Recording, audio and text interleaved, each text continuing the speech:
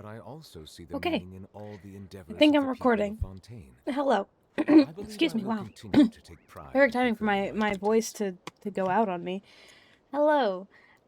Welcome. This is my first recorded video besides the like half of HSR story that I did around the beginning of Amphorius when like I had some issues with the stream and whatever. But anyway, hello everybody, welcome back or welcome to my channel. My name is Skies or Komori Skies, but you can call me Skies, it's a lot easier.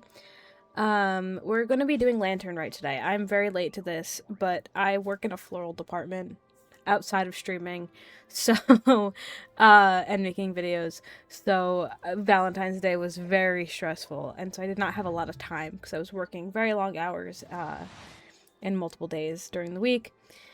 So, now that I also got sick during Valentine's Day, but that's the point. But now that I am free and I have a little bit of time today, I figured I would Melusines are beautiful I would do creatures. I would They do are the this. I would pride of record Fontaine. Be the sure to be lanternrite friendly quest. and cause I them didn't no feel like harm. streaming, and plus I want to start doing more recorded things. So and like uploading actual videos rather than just my VODs from Twitch and stuff like that, which is great and is amazing. And I do love streaming, but I want to also try and record some, like, Let's Plays and stuff like that. Like, I really want to do a Stardew series, and I really want to do some, like, Minecraft stuff, too, which I think would work a lot better.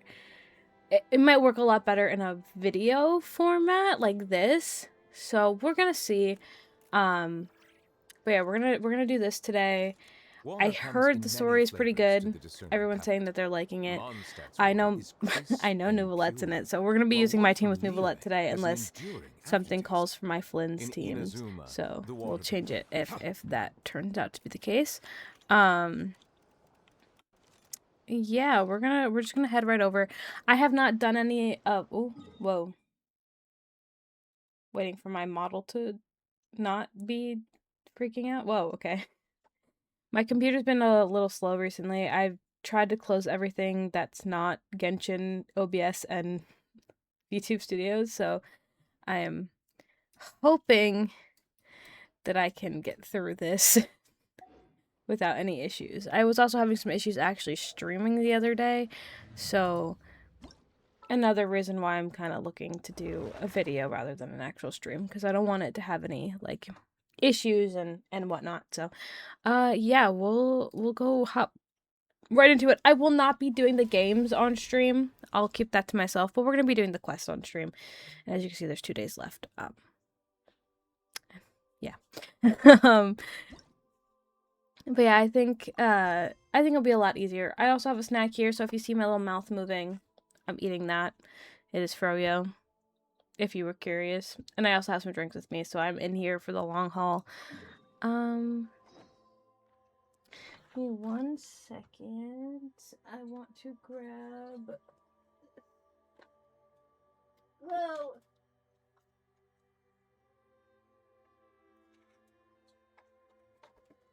Oh, everything just like fell after I did that. That's fine. I'm gonna have a book to write down timestamps just in case I need them for whatever reason if I decide to edit this and whatnot.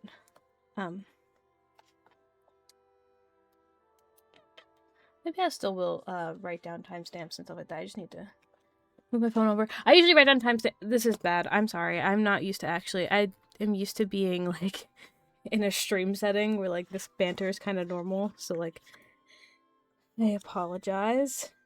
But I do want to have a book with me so I can write down timestamps so I can put the timestamps in the description for you guys. So we're gonna jump right into the story. Teleport.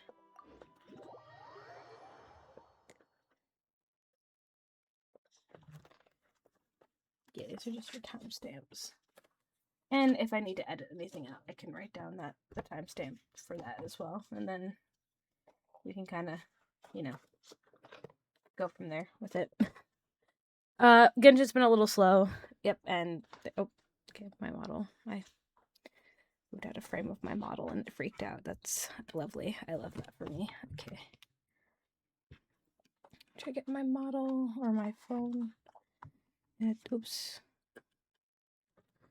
To a decent spot to capture me pretty well. We just wait for it to load. I have been I always look forward to lanternrite. I think lanternrite's always one of those things that is something that I often look forward to in Genshin every year. Like, I think I don't remember much about last year's. I see the value in my own But work, yeah, no, I don't but remember much also about last see the year's, but I meaning in know that all the endeavors of the people of Fontaine. the one we had believe with I will Gaming continue to had take pride was in my fulfilling my favorite. duties. Or is my favorite so far, because obviously we're about to do one, so I don't know what's gonna go on in this one. Where are we going? We're here. Oh, Chi-Chi! Oh, the baby girls. Okay. Split the bamboo in the morning, dry it till night. Shape and bend it nice and tight. They're so Cross cute. the strands to form a pattern. Coat in silk, and you have a lantern. They're so cute. That's how you remember how to make a Xiao lantern. Did you get all that, Chi-Chi? Morning, split bamboo, traveler. Then get silk, make paimon. What? No, that doesn't even rhyme.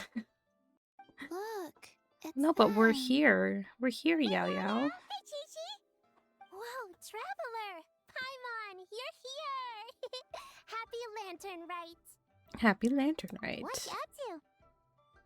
I'm teaching Chi-Chi to make Xiao lanterns. It's a real test of finger dexterity, so it'll help keep her nice and loose.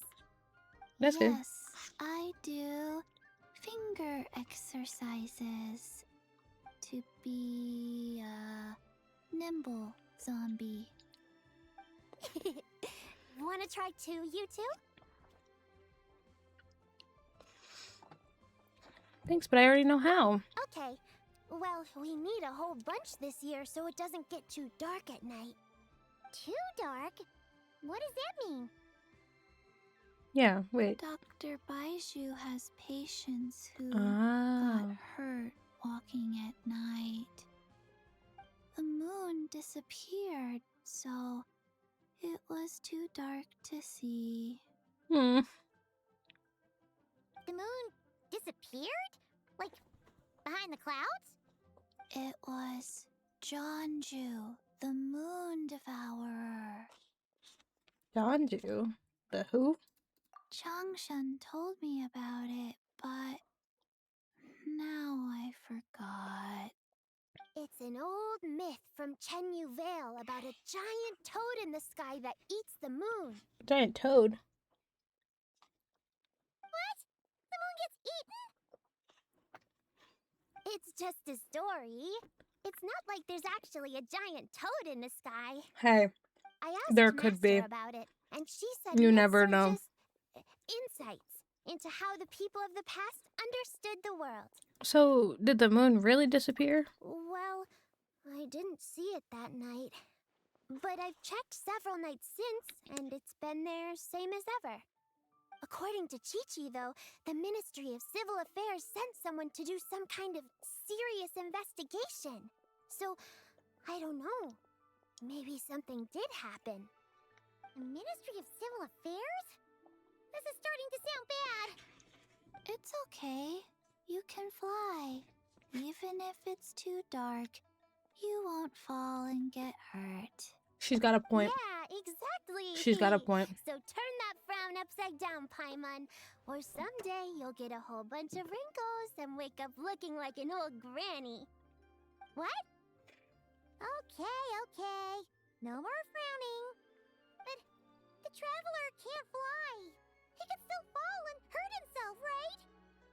I mean, Don't worry. I'm pretty. That's I what think the I'm Xiao thinking I'm lanterns good. are for. As long as we make enough, Liyue Harbor will never go dark. Yeah, and there's the giant lantern too. Oh, right! I almost forgot! Look! This year's Grand Lantern commemorates the Adeptus who guards the moon! With her watching over it, the moon will be safe for sure. A white horse? Wait! So that's the White Horse Adeptus? Yeah! Legend has it she used to live on the A moon. horse. So if it were ever in danger, I'm sure she wouldn't just stand by and watch. Huh! We've heard of the White Horse Adeptus before, but we never heard the part about her living on the moon. Probably because it's a folk legend from Chenyu Vale, so not a lot of people know about it. But recently, some ancient artifacts were unearthed in Liyue, and the archaeological team even found evidence of ancient people worshipping an Adeptus who lived in a palace on the moon. It's kind of like how we write wishes on Xiao lanterns and release them during Lantern Rite. The White Horse Adeptus would descend from the moon in her jade carriage and grant people's wishes. Ooh! When did that happen? Interesting. She sounds different from the other Adepti in Liyue. Kind of sounds like a god. It must have been a super long time ago, 'cause even Master barely knows anything about this Adeptus. So Madame Ping has never met the White Horse Adeptus either? Nope. Kinda unbelievable, right? Yeah. Yanfei said the White Horse Adeptus might even be a made-up legend, just like Janju the Moon Devourer. Yeah, a made-up horse and a made-up toad. You're mistaken, children. The White Horse Adeptus really does exist. Oh, Mr. Liu from the Baiju Guest House. But how do you know that for sure? Have you ever wondered how the guest house got its name, Yao Yao? Baiju...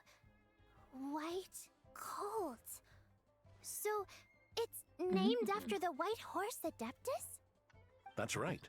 And that's because one of my ancestors was once blessed by the White Horse Adeptus. Wait, really? Tell us more! Tell us more! It was a long, long time ago, when this ancestor of mine was still a young girl. She was turned out up the gathering heat of a herbs and heated accidentally blanket. fell off a cliff. It's very But the cold White Horse today. Adeptus rescued her. Oh, that's it? Paimon was expecting something a bit more... special? We've heard a whole bunch of stories like that before. Patience, young one. Let me finish. After the White Horse Adeptus saved my ancestor, she told her a story about the moon and the ancient kingdom of Langan. My ancestor was so captivated that she completely lost track of time. So much so, in fact, that when she returned to her village, she found nothing but a desolate ruin in its place. Oh. It was as if, without her knowledge, countless years had passed in the mortal world. That's so pretty. Huh? The most extraordinary part of all is that it turned out to be a dream. When she woke up, she found herself at the bottom of the cliff, right where she had fallen. Oh. Other than her medicine basket, now filled to the brim with rare herbs, it was as if nothing had happened, until out of nowhere, a horse's whinny echoed through the air, and when she looked up, she saw a pristine white horse leaping over the cliff. A white horse leaping over the cliff. Wow, that sure is a crazy story. But now, it's starting to sound a bit too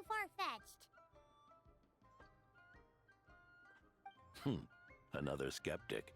You sound just like my son. But I know it's true. Ancestral records don't lie. Wait, so your son doesn't believe it happened? Don't get me started. Not believing is one thing, but he even wants to change the name of our guest house. It's a disgrace, I tell you, a disgrace. Why does he want to change the name? Well, it was getting That's about time for him to take over the guest house. And strange. what's the first thing he does? Starts going on about how the name doesn't attract enough customers and how we're losing business to Wangshu Inn. Can you believe that? As if Baiju Guest House and Wangshu Inn aren't miles apart from each other. They are pretty far from each other. Rest. Paimon bets that would get people through the doors. Geolord's Rest. I like that one. This isn't about getting people through the doors. This is about disrespecting our ancestors. He has a point. He's got a point. Oh, White Horse Adeptus, my wish is this. Let your divine power be known. Teach my foolish son the error of his ways. Paimon wants to learn more about this Adeptus. Hey, maybe we should ask Zhongli. Grandpa. Tia! Mr. Zhongli is super knowledgeable. He can answer questions even Master has no clue about. Any idea where we can find him? Yeah, we just saw him having tea at third round knockout. Alright, then that's our next stop. Chi-Chi and I are gonna keep making Xiao lanterns. Careful on the road. Cute. Goodbye, Paimon. Goodbye, traveler. I love that she remembers us. That's really cute. I love Chi-Chi. I just don't like losing my 50-50 to her. You know? Also, any jades that I get from this will be going towards Varka. Whoa, so pretty.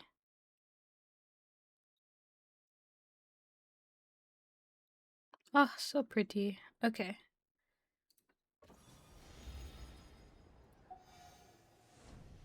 We want to do the quest. Yeah, okay.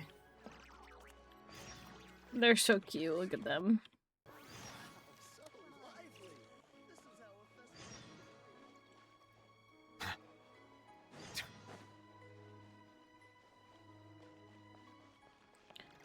Am I not? Oh, I am. I'm like, am I not tracking it? I literally am. I literally am tracking it.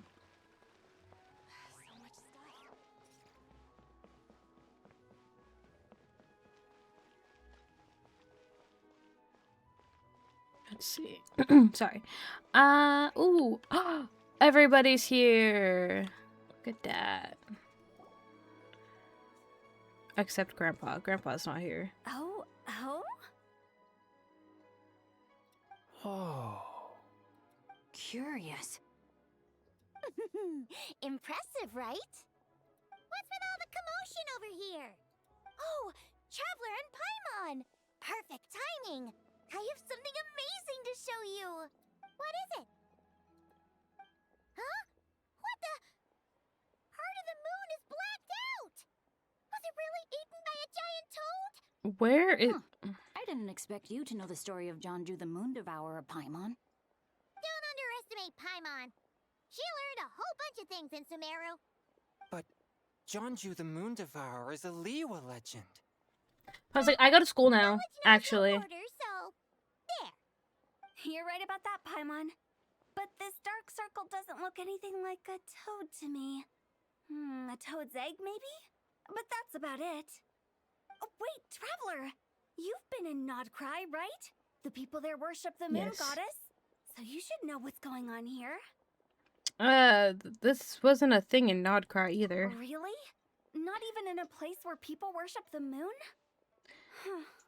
But there's a celestial phenomenon called a lunar eclipse, yeah. so... Master told me that the tale of Jianzhu, the Moon Devourer, was how ancient people explained a certain celestial phenomenon. But what is it exactly? Some kind of omen of disaster? Nope, just a natural phenomenon, but this lunar eclipse seems different. Yeah, because a lunar eclipse is... Excuse me, wow. Is blocking out the entirety of the moon. Like, or the sun. Not the moon. How Right? so? A lunar eclipse usually starts from the outer... Yep, the outer Oh. edge. But in this picture, the moon is being covered from the center. So this can't be a normal eclipse. Then it's still an omen of some impending calamity? We never said that. Where did this picture come from? Ugh, some crazy customer left it at the restaurant. Just thinking about it gives me the chills. Yeah. I mean, that would be a very strange thing to find. You know? Attention, everyone! As the auspicious festival season approaches, I have an announcement to make. Uh-huh. I, Lu Xiong, am on the verge of becoming one of the most renowned archaeologists in all of Liyue Harbor. Uh-huh, No, scratch that. In all of Tibet. Even yeah, I'm though sure I you never are. trained at a prestigious academy, I've still managed to dig up tons of treasures. And I understand practically a whole dictionary's worth of big words, too. Like my pops always says, no pain, no gain. And I haven't had it easy, that's for sure. So, it's definitely Me too, my brother. turn to make a name for myself. What's the deal with her? No idea. Maybe she ate a bad batch of perch stew? I know What? that voice. You don't believe me? I'm telling you, I dug up treasures from the ancient nation of Longan. I even got a picture of Jeonju devouring the moon. Long gone? Jeonju? What is she even talking about? Sounds like she's a few perches short of a stew, if you know what I mean. So what if blackback perch stew is my favorite? Stop talking about me like I'm not here. Girl, I need you to calm What are down. you doing? You're just a stupid, ignorant man, and I'm gonna Oh, I kill saw someone in the you. back. Young lady, you need to Yeah. calm down. What? So you're looking down on me now too? How about I take you both out then? How does that sound? You want to do that to Shenhe? This is a place for dining. If you wish to take me out, you'll have to do it elsewhere. Don't act like you're better than me. Do you know who I am? I'm about to be the most famous archaeologist in Yeah, all and do you of know Liyue. who she No, is? to that. Show me some respect. I hate people like this. It's respect you want? Very well. For the sake of the other customers, we'll do this your way. Yeah. Yeah. What? So Shenhe started the fight? She had no choice. The woman pulled a shovel out of nowhere and started shovel? going crazy, flipping tables left and right. She A even shovel? injured 2 other customers. Shenhe did what she had to do to restrain her, then took her to the Ministry of Civil Affairs. Thank goodness Aunt Shenhe was there. Or who knows what might have happened. Yeah. I started cleaning up after all the commotion, and that's when I found this photo. I thought it might be the one she dropped, so I rushed over to show someone. She said she took a photo of Jeonju the Moon Devourer. This must be it. Can we really trust what she said, though? Clearly, something is going on with her. Just call her mentally ill. Sorry. Paimon's got a point. Sorry. It sounds like she wasn't acting right at all. How do we know she wasn't possessed by some kind of evil spirit? Aunt Shenhe would have noticed if she was possessed. That is true. All right. But what about the part about Long Gone and the treasure she found? What about it? What if she raided a tomb and dug up some super special relic, then got herself haunted by an ancient ghost? One so powerful that even Miss Shenhe couldn't sense its presence. I mean, Your imagination is something else, Hu Tao. Why would an ancient ghost come to Definitely our new possible. restaurant, huh? To eat my blackback perch stew? Hey, it could happen. I'd want to eat your food if I was a ghost. Wait a second. She mentioned the ancient nation of Longan, right? Paimon's heard that somewhere before. You know what? My brother mentioned that some ancient artifacts were unearthed in Liyue recently. Mostly colored glass, fine jade, and bronze relics. Some of the text inscribed on them has already been deciphered. There were some poetic verses, but the word long gone popped up as well. So, does that mean this Longan place is real? Still, Paimon knows we've heard the name somewhere before. Do you remember, Traveler? the owner of Baiju Guest House just mentioned it. Right! His ancestor heard about it from the White Horse Adeptus. The White Horse Adeptus? Oh, so you must have been to see the giant lantern already. Yep. And it turns out that the White Horse Adeptus is super mysterious, too. Even Madame Ping hasn't met her. Wait, I thought she was the gold-eyed Celadon mare of the 8 Adepts. That's just the interpretation you believe in, Hu Tao. There are other theories out there too. That is The true. elders of Qingce village believe that during the Archon War, a white horse leapt from a clear spring, transforming into an Adeptus who aided Rex Lapis in battle. In Chenyu Vale, some of the tribes take her to be the daughter of time, and trace her deeds to an even earlier era.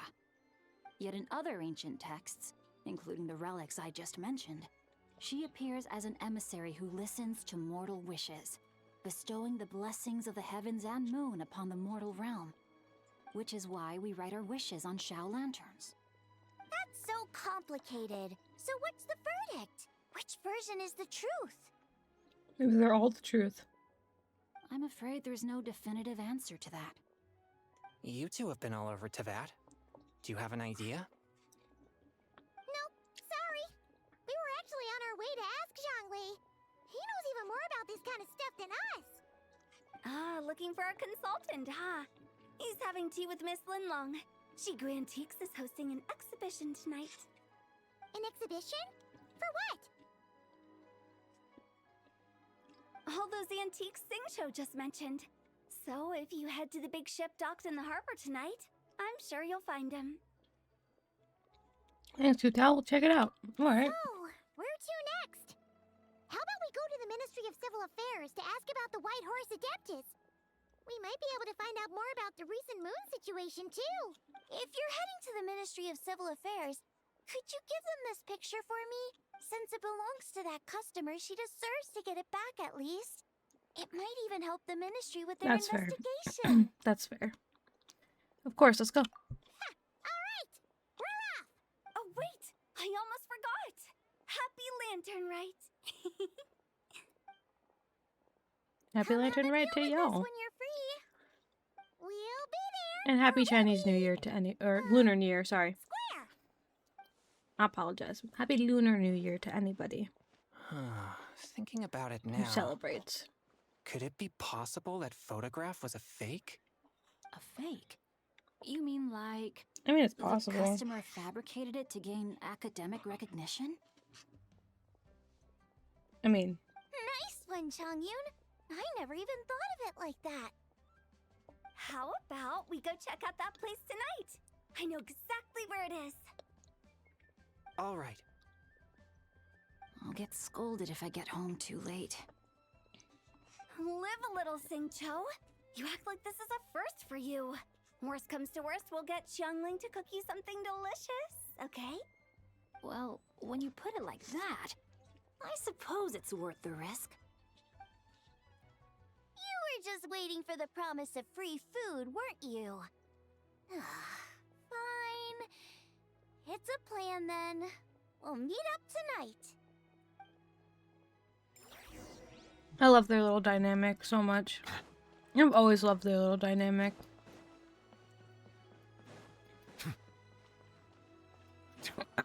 It's almost like satisfying in a way. Like, I don't know if it's the right way to like describe it, but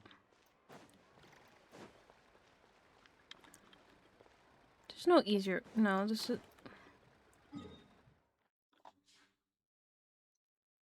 Yeah, unless I climb. This is the quickest.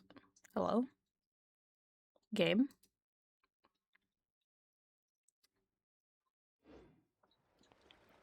Okay. Oh, the lag spike. Oh, okay, hold on. Whoa, whoa, whoa, whoa, whoa. Game. We're gonna take it a little slow.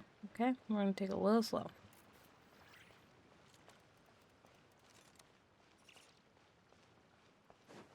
Okay, I think we're good now. I think the lag spike. Nope, maybe not. Excuse me. Maybe not. Maybe not fully gone. I miss, like... I know I can come back to Liyue anytime, but sometimes it's like... Not that it's not worth it, but like, sometimes there's no point in coming back. And so, like, I don't. And, like, I kind of miss it sometimes. Your grandfather is of the same opinion, Miss Lanyan. Yes. On Lanternrite, the moon shall go dark. that's what the signs are indicating. Celestial observation isn't Grandpa's strong suit, but he discussed it with several other elders from our clan, and their conclusion was the same. It's consistent with the information we've received from other sources as well. You mean the whole thing? About the legend of Zhongli the Moon Devourer? Happening in real life? Yes, that's one of them. So it's true. I thought it was just a rumor. It's true. But right now, the bigger issue is that all our sources indicate the phenomenon's gonna happen again. I'm not sure this bodes well. Let's remain optimistic for now. Ningguang. We're making progress interpreting the artifacts, and Ganyu is consulting with the Adepti as we speak. Besides, apart from the incident at Wanmin Restaurant, there haven't been any other moon-related disturbances. Ningguang, Keqing, and Lanyan! You're all here! Oh, Traveler! And Paimon! It's been a while. Happy lanternrite. Yes, happy lanternrite. What brings you here, though? I thought you'd be in the harbor enjoying the Xiao lanterns. You're certainly not the type to visit Yujing Terrace for no reason. Is there something I can help you with? About that. We're not allowed to just drop in on our friends during the festive season? I was only teasing. You're welcome to visit us anytime you wish. Happy lanternrite. Happy lanternrite. Oh, and about all the moon business you were just talking about? We have something to show you. Here, take a look! Whoa! Something really did take a chunk out of the moon. Someone managed to capture a picture of it. Is this Zhongli, the Moon Devourer, then? Even though we confirmed this event took place, I still can't quite believe what I'm seeing. Where did you get this picture? Well, you see, yeah. She found it when she was cleaning up after that customer caused a scene. She thinks they must have dropped it. Wait, is this Chawang Terrace? Yeah, something wrong? No, it's just where I'm from. It said that Chawang Terrace was where the ancient people of Chenyu Vale communicated with the heavens. You know, in this picture, the moon happens to be right above Chawang Terrace. I was just surprised, that's all. It's probably just a coincidence. That's interesting because the ancient people of Chenyu Vale migrated there from the chasm area. The chasm? So, that place is involved too? According to our investigation, that customer you just mentioned, Lu Xiangxiang, her father and grandfather are merchants in Liyue Harbor, and her mother and grandmother grow tea in Chaoying Village. A few days ago, she left her home in Chaoying Village to join a civilian archaeological team funded by Hoishan Hall, and ended up excavating some artifacts in the chasm area. These artifacts were then entrusted to Shigu Antiques and are set to be featured in an upcoming exhibition. Then, of course, the incident at Wanmin Restaurant occurred. We suspect something happened during the excavation that left her with quite the shock. And now, it seems like she also went to Chawang Terrace and took that picture of the moon disappearing. The chasm? Chawang Terrace? Things are getting pretty complicated. How is Lu Xiangxiang doing now? She's not in I think a I said good her name mental wrong. state. So we took her to Boo Boo Pharmacy to get some help. Why don't you come with me to check up on her? At this point, you seem invested in this case too. Gladly. Then Take me let's with head you. there now. Let's go.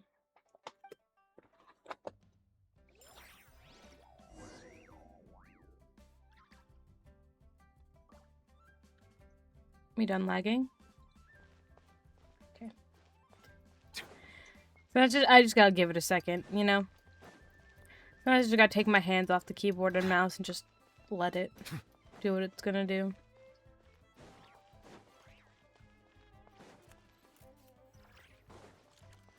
Boy.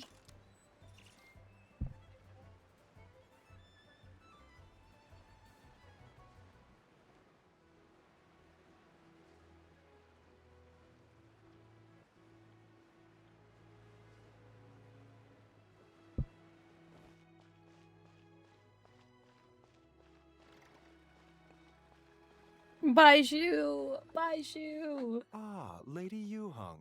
Oh, and the Traveler and Paimon are here as well. What a pleasant surprise. Happy lanternrite. Happy I lantern hope right. we're not interrupting, Dr. Baiju.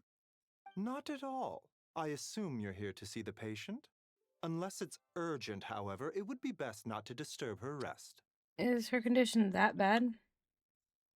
It's quite unstable. She's even more agitated than when she first arrived. And she refused to cooperate when we tried to check her over. I had no choice but to prescribe a calming draught and to have her rest for 2 days. So she's getting worse? That isn't the news I was hoping for. Yeah, it's just a precaution. Based on an earlier conversation with her, it seemed more like a fixation than anything else. She hasn't lost her mind. That's right. When we asked about it, she kept insisting she was going to be famous far and wide. Well, it might not be far and wide, but she certainly made a name for herself around Yujing Terrace. Even some of the Qixing know who she is. Have you ever seen something like this, Baiju? Not often, that's for certain. From my initial assessment, the patient appears to have experienced some sort of shock, and whatever it was seems to still be haunting her. But what could have caused such a thing? The relics from the chasm? Or the moon above Chuang Terrace that night? Come back in 2 days, and you might just have your answer. I suppose that's all we can do for now. Yeah. We'll take our leave then, Dr. Baiju. Of course. If you need anything else, don't hesitate to stop by. Speaking of those relics from the chasm, aren't they being featured in an exhibition tonight? That's right. Are you planning to attend? Yes. Yeah! We wanted to have a talk with Zhongli anyway, and now Paimon's even more curious about these relics. Would you like to tag along? I would, except every item in the exhibition had to be registered with the Ministry of Civil Affairs. So I'm afraid it's been spoiled for me. Damn. I reviewed them all myself. There are some rather peculiar artifacts, that's for certain. We're still working on decoding the ancient text that appears on them. Yeah! The word jade appears a whole bunch, doesn't it? Huh? How did you know? Good-ching. Xingqiu told us. He said there were some ancient poems on them, too. He's quite well informed, isn't he? Well, he's right. We believe they're direct references to the ancient nation of long gone. As for the other text, instead of regular poetry, it seems to be more like ceremonial language used to worship the moon and the gods. Interesting. The moon and the gods? Well, looks like it's almost time for the exhibition. You two should head over. There's an usher at the harbor who will lead you to the venue. Do we need an invitation? Not at all. The exhibition is free to the public. The people of Liyue have a great respect for our history and are eager to learn from it. Plus, the exhibition is being organized by Linlong, the owner of Shigu Antiques. As far as I know, it's been a long-time goal of hers to hold a cultural exhibition of this scale, where people can learn all sorts of information about the past. Guess we're in for a real treat tonight, then. Yes, have a great time. There's still more artifact decoding work I need to finish, so we'll have to part ways here. After seeing the picture you brought, there's a few ideas I'd like to follow up on. You're hard at work even during festival season? Huh. You haven't changed one bit, Ka-ching. I'm simply fulfilling the responsibilities of my position. That's all. All right, I should get going. See you later. Excuse me. I was gonna say. Guess we should head over to the harbor and find that usher. Kuching, I still don't forgive you for ruining my C6 Risley. I'm not. And I will forever be mad about it.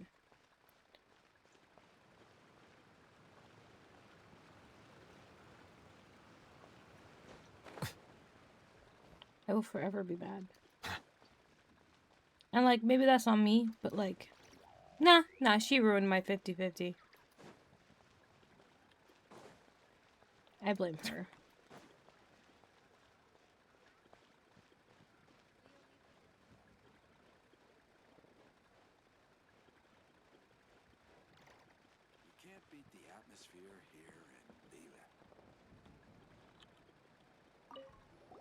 Ah, here for the exhibition? I can take you aboard. Yes, please. After you.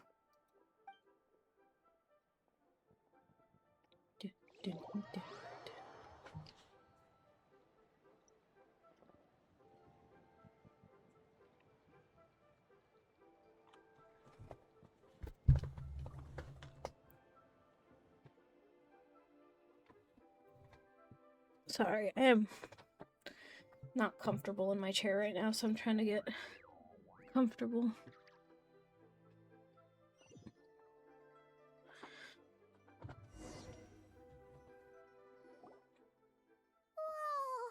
Look at all the antiques on this ship! It's almost too much to take in! Keep an eye out for zhongli. Greetings. There I he trust is. you've been well since last we met? Yes, sir. Aha! Speak of the devil! You're right where Hu Tao said you'd be! Yep. Ah, so Director Hu gave me away, did she? Yes, she did. Don't act like you're up to some super secret business! We know you just do whatever you feel like. Yo, Traveler, Paimon! Beto! It's been a while, you two. And Yunjin. Oh, Happy my Lantern babies. Rite. Beto! Yunchin! It's great to see you! You're here for the exhibition too? Yes. When I heard these artifacts were from ancient times, I just knew I had to come learn more about them. I mean, what a discovery, right? Yeah. Yeah, Ningguang pretty much said the same thing. She thought coming here might help culture me up or something. But as you know, I'm more of a fists and punches type of person. I doubt one exhibition is gonna change that. You're too modest, Captain. You're the leader of the Crux fleet. That takes far more skill than just fists and punches. She got a point. Plus, at the end of the day, you still decided to come, even though you didn't have to listen to Ningguang. Well, she's the Tianquan. If she can't even get an average ship captain like me to do her bidding, how's that gonna look? You sure know how to think from her perspective, huh? I guess I do. Anyway, how's everyone enjoying the exhibition? I heard that if you see something you like, you can negotiate the price with the owner and take it home. Wait, so we can buy this stuff? Indeed. Although Shigu Antiques is hosting this exhibition, many of the items come from private collectors. As long as both parties reach an agreement, you can make an offer of mora or an equivalent trade. Well, shall we continue our conversation as we look around? Sure. Let's go! I'm super curious about all this stuff.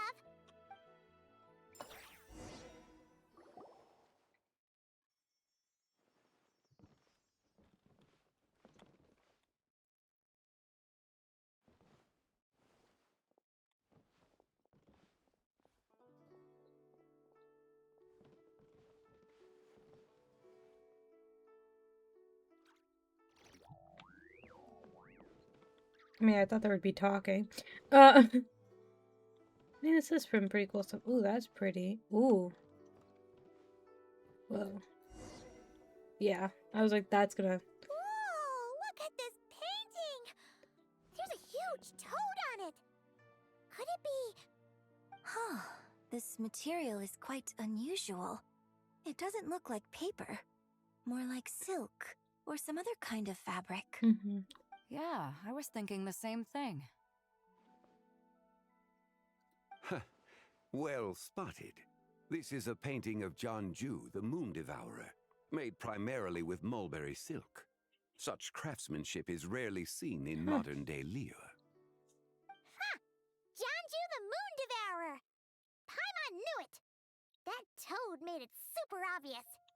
What's that? A new dish at Wanmin restaurant? No! It's a kind of lunar eclipse! You heard about how the moon disappeared recently, right? Oh, yeah. You're saying a toad did that? That's what the legend says! So, nothing to do with food then. Noted. And the figure next to the toad. Is that the White Horse Adeptus? From the stories I've heard, her palace lies on the moon. That would seem to be a logical assumption. Was this excavated from the chasm? No, In fact, this item was discovered in Chenyu Vale, and many years ago at that. Oh, so it's from Chenyu Vale? Actually, that's not quite right. You see, this painting is primarily comprised of mineral-based pigments, such as cinnabar and azurite, which are usually found within stratified rock. This suggests its place of origin may very well have been the chasm. So, okay. You could have just started with that.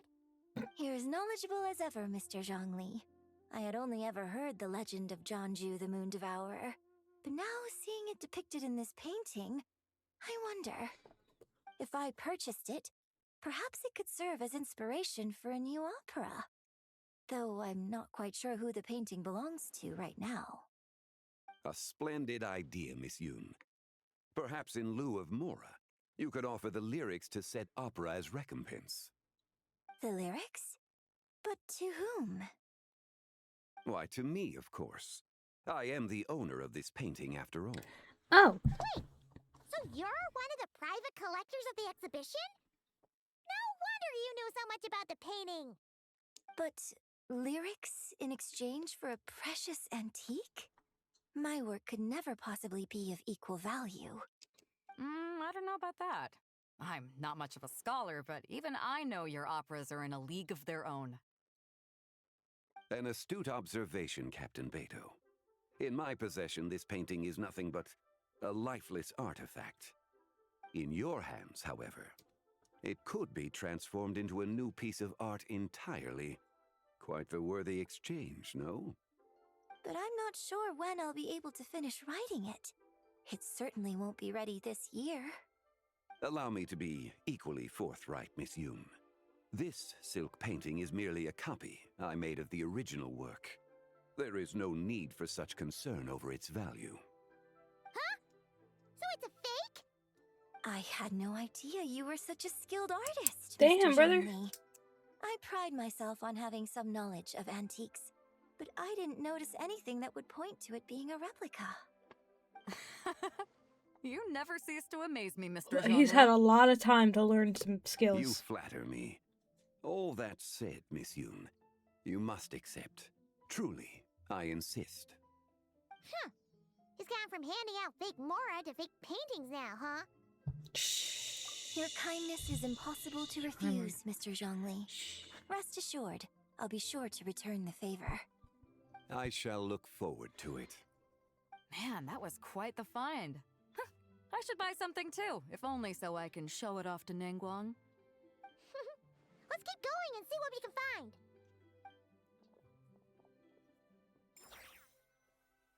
Okay, so the painting was found and made in the This chasm. bronze war chariot is really something. It must have quite the story behind it.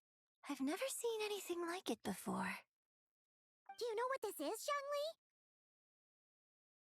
Zhongli? Ah. I heard from Miss Linlong that a carriage made of Celadon jade was unearthed in the chasm. A copper canopy, a body adorned with flowing clouds and geometric patterns. Yes, this must be the one. A precious piece indeed. This thing's gotta be thousands of years old, right? Crazy to think people back then were capable of such intricate metalwork. Too often, we view the past and future through the lens of the present. Objects that fascinated us as children seem crude later in life.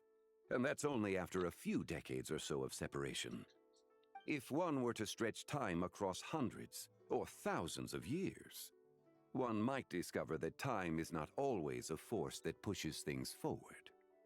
It would seem the people of that era managed to create a remarkable civilization in their own right. Yeah. Makes me want to get my hands on this even more. Ningguang's gonna be so jealous, don't you think? Ah, has this war chariot caught your eye, Captain Beto? Oh, you must be Linlong from Shigu Antiques. Nice to meet you. This exhibition has been amazing so far. Well, that's all thanks to supportive patrons like you and Mr. Zhongli, of course. As for this war chariot, it was discovered by an archaeological team sponsored by Hoishan Hall. The price comes in at 90 million Mora. How much? 90 million? Woo, looks like my eyes were a bit too big for my wallet. Quite a bargain. Okay. Bargain? 90 million more I could feed Paimon for like 1,000 years! And if you actually went on an eating spree that long, perhaps you'd be considered an antique worth that kind of mora, too. What, 90 million? Nuh-uh! Paimon's worth way more than that! Officer. My client Well, pleads if nuh-uh. Mr. Zhongli thinks it's a good deal, I'm sure it's worth it. Beto's putting way too much faith in Zhongli. What if he's only here to drive up sales? Shh. I'll take the chariot, Miss Linlong. Someone will come It's okay. by with the payment. It's okay. Quite the discerning eye you have, Captain. After the exhibition ends, I'll have someone deliver it to the Alcor. Actually, could you send it straight to Yujing Terrace? I'd like for the Tianquan to see the proof of my discerning eye for herself. Understood. Great. Yunjin They're and so I funny. both found something. What about you three? Want to keep perusing? And don't worry about the Mora. It's all on me. Nobody's going home empty-handed tonight.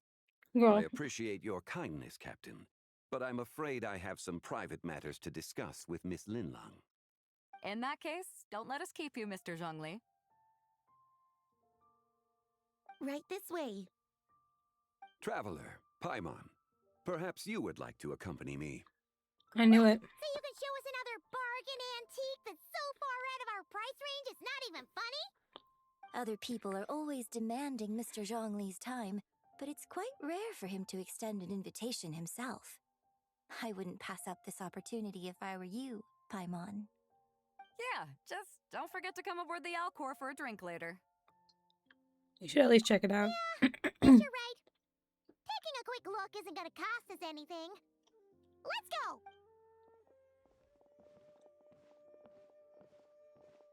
I have a feeling it's gonna be something much more valuable.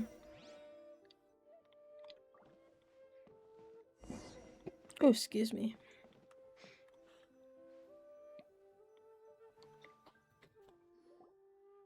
These are all the jade pieces that were found, Mr. Zhongli.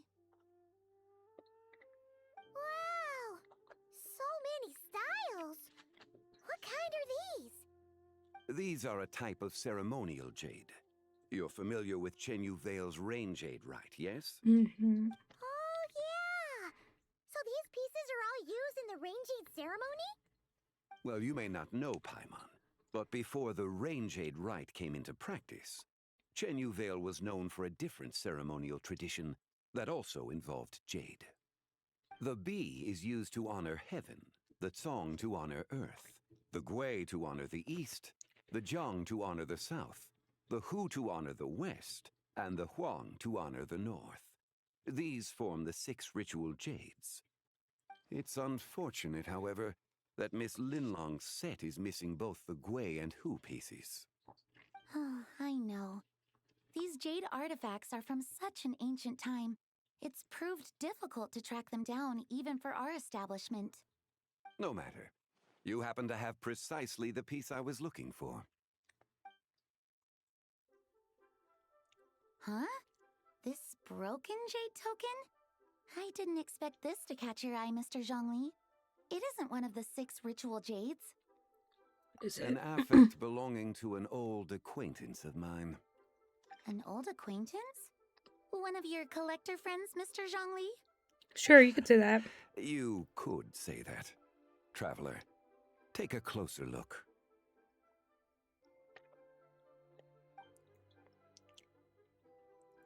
Alright. I'm eating froyo, and there's a... I put popping boba in here. Wow. It was sour. Huh. It doesn't look all that special to Paimon. There's a Just crescent looks like a moon. broken artifact. And there's a Indeed. crescent moon. It's been thousands of years since the moon has appeared in such a form. So, in the past, the moon wasn't always full. Then, could this missing chunk be from when Zhongju devoured part of the moon? It's worth looking into. Your insight is invaluable, Mr. Zhongli. I had no idea how special this piece was. Since it has caught your interest, allow Shigu Antiques to cover the cost. Oh, that is far too generous, Miss Linlang. Not at all. I've always wanted to give people a chance to appreciate these snapshots of history. So holding an exhibition like this has been a lifetime wish of mine. And it never would have been possible without your help, Mr. Zhongli. I merely put in a good word with a few acquaintances of mine. And it had a profound impact. Without your recommendation, I doubt half of these collectors would have come to the exhibition. So, on both a personal and professional level, I owe you my thanks, Mr. Zhongli. Wow! Zhongli actually did something useful for once. Bye, Mom.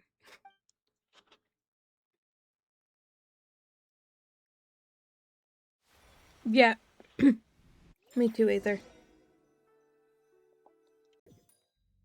Okay, maybe we're back. We're gonna see. We're gonna see. If the game crashes again, then I'm done. Oh, no, we're good. What just happened? How did I get here?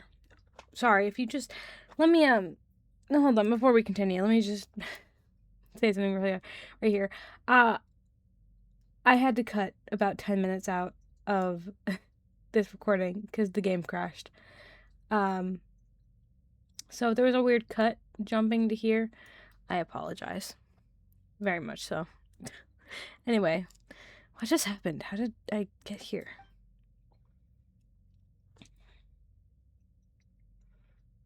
My head looks like it could be an exit. I should check it out. But if I crash again, then I'm just not gonna finish recording, I think.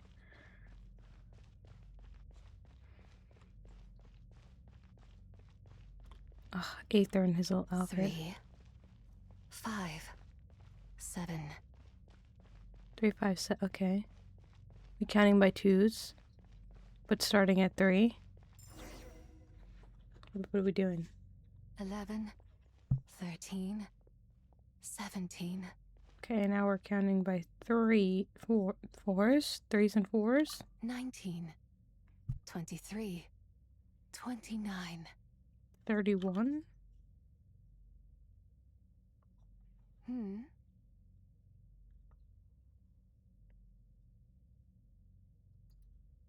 You also enjoy counting in such a fashion, lost child? Ah, she's so pretty. The same loneliness as them. It seems to exist in your heart as well. Oh, who are you? Me? I'm sorry, I don't remember. What is this place? The shadow of the moon? Or a dream of time? I'm sorry. No one has asked me such things before. I've been here for so long. There is much I have forgotten. Did you bring me here? I know nothing of your arrival. All I know is the longing in people's hearts. Okay. Yet, I sense the moonlight's guidance within you, child. Perhaps that is what brought you here. The moonlight's guidance. Does she mean Columbina? You seem confused. Perhaps I can help in some way. How do I get out of here? The path home is... that direction. I believe someone told me that before. But I was never able to reach the end. You should take a look. How about we go together? No need. It would seem... my time has already run out. What do you mean by that? May the moonlight ever shine upon you. Girl, what?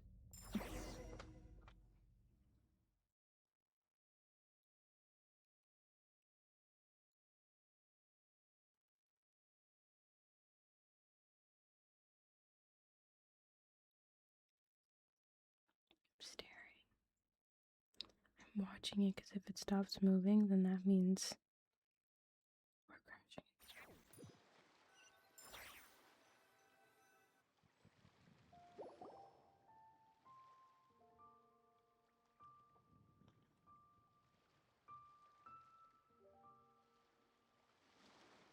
Wow! Zhongli actually did something useful for once. I'm back. Your complexion looks rather ashen, traveler. Are you feeling all right? Yeah, what's wrong? Does your stomach hurt? I just met the strangest person. Huh? What are you talking about? You were right here the whole time. No, I wasn't. Truly, I was not. Ah, I see. She grabbed me. She stole me. Hold on. Hold on. I want to sit cross-legged. Okay. A little too close to my desk for that. I could not get my leg past my desk. My friend has taken ill and I must escort him to get some rest. Of course. Traveler, Paimon, please, come with me. Ah, yes. Regarding the payment for the jade token. Charge the expense to the Wangsheng funeral parlor if you would. Of course. Of course he would do that.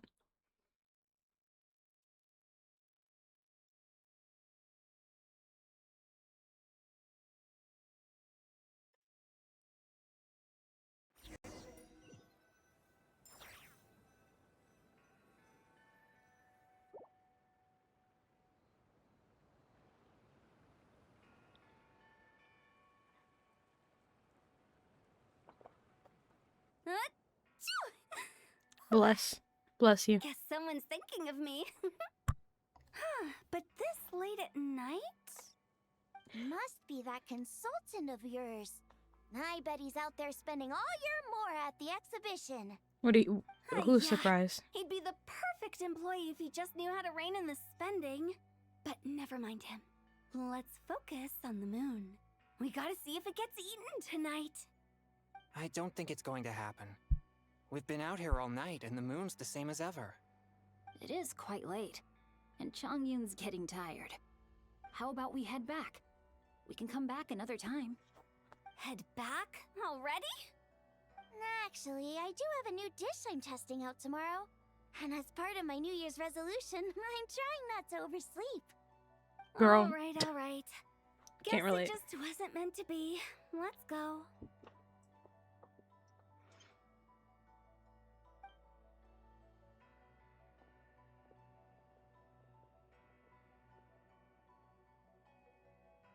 When the sun's out, bathe in sunlight.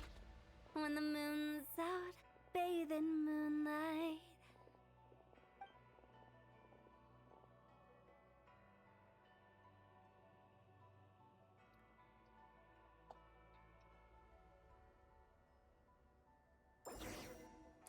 What about Columbina thinks? Like, there's a fucking hole taken out of my moon. What the fuck?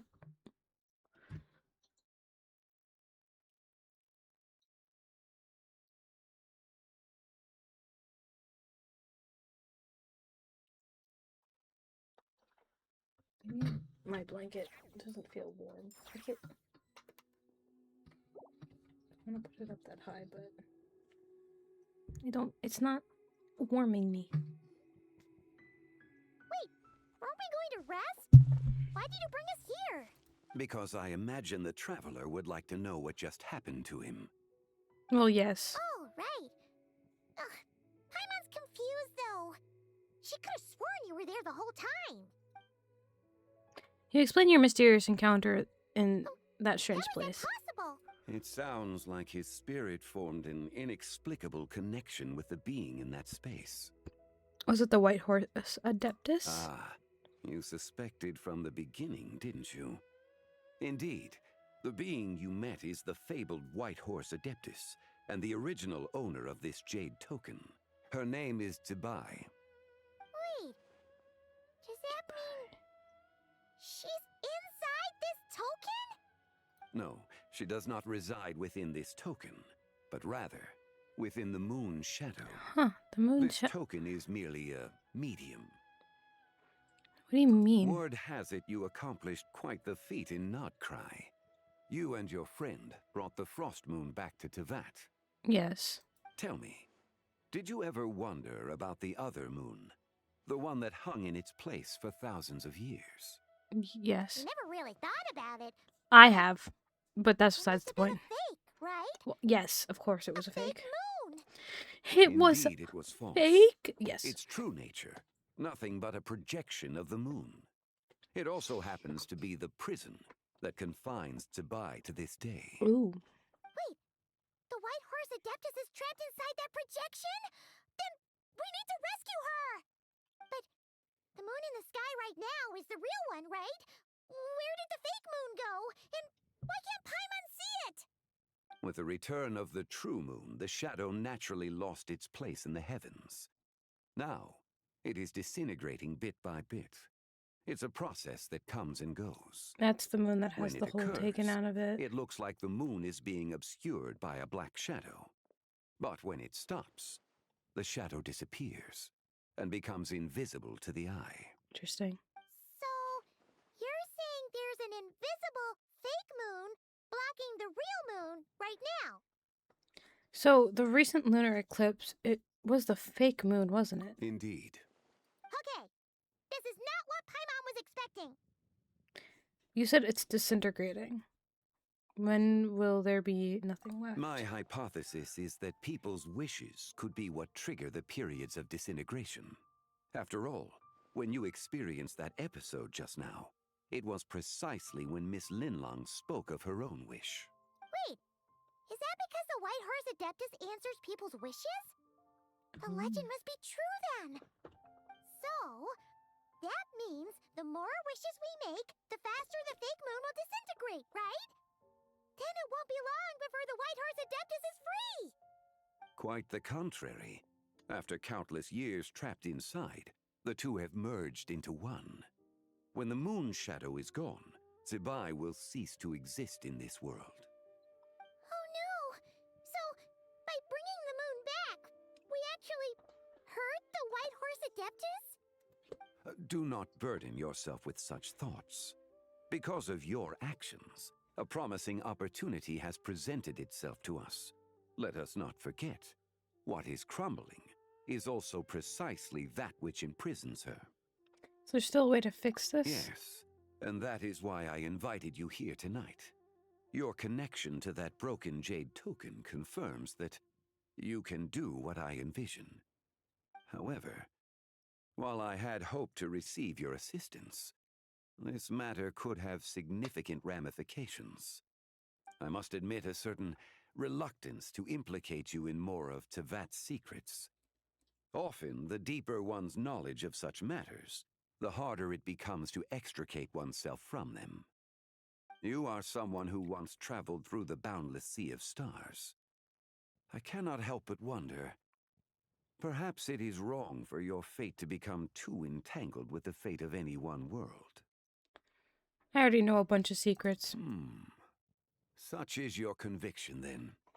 Since journeying beyond Liyue, you have had ample time to reflect on these matters, it would seem. Ow. Yeah, so tell me what I need to do, yeah? Very well. Please? Smile? The first secret I must reveal is that No? Zibai Okay. has long since passed away. The being within the Shadow Moon is merely one of the 3 deadly selves she severed before her death. Wait, the White Horse Adeptus is dead? Weren't you supposed to tell us how to fix this? Now it just seems even more impossible! Please, remain calm, Paimon, and allow me to explain. The 3 deadly selves is a practice used by those engaged in spiritual cultivation. The intent is to sever the 3 vice-laden mortal selves to reveal one's true, pure self beneath. However, Zibai's 3 selves are more complicated in nature. Because in the moment before her death, someone preserved the shattered essence of her soul and placed the fragments within her 3 deadly selves. If we retrieve the 3 fragments of her soul, there is a chance we can restore her presence in the mortal realm. Okay. So that means we can bring her back to life? Yes, provided we retrieve the fragments of her soul's essence from the 3 deadly selves. I'm guessing I just met one of them. Indeed. The being you encountered was Zibai's first deadly self, Ziju. After Zibai's death, she ascended to the heavens and became one with the Shadow Moon. The essence that resides within her is a heavenly soul, also known as Taiguang. Thus, this self is the closest to Zibai's true nature. Okay. That said, because she is trapped within the Shadow Moon, we have no choice but to seek out the other two soul essences first. Then we can unite them as one. Okay, so where are the other two Her second deadly self is called Ziju. After Zibai's death, she fell into a slumber deep beneath the earth in what is now known as the Chasm. Okay. The essence within her is the Earth Soul, also known as zhongli. She is the self that inherited most of Zibai's memories and wisdom. The chasm? So, do we have to go there to find her? That won't be necessary. I sensed her presence on the jade carriage from earlier, the one at the exhibition. It's possible. The return of the Frost Moon awakened her, and she emerged from the chasm alongside that batch of ancient artifacts. Wait! That must be why you agreed to help with the exhibition! To investigate the artifacts! Indeed. So in truth, Miss Linlong was the one who helped me. What about the last deadly self? The third deadly self is Xiao. The essence within her is the human soul, also known as Yojing, Zibai's shade. Thus she is the most free-spirited among the three. She lent me her aid during the Archon War, 1,000 years ago. But later, as her powers waned, she retreated into the mountains. I imagine finding Xiao should prove the most troublesome, so I shall take it upon myself to track her down. So, we need to find the second deadly self, right? But where do we even start? Locating her should not prove difficult. In life, Zibai was fond of mortals, and as the self who inherited most of her memories and wisdom, Ziju should be the same. It's possible she has possessed someone, and is meandering the bustling streets of Liyue Harbor as we speak. Possess someone? Wait! Are you thinking what Paimon's thinking, Traveler?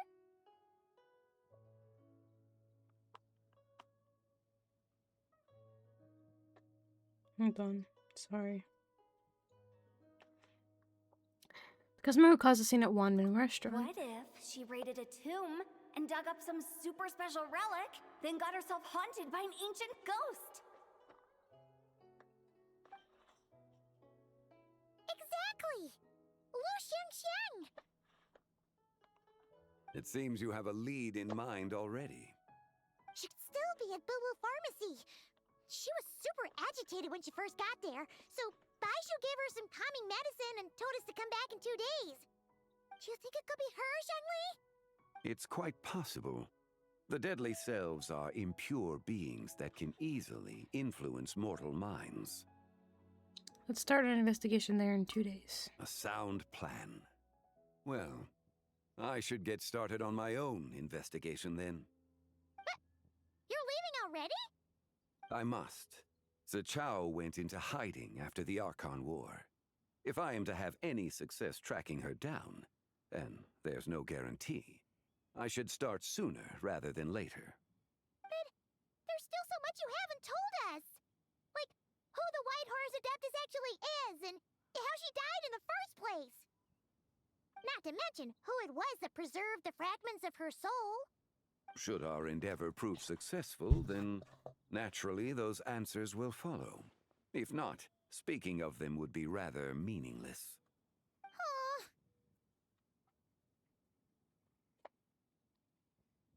The one who preserved her soul's essence was you, wasn't it? It would seem that this is a question you are unwilling to set aside.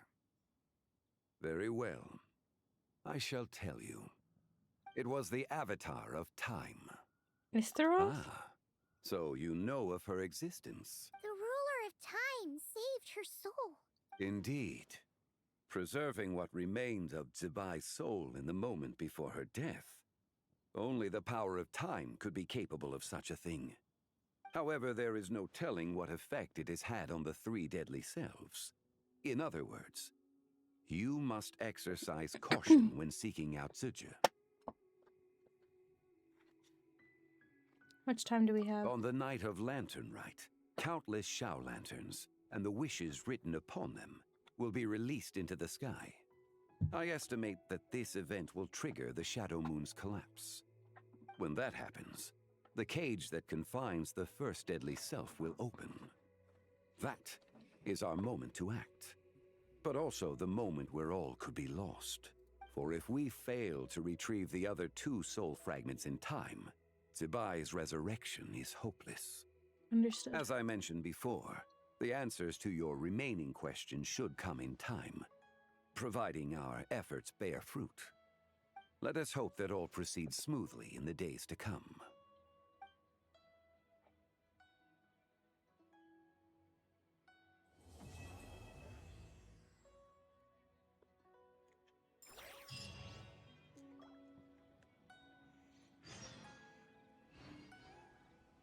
Okay. Wait till 8 o'clock 2 days from now. Okay.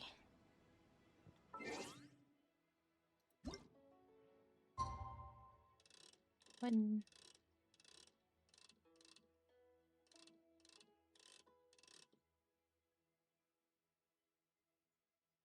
Two.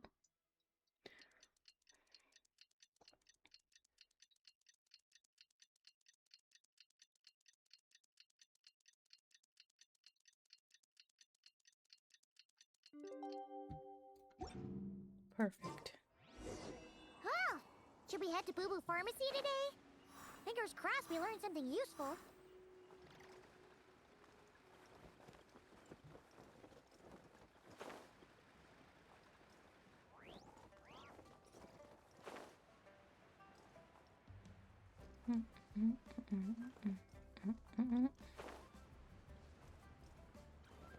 He's not gonna help us with it, really. He's gonna do his own thing. Time to go. Yelan! So let me get this straight. The patient disappeared right as you were delivering the medicine. I know it's hard to believe, but that's exactly what happened. It's true. One minute she was there, and the next she was nowhere to be seen. Hey, it's Yelan! Fancy seeing you here! Oh, is this a bad time? Not at all. Just a small roadblock in the case I'm working. Ningguang asked me to investigate a patient named Lu Shangshang. If you're here to find her too, then you're out of luck, I'm afraid. She went missing this morning. What? According to Dr. Baiju, the patient vanished right under his nose. But it just seems like that should be impossible. There 1 second and gone the next? Pretty sure Xiao can do something like that. Then you're suggesting this Lu Shangshang is the vigilant Yaksha in disguise? Or some other adeptus? Guess not. But this is so weird. How can a living person just vanish into thin air? Unless Linny decided to take his act to Liyue? Who is this Linny you speak of? He's... Oh, never mind. Paimon's just grasping at straws. Let's set aside the how for now, and focus more on the where.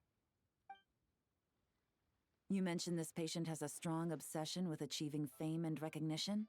Yes. She kept talking about becoming a renowned archaeologist and making a name for herself. So, are we looking for a place where it's super easy to become famous? I'm drawing a blank. I think we should check out the Xiao lantern crafting stalls. Because it's easy to become famous by making Xiao lanterns? Not exactly. When the people of Liyue need a solution to a problem, their first thought would be to pray to the gods and the adepti. If her wish is to become famous, she might write it on a Xiao lantern in the hopes that the fabled White Horse Adeptus might make it come true. That certainly sounds probable. Turns out, the White Horse Adeptus might be a lot closer to home than she thinks. Paimon. What was that? Nothing! Let's go check out those stalls!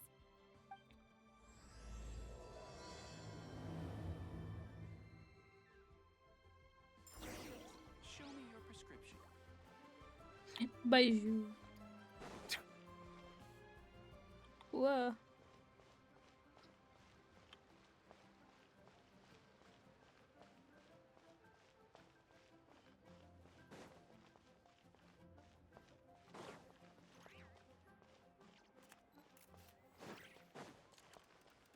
Ba-ba-ba-ba-ba-ba. Is she gonna be here or not? Is the question.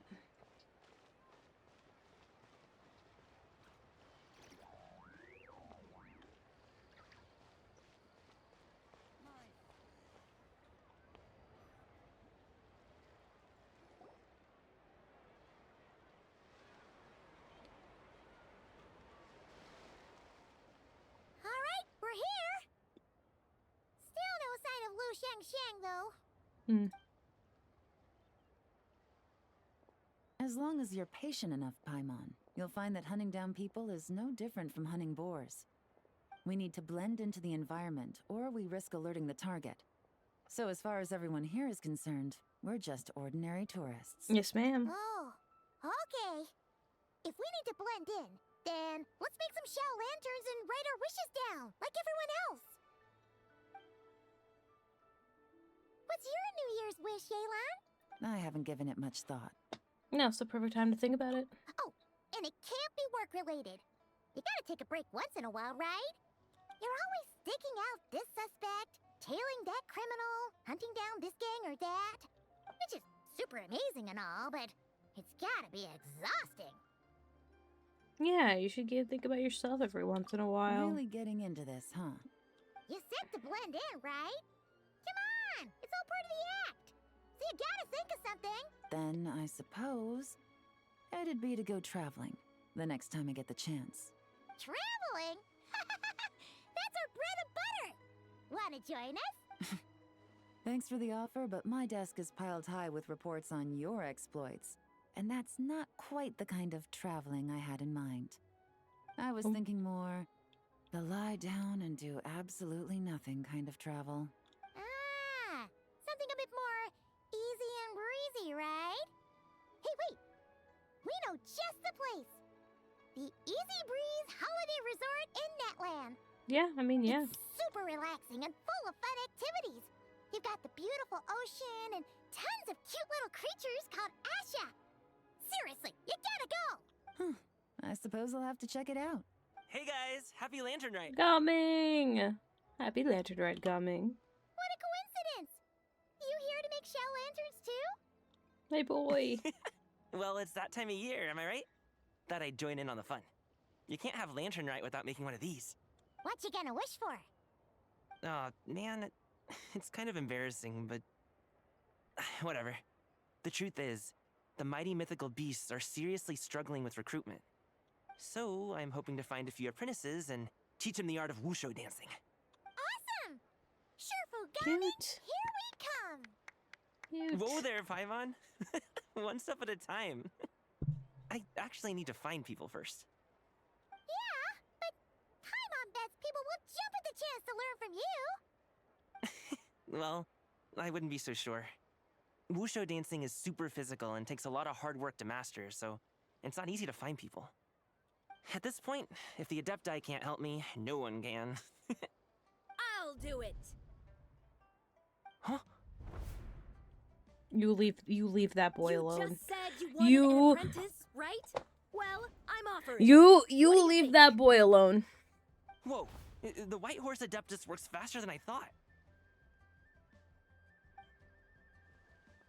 Traveler, it's her. Lu Shangshang. Our target! Hey, didn't you hear me? I said I wanted to be your apprentice. No need to shout. I heard you the first time. What's your name?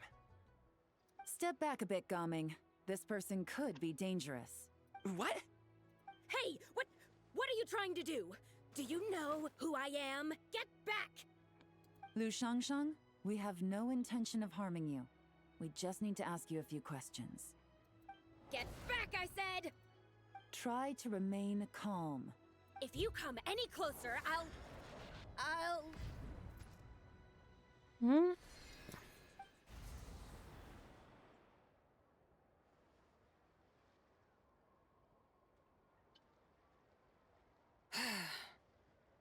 What the? Little wisp of a being. How are you able to see me? Must be just she. So what if Just I am? whatever he Leave says. at once. I hope to resurrect the White Horse Adeptus, and I need your help. You, a mere mortal whose own life hangs by a thread, would dare reach for the power of life and death? Is that so bad? Unless you wish to be condemned to eternal damnation, you would do well to abandon this foolish endeavor. I shall speak on this no further. Don't come any closer. How did I get here? Who are you people? Playing dumb, are we? Save it. We know you attacked those people at Wanmin Restaurant. What? No, I would never. You must be mistaking me for someone else. You don't remember. Of course not. How could I do such a thing? What about the photo you took near Chuang Terrace? What photo? What's going on? It's like she lost her memory or something. Because it wasn't her memory. Well, this complicates things. I'll take her back for questioning and let you know what I find. Take her away. But I didn't do anything. I swear. That's weird. She seems so normal now, but she doesn't remember anything. This is just great. An apprentice falls right into my lap, and now she's gone! Don't worry, Gaming. This is a special case. I'm sure you'll find one soon. Unless you're gonna pony up and offer a real solution, Paimon, I don't want to hear it. Gaming? What's up with... I'm done here. I'm gonna go find an apprentice, and I won't take no for an answer. Yep. Gaming, wait! Yep. Is it just Paimon, or is Gaming acting super weird just now? No, he might have been possessed. What? How do you know? Well, yeah. You tell Paimon about your encounter just now. Whoa! So you saw the second deadly self? And you think she moved from Lu Xiangxiang to Gaming? It's possible. Uh-oh. Yeah, we better find him before something bad happens. Let's go! Well, I think... Okay. I was gonna say, I think we should get Shenhe, but okay. That's fine. Shenhe or Chongyun, one of the two, maybe? I don't... No? Okay. It's good. It's fine.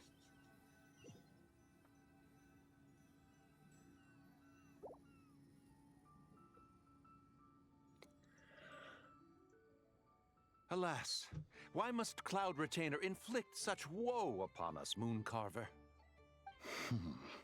By the order of Rex Lapis, we were supposed to make haste to the harbor to stand watch. Yet we arrived late, for you, in your inscrutable wisdom, chose that very moment to tend the mint. It is no wonder Cloud Retainer banished us to the wilderness in anger. A pity only that I, blameless as I am, was made to share in the punishment. Blameless indeed. You speak as if it was not you who decided to plant all that mint in the first place.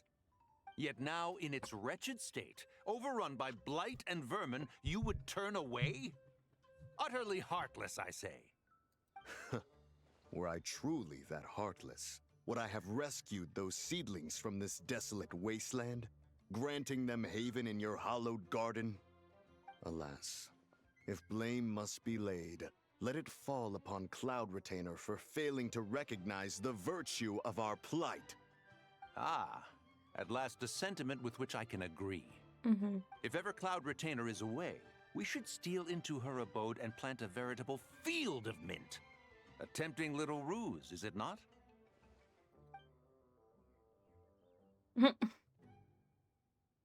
They should have given us better designs for these dudes. Positively ingenious. Please stop chasing us. Just let us go. Get back here! If you keep running, I'll kill you! Please, we don't know anything about wushu dancing. Just leave us alone. What? You think I'm not good enough to teach you? Just agree to be my apprentices, and then we can talk. That child looks somewhat familiar. Ah, it appears to be the wushu dancer from Liyue Harbor. I have seen him perform on occasion. Come, let us take a closer look. Has trouble befallen you, young one? Perhaps we can offer aid. Oh, thank the gods!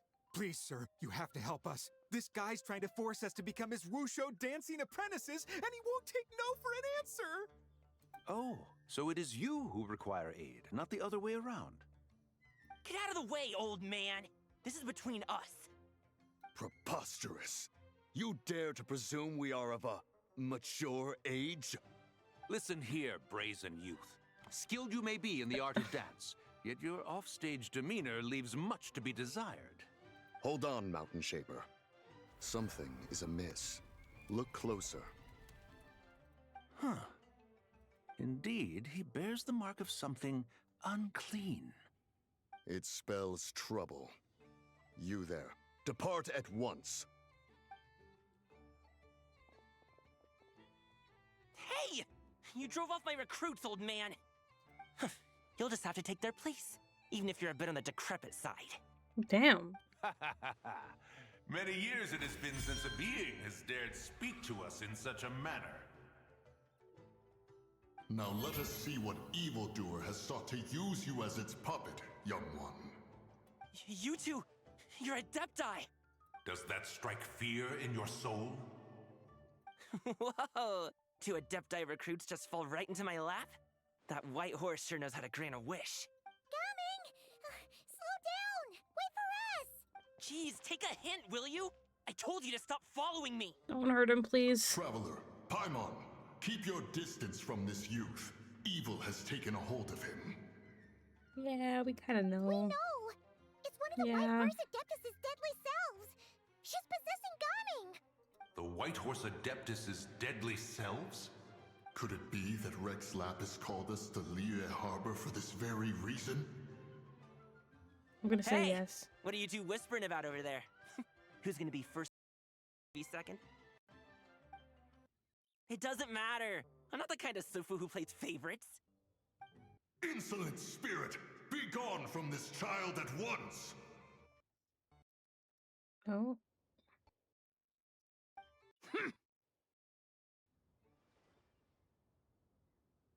Little mite of a mortal. Getting in my way again, I see. You don't look good. That is no concern of yours. Do you want to help fulfill people's wishes? I can help. No. Only by doing it myself will I find peace. Otherwise, rage will consume me. If I lose control, all will turn to dust. What is the source of your anger? The curse of time. The memories this body holds. Come no closer. This is your final warning. Insolent spirit! Be gone from this child at once! Not again. Huh? Traveler and Paimon? And 2 Adepti? Where are we? Weren't we just making Xiao lanterns in the harbor? Gaming! You're back! Ah! The sun is most scorching. Agitation stirs within me. I require cooling mint to beat this heat. And speaking of, Cloud Retainer has scorned this verdant wonder long enough. It is time for her to feel its wrath. The wrath of mint! Mountain Shaper, where are you going? Oh no! Now Mountain Shaper's acting weird! Oh, you don't think it spread to him, do you? Oh, Spread to him? Quickly now, explain to me what has been happening. You explained the recent series of events. Yep. What? Was I really that rude? Jeez, someone get my dad to throw a slipper at me. I'm so... Oh. Oh, you okay, Gaming? He is fine. It is simply exhaustion. But to think Mountain Shaper would succumb to something like this. Yes. It is most unexpected. So, what do? We can't just leave Gaming like this, but we can't ignore Mountain Shaper either, right? My cultivation level rivals that of Mountain Shaper. Were I to give chase, Zibai would but flee from his form and take refuge in mine. Seek out Streetward Rambler. Cloud Retainer and the Conqueror of Demons should be with her. I shall take this child back to the harbor and join you post-haste. Street word round. Oh! What are all the Adepti doing together? Rex Lapis charged us with keeping watch over Liyue Harbor should danger rear its head. I dare say this is the very crisis he anticipated. Yeah. Come, we must devise a strategy before confronting Zhongli.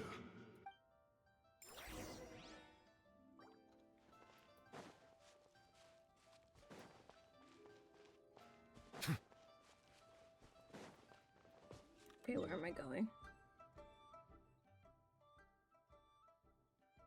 God, doing anything is just not.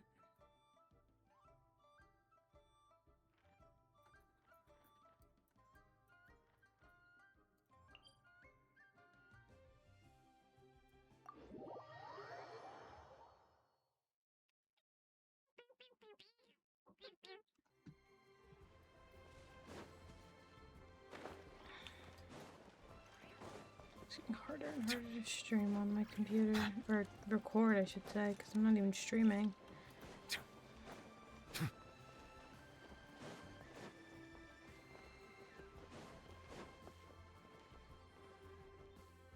The White Horse Adeptus?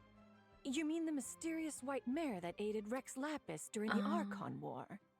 Even if it's not her, there must be some connection. She always avoided us back then, and I never knew why. Rex Lapis's recent trip seems to be related to this person as well. Xianyun! Madam Ping! Xiao! Great! You're out here! Ah, Traveler. It has been quite some time. Yeah, great to see you. Oh, happy lanternrite, boy. Palman. Hey boy. You're as My lively bad. as I remember. I trust things have been well. Sorry, Madam Ping. No time to catch up. Something terrible has happened. What is it? Has Mountain Shaper gotten himself into trouble? Mooncarver is here with you, but he is not.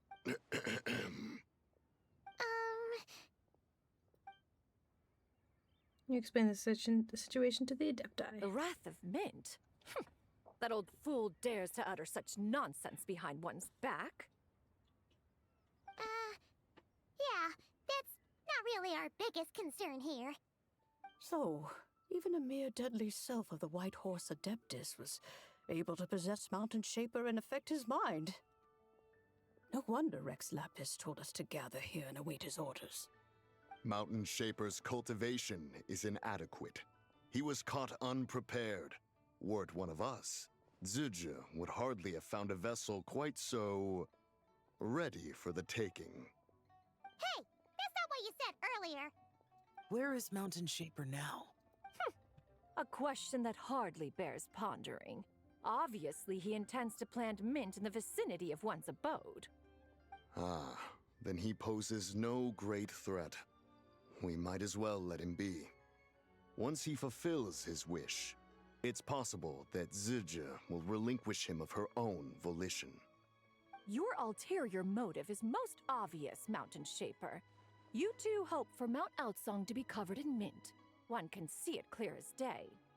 Not to mention, deadly selves are born of malevolent human desires, and naturally pose a great risk to the form and mind of all living beings. We cannot— Let me handle it.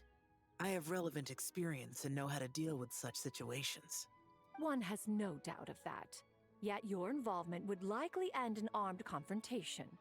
In one's own estimation, the time for such measures has not yet come. Before his departure, Rex Lapis knew that Zhongli was active in Liyue Harbor, yet told us only to wait. It would seem, then, that Rex Lapis did not believe extreme measures were warranted here. Yes, this is quite a peculiar case. After all, Zhongli's possession does not seem to come with ill intent. It's more like she's guiding those she possesses to fulfill their own wishes. There is another matter of import, however. I sense tremendous resentment emanating from her. What could be its source? to render her so unable to find peace. The curse of time, the memories this body holds. She was talking Those about were the the White words she Horse said. Adeptus memories, right? From what the Traveler said, it seemed like she was about to explode with rage. But why? With Rex Lapis away, if we wish to understand that which occurred in the past, we shall have to ask her directly. She also mentioned the curse of time. What could that be about? Perhaps erosion. Erosion. Indeed. We are of the same mind. I heard that ancient clans in the mountains once regarded the White Horse Adeptus as the daughter of time. It seems there was some truth to that, after all. The daughter of time. Cursed by time? Time does not treat everyone equally. The longer you dwell in this world, the more it takes from you. Then what do we do? One has devised a solution. What is it? Based on what you have told us, it seems that Suju is in the habit of leaping to a different host when provoked. One's plan is for us to block all escape routes while you confront Mountain Shaper, forcing Suju to reveal herself. Then, if prior experience stands, she will have no choice but to possess you. However, not only are you able to sense it, you are also unaffected by the peculiar state of stasis. In other words, in that moment, you would have the chance to either subdue or persuade her. That is akin to walking straight into the lion's den. Allow me to go instead. Yeah! Isn't this plan a bit too risky? Why doesn't Paimon try first? After all, even if she got possessed, it's not like she would pose a danger to anyone. Yeah, but you might eat so much you might become a literal ball, so... Paimon's wishes aren't all food-related, you know.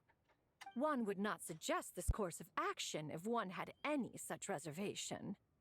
Time and again, the Traveler has proved immune to Suju's influence. Consider for a moment why that might be. Because I bear the moonlight's guidance. Oh yeah! That's what the first Deadly Self told you, right? Perhaps your time in Nodcry left you with the blessing of the newborn moon goddess, Traveler. And this White Horse Adeptus clearly has a profound connection to the moon. Indeed. Indeed. I see. Have you other concerns, Conqueror of Demons? I was just trying to fathom why Rex Lapis left without explaining the situation in detail.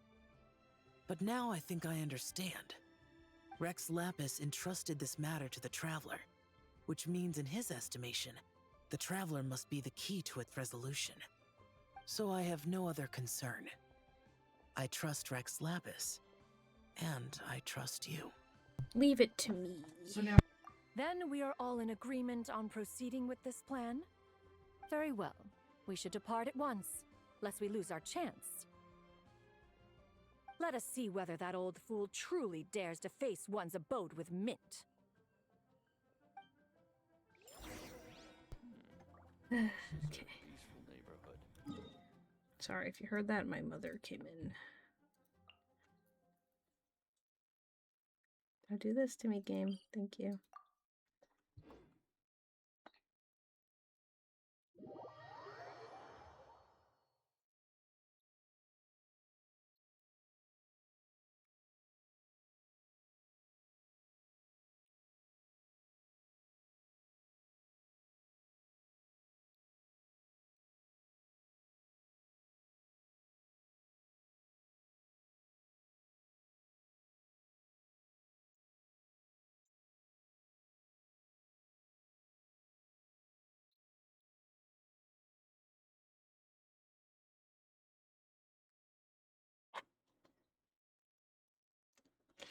Hoping that the game won't freeze on me again. It didn't. Let's go. Whoa.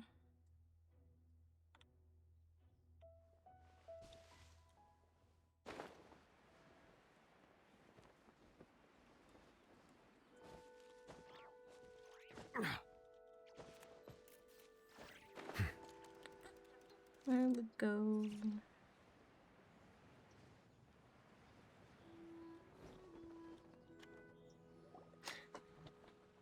One mint, two mint. Let us plant a whole slew of mint.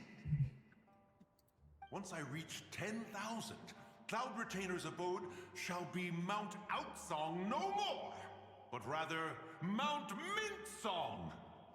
Oh, to behold the look on her face when she is confronted with such verdant splendor!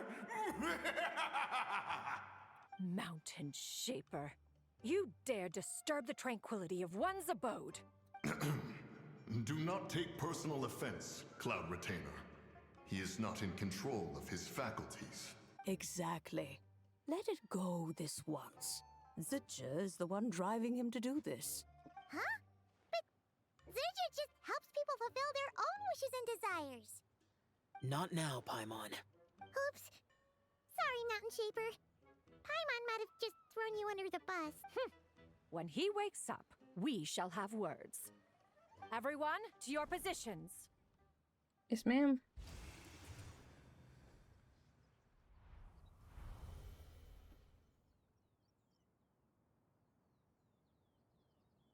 Be careful.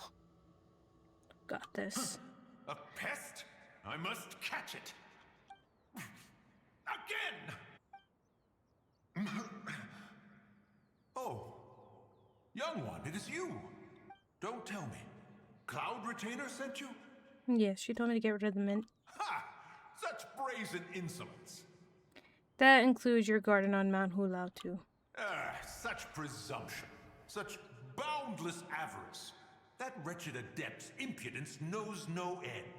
If she dares lay a finger on my garden, I shall smash her cuisine machine to pieces. You sure about that? You think I am one to fold so easily?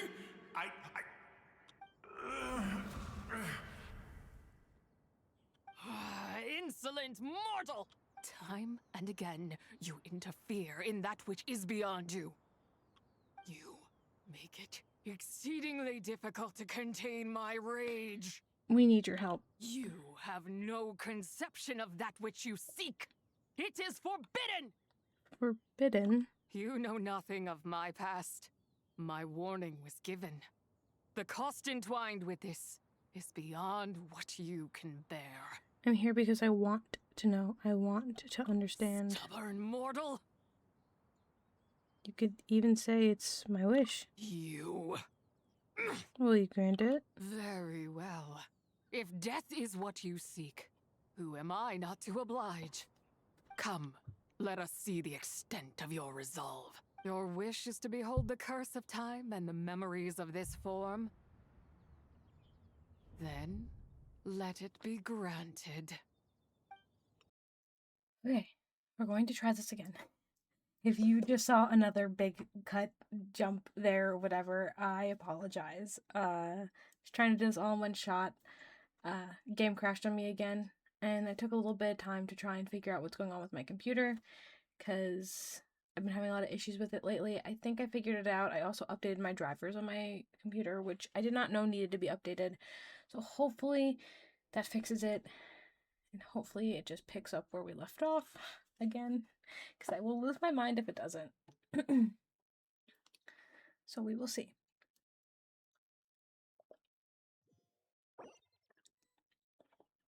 Looks like it's picking up where we left off, thank gosh.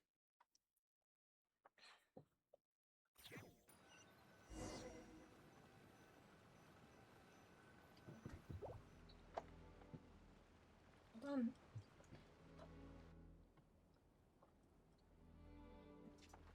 Okay. Sorry, I was reaching for something behind me. You who seek death, stand before me. Oh my god. Oh my god, I'm fucking stuck. Hold on. Sorry. Whoa. Stuck on my blanket. What is this place? My prison. Your prison? That's no good. You're trapped here? I was merely a trace of impure energy within Zibai's immortal body. when her soul was shattered. It should have been the end of me. Should check that before I started, but it's fine. But then, the one who governs time descended from on high and froze the moment of her death. And so, I remain in this world, unable to find release.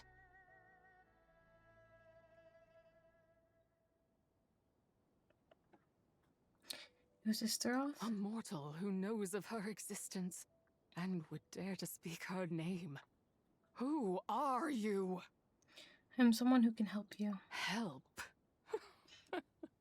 No, there is nothing we can do for each other.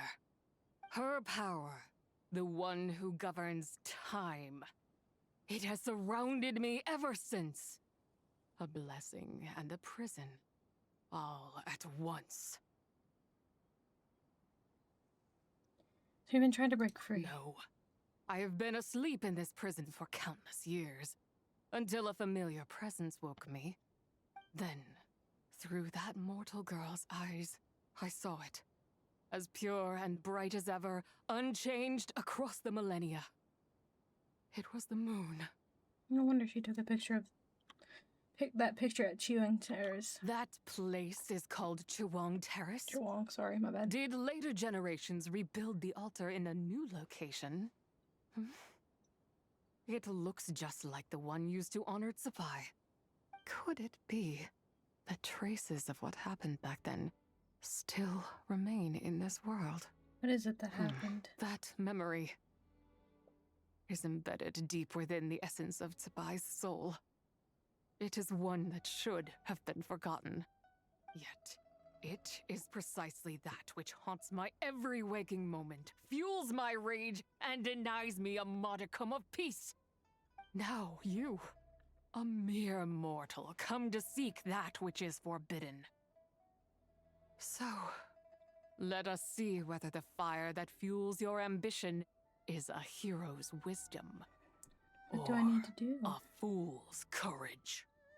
Do I need to do? I shall relinquish control over this body's curse and let it devour everything within sight. I don't know if that's a good idea. Run as fast as you can, lest this prison become your grave. Look, it draws near. The river of time, come to sweep all into oblivion. A torrent of tears for the dead and departed. This must be the curse of time. I shall wait for you at the end, mortal.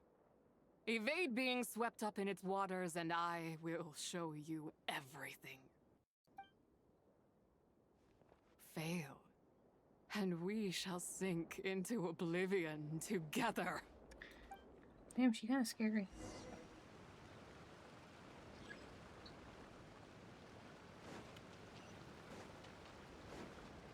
Run, run, run. I'm running. Oops.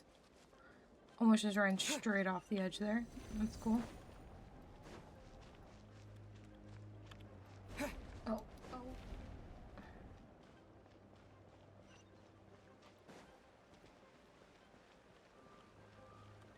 No, self, don't look behind me.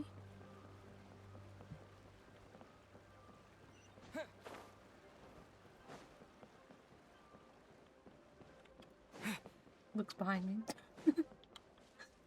Oh, I would do that.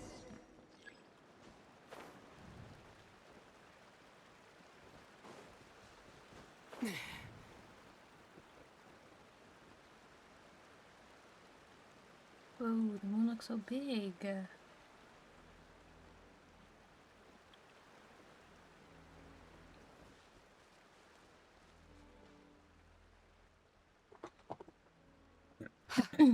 I did not expect that you would make it to the end. Well, I did. Yes, it would seem even time cannot hold you back. In that case, perhaps this truth is one you can bear. Come, let your wish be granted.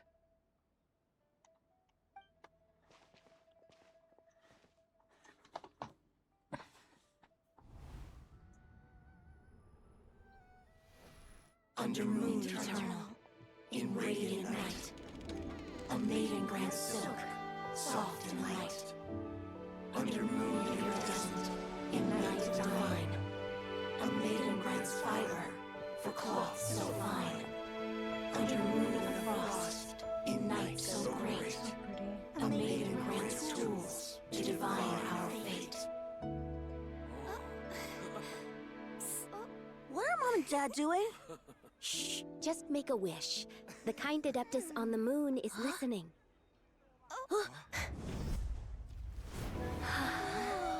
Look, it's Lady Zibai.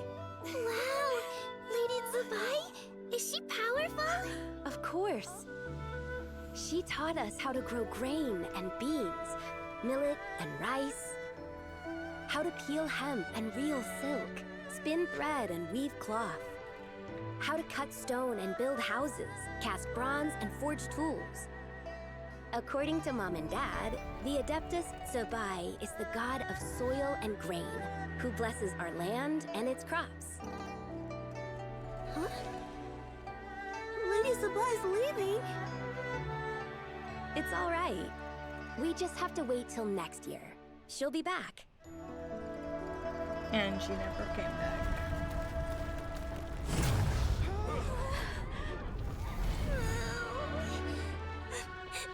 Mom and Dad are gone.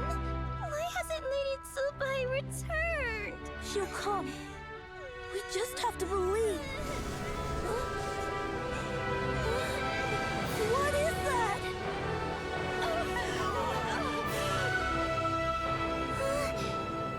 Lady Zibai abandoned us. All places tainted by the abyss need to be purified. That includes Long Gone. And what of its people? You know what will happen. You are but an emissary to the mortal realm. This is Heaven's will. There is no need for guilt, and no place for hope. I wouldn't dare. But the people of Langan honor me, worship me, pray to me. If I do not answer, the guilt will be too much to bear. And if you do, you will meet the same end. Then as their god, I shall die among them.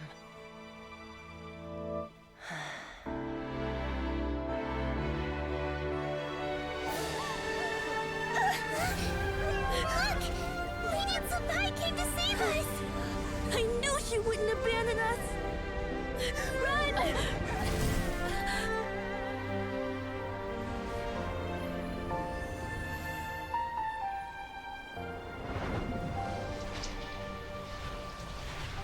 You have done enough.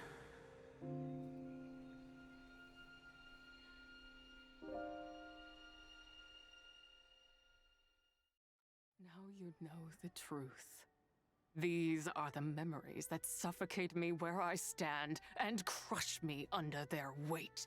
Your nation was destroyed. Not just my nation, but the people I loved. Were it within my power, I would ignite a blaze fierce enough to burn a hole through the heavens themselves. How did it all happen? It was a time of war, one that ravaged heaven and earth. Remnants of the battles tainted with cursed power fell from on high and devastated Langan. The heavens decreed that the tainted filth had to be cleansed. No matter the cost, if I just had more time. I could have helped more people to escape. You did give them time, though. But it wasn't enough! I just needed a bit more, and they all could have survived. And you did more than enough. The descendants of Langan made their home all throughout Liyue. Their legacy lives on because of you. I never imagined there would come a day where I found peace. So long this rage has been within me. Yet here in this moment, it has stilled at last. Thank you. If you wish to bring Zibai back to life, mortal, then you may take the part of her soul that lives in me. Just remember, from this moment onward, the fate of Langan's fallen rests on your shoulders. And that cannot now be changed. What will become of you? As I said before, I am but a remnant of Zibai's adeptal form, a manifestation of her wrath that was not meant to linger in this world. By taking away this fragment of her soul, you take away my shackles as well. So, let it be done. Any final wishes then? Ah, it's your turn to grant one of my wishes, is it? Very well.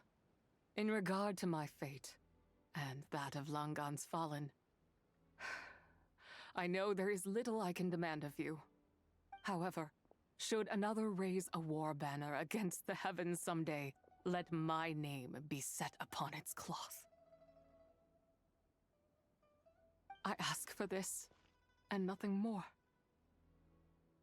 Now, take what you came for. I was a lone moon, shrouded and dimmed in cloud-veiled night. Now darkness breaks, free and unburdened. I reclaim my light.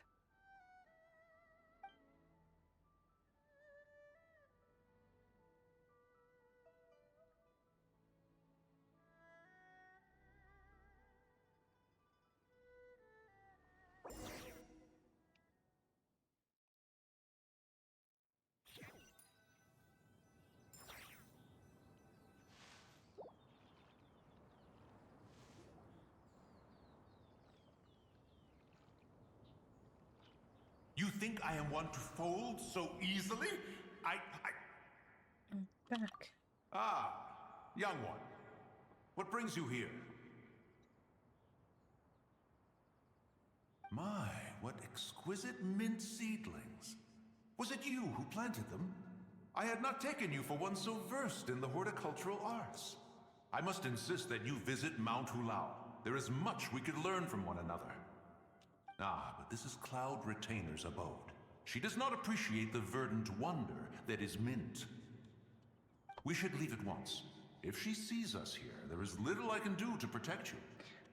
I wasn't the one who planted them, actually. You weren't? Was it Mooncarver then? My, what nerve he has. It was you. What? Looks like Mountain Shaper is back to normal. Has the matter with Zhongli been resolved then? Yes, ma'am. Wow, that was fast. That took, what, like a second? A second to us, perhaps.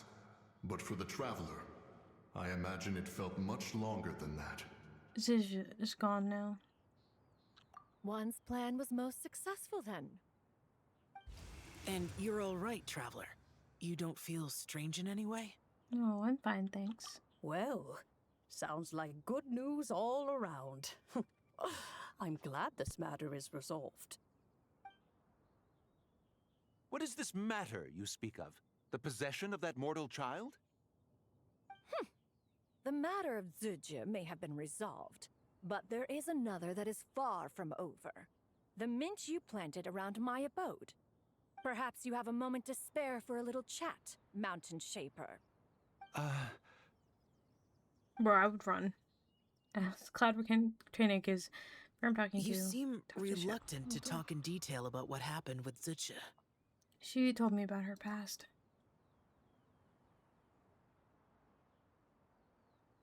Don't worry. I won't ask you to reveal her secrets to me. And I doubt the other Adepti will either. Huh? You don't want to know what happened? The expression on your face. I know it well, Traveler. It's one I've seen Rex Lapis wear on many occasions. Whatever you learned, it must be too heavy to share. But you're okay, right, Traveler? That deadly self didn't hurt you, did she? No, nothing like that. I'm fine. Well, as long as you're not hurt, Paimon doesn't need to know anything else. It just isn't a happy story. Even so, I hope you feel like you can entrust me with it. If I learned anything from our time together, it's that one should not have to shoulder such a weight alone. Not to mention that certain knowledge brings danger in its wake. I would never want you to feel forced to be the sole keeper of such secrets. and can't finish a whole slime, you know? Better to grab a bunch of friends and eat it all together. Time to call in some fellow slime connoisseurs, huh? Exactly! Wait, no! Paimon's just saying we've got loads of friends who'll be more than willing to lend an ear. Alright then. After careful consideration, you share what you learned about Long I never knew there was such a tragic chapter in the ancient past of this land. So, the people of that nation worship the White Horse Adeptus as the god of soil and grain. It would seem, then, that Rex Lapis had a similar reason for withholding the details of his recent trip. I've often wondered if he had companions to stand by him before we met. Or if he was forced to face things alone. Regardless, Lanternrite takes place in 2 days. Let's meet back up again there. Yes, sir. If there's no news of Rex Lapis by then, we'll have to come up with a plan. Alright, see you in 2 days. Fingers crossed it all goes well.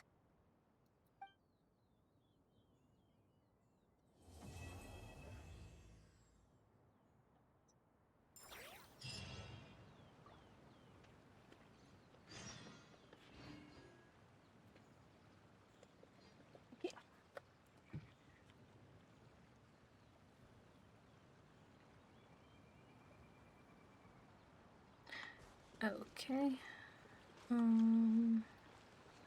Okay, we got 2 days from now. 8 o'clock. Perfect.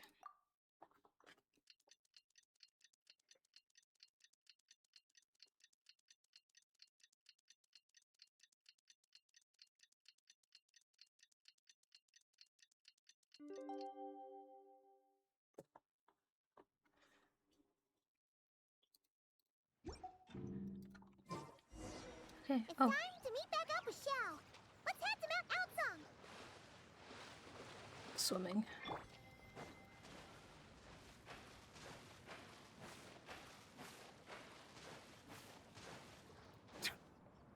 And I'm here.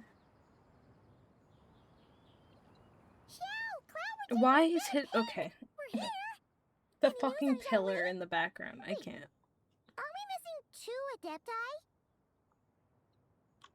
Well, Shenyun banned Mountain Shaper from Mount Outsong for 3 days. Oh, then what about Mooncarver? The scheme to plant mint in one's abode was one those 2 fools devised together? And when it comes to punishment, one does not discriminate. His banishment ends in 3 days as well. Wow, that's pretty harsh, Cloud Retainer. Let's get down to business. We have news of Rex Lapis. Yeah, why the fuck is his pillar here? Yes, Rex Lapis's Geo-Pillar. It descended from on high this morning. He must have sent it for a reason, but it does not respond to our touch. So, what does it mean? Is he in trouble? Not necessarily. It could be a message only a specific person is meant to receive. I assume that's Traveler, really... you alone spoke to Rex Lapis before he left. Oh, so it must be for the Traveler. Give it a try. Go touch it. Go touch the pillar. I was gonna say something gross. He feels so rough. Come to the spring on Mount Chinsa. I have left an entrance for you. Okay. Well? Seems like he might be over at Mount Chinsa. Just as one surmised, it seems that Rex Lapis will not countenance our involvement in this matter. That would not surprise me in the slightest. He's always had a soft spot for the Traveler, after all. But be that as it may, we have served Rex Lapis for millennia now. In other words, I'm sure this has nothing to do with favoritism. He's probably just trying to protect us. That's right. So you mustn't let your guard down, even if Rex Lapis is by your side. Don't worry, I won't. All right, let's get going. We'll try not to keep you all waiting.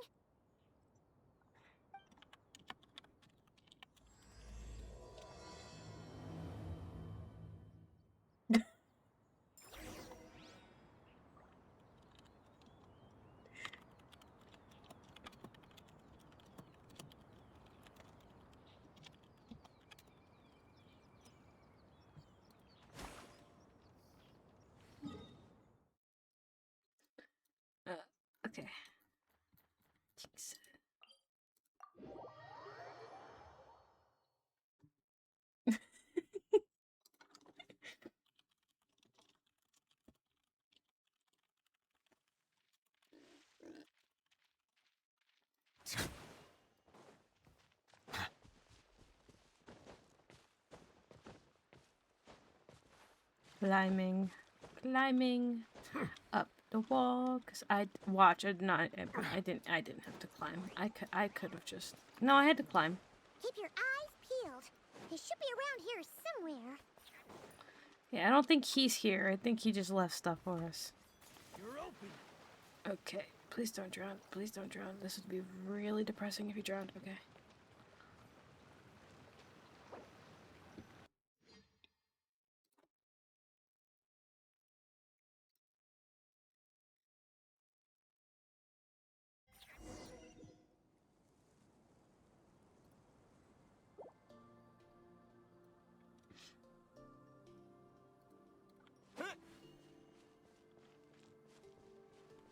This is pretty. I always make such pretty stuff for events and then we never see it again. That the once mighty Geo Archon might end up so, sitting on a humble stool in the woods, quietly weaving moon lanterns? You really do look like an old man now. That's this crazy. This is a Xiao lantern, not a moon lantern. In ages past, when the gods waged war and the world was in turmoil, these lanterns were lit to guide fallen warriors back to their homes. Had you tarried in the mortal realm for but a little while longer, you might have become quite accustomed to them. Even so, it bears such a striking resemblance to the moon lanterns they used to offer up to the heavens. Could this truly be mere coincidence? Perhaps in some sense it is, yet in another, it isn't. For instance, who is to say that some of Langan's magnificent jade did not become part of the very foundations upon which Liyue Harbor now stands? It is conceivable that this ritual was transmitted in such a manner too. Now, let's not let ourselves get carried away. For all its splendor, do not forget that, in the end, even Langan could not escape its heaven-sent fate. Alas, it is just a pity that the little creatures of this world may never again lift their eyes to the moon, even should misfortune befall them. But you, Geo-Lord, now that you rule this realm, why take the trouble, not to mention the risk, to visit one who bears such profound guilt as I? Are you not afraid that you might be sullied by the curse of time that was laid upon me? There is no risk to speak of. At least, not in comparison to that which you took when you defied the heavens all that time ago. As I have stated, time and again, it was not I who defied the heavens.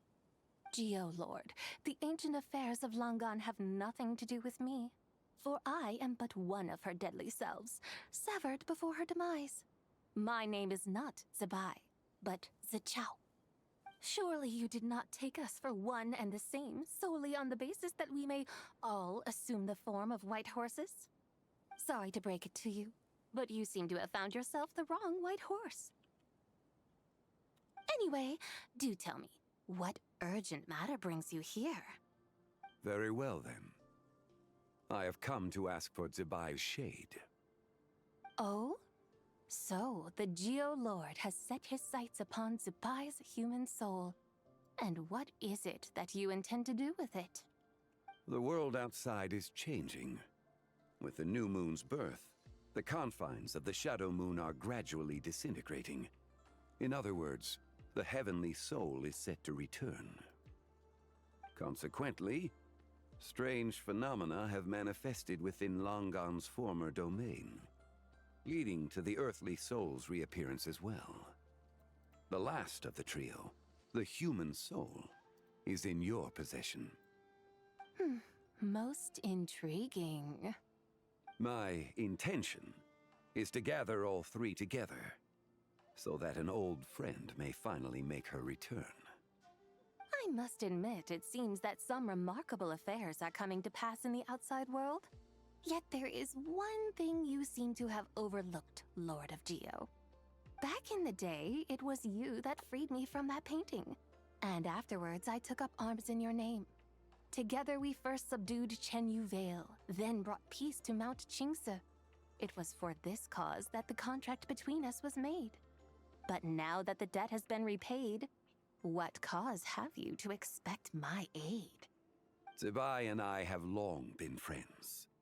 Given not only that you were manifested from a corrupt desire within her divine form, but that you also possess a fragment of her soul, how can you purport to be the wrong White Horse?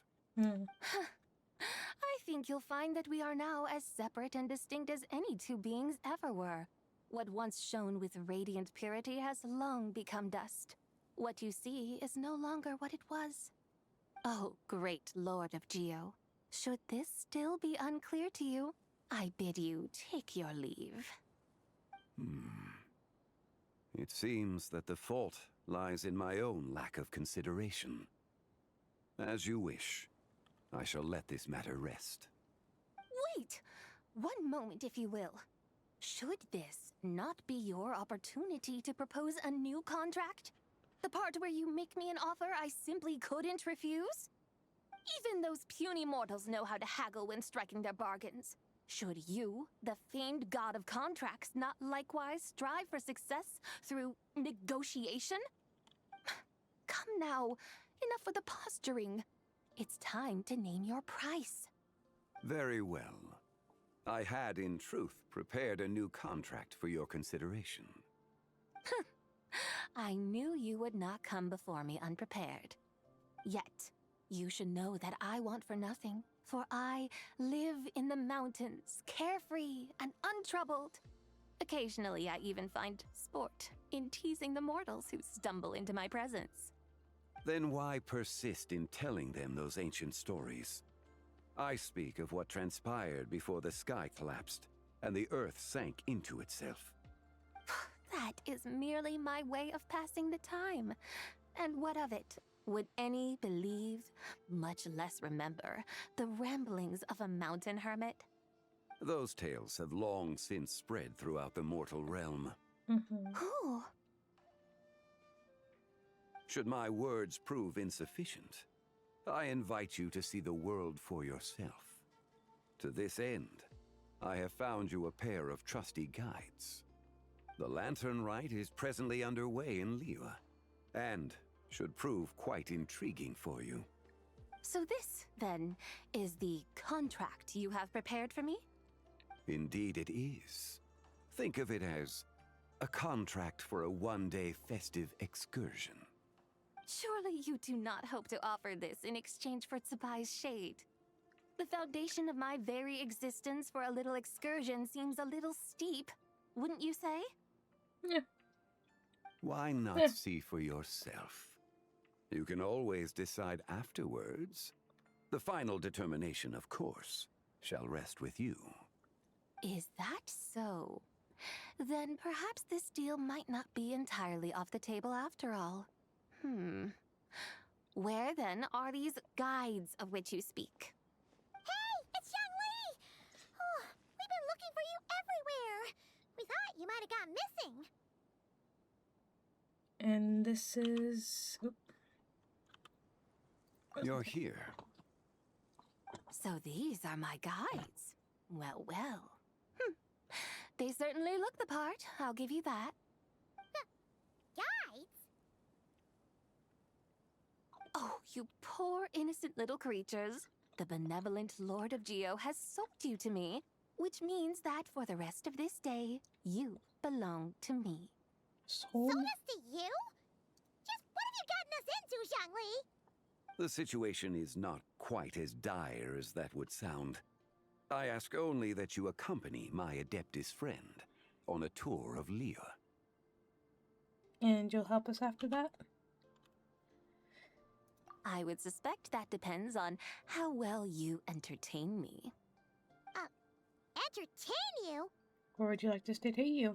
Let us start with this Liyue harbor of which I have heard so much. Nowhere is quite so fascinating as a place teeming with little mortals. How come this Adeptus sounds so different from what Paimon imagined? Let's just play this by ear. Okay, we'll take care of it. Get ready to find out why they call Paimon the best travel guide in all of Tibet.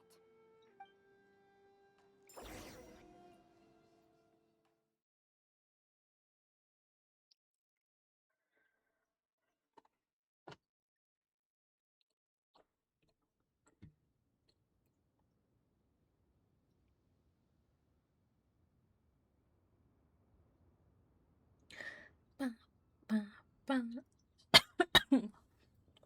hope this works.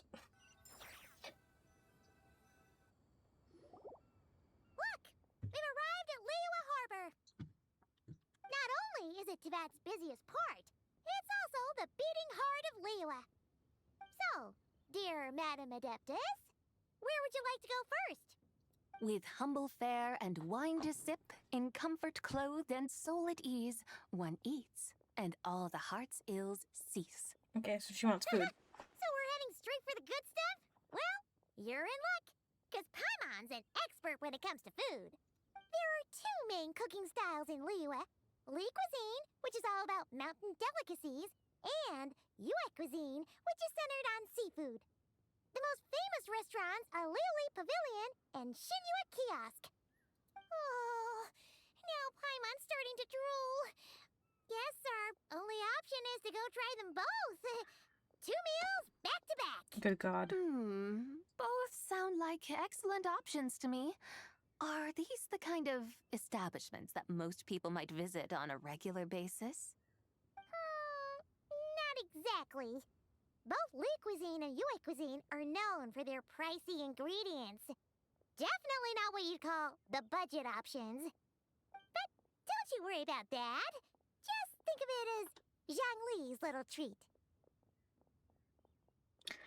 Kind of putting Hu Tao in a tough spot here, Paimon. Aren't you supposed to be pals with Hu Tao?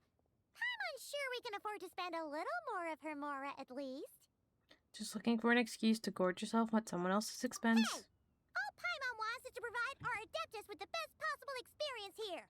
Don't you want that too? Both certainly sound like worthy choices. Just now, though, I happened to see a porter pass this way. Where might individuals like him go to eat? A hungry porter, huh? Oh! Paimon knows just the place! Wanmin Restaurant. Yep. Nothing fancy-schmancy there.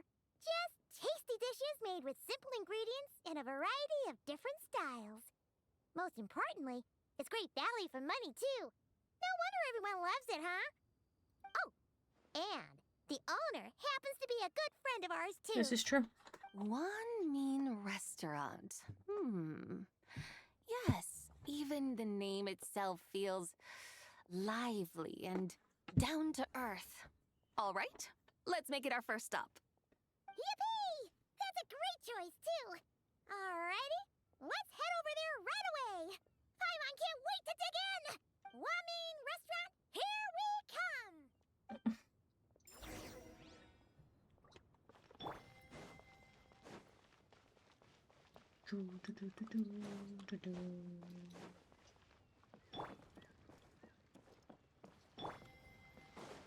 I love Nouvelette's skin.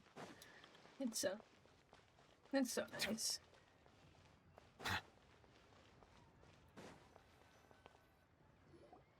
And here we are.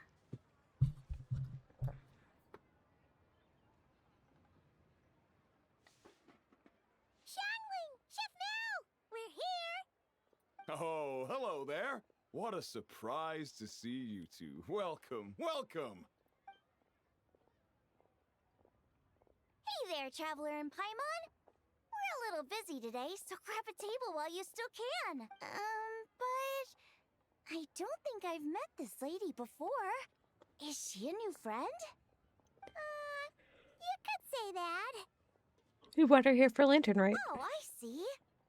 Well, hey there. A friend of the Traveler's a friend of mine, too.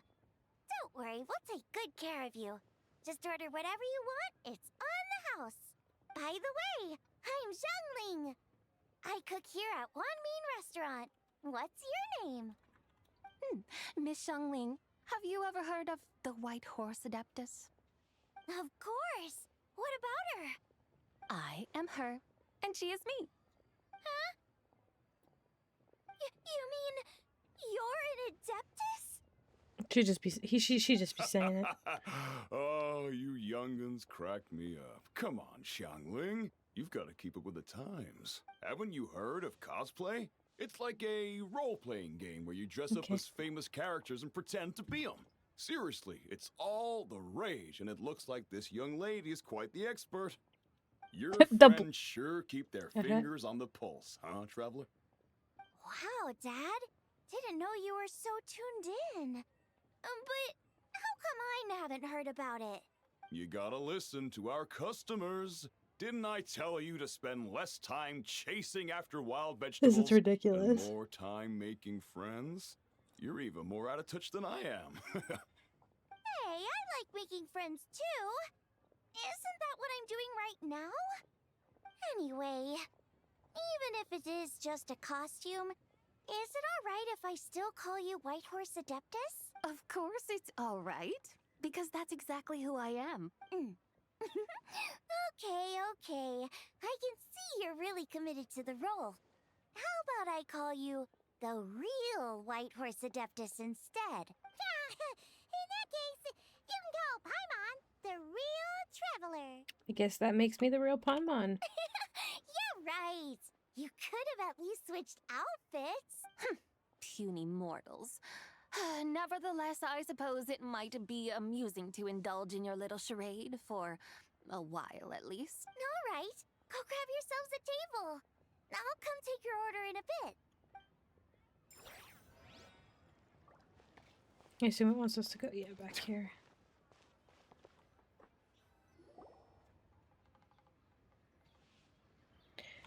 Probably could have walked the other way, but it's okay. May I ask if Miss Zhongli and Chef Mao are here? Yeah, they're just over there. Wait a sec. So, what would you like to... Hello, Miss Zhongli. It's me, Lu Xiongxiong, the one who broke some stuff here at your restaurant a few days ago. I just wanted you to know how sorry I am. I honestly don't know what came over me. Please forgive me. Oh, it's you. You really gave me a fright that day, young lady. You didn't actually get food poisoning from our black-back perch stew, right? Come on, Dad. She's come to say sorry. It's all right, Miss Lu. You must have been feeling a bit off that day.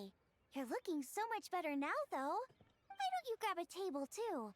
This one's on the house. No, I couldn't possibly. Hey, it's totally okay. We all feel under the weather sometimes, especially when we're away from home. Go on, find yourself a... yikes. Looks like all the tables are taken. Wanna come sit with us? We've got an extra seat over here. Must be fate, huh? Thanks, guys. So what would you like to eat today? Feel free to order anything you like. I should very much like to sample your renowned poisonous blackback perch stew. It wasn't poisoned. That was all on me. So that's one portion of blackback perch stew.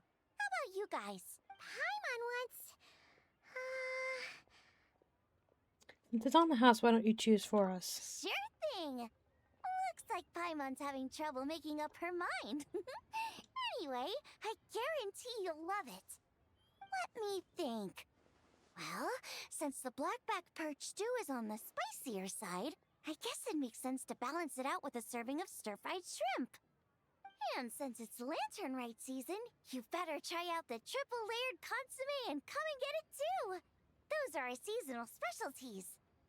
As for the carbs, since we've got a full table, how about some right at home? Along with our special chili mince cornbread buns. Trust me, you won't be disappointed. She's a good saleswoman. She just likes to cook, too. And for dessert, I'll whip you up some Lucky Snow Delight. I just came up with it a few days ago, and I can't wait for you to try it. Wow! Sounds like quite the feast. Looks like Paimon's in luck today. Am I the only one who thinks that's way too much? Not at all. Don't worry, I know what I'm doing. And to top it all off, our star dish, Adeptus Temptation. You should know that we don't often serve this here at Wanmin Restaurant. But since this is my first time cooking for the White Horse Adeptus, I'm pulling out all the stops. Okie dokie, just sit back and relax. I'll have your dishes out in no time. Hold on. Did I just hear Miss Xiangling mention the White Horse Adeptus? You did indeed. And you're looking right at her. This a joke, by the way. She's cosplaying. Oh, I see. Phew, almost believed you there for a moment. Tell me, little one, what business might you have with the White Horse Adeptus? It's a long story. Basically, a while back, I took part in an archaeological dig over at the chasm. While we were there, we discovered a number of relics. Our findings show that they date back to the era of Long Gone, an ancient nation whose people are said to have been the ancestors of some of the modern-day inhabitants of Chenyu Vale. And why might such matters concern the White Horse Adeptus? Because some of those relics not only seem to contain textual references to her, but even depictions of what she looked like. There have long been legends claiming that the White Horse Adeptus was a deity of that era, but there are plenty of other theories out there too. If I could just locate some more detailed records, I'm sure we'd be able to find out so much more. So you're into history?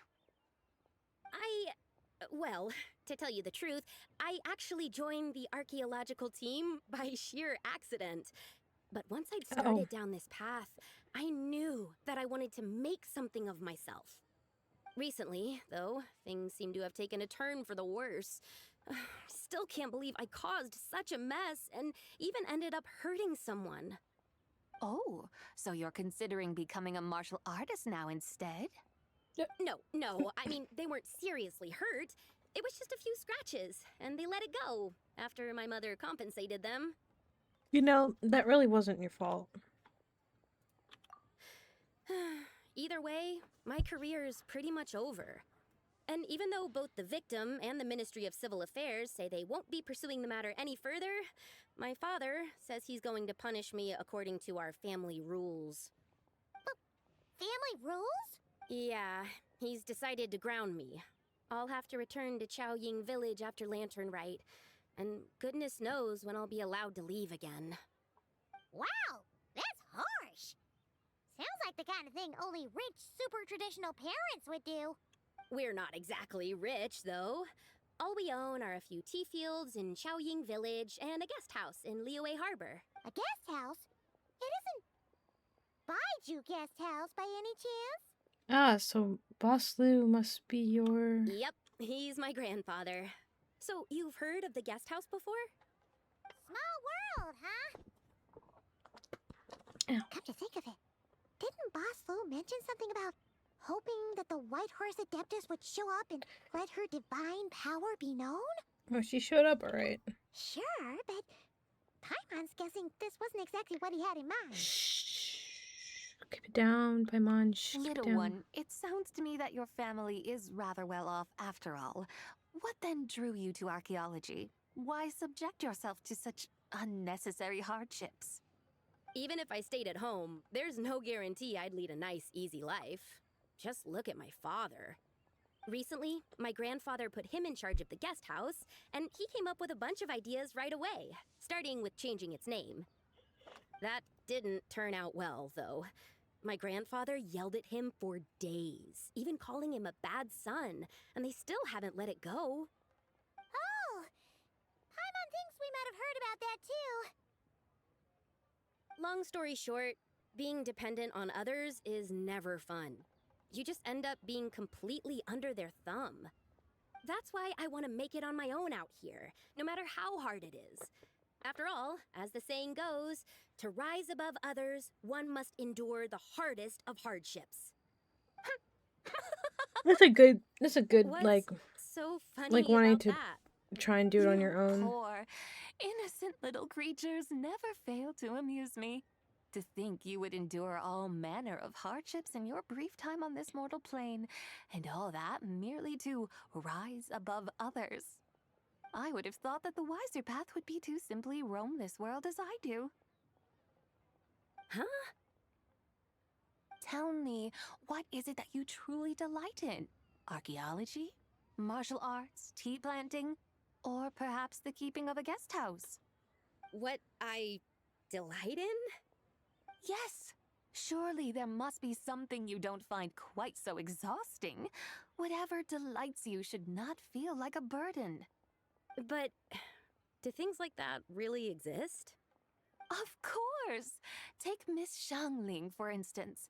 I defy you to detect even a hint of hardship on her face when she wields her walking spatula. So, since it seems you are resolved to tread the rocky path, you should strive with all your might to pursue that which brings you delight. You mean, like cosplay? I suppose you might say that. Looks like the White Horse Adeptus is really getting into her role. I think I get what you mean then. Maybe I should have a chat with Miss Xiongling before I head home. Okay, everyone. Sorry to keep you waiting. Here's your food. Wow. It all smells so good. Oh, finally!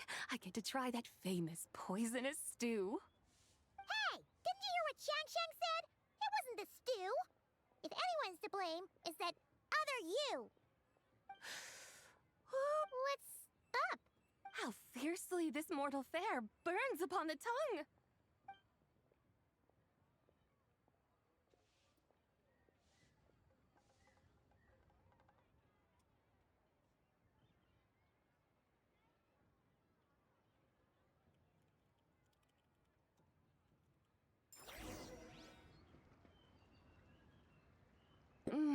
Most satisfying as poisonous stews go.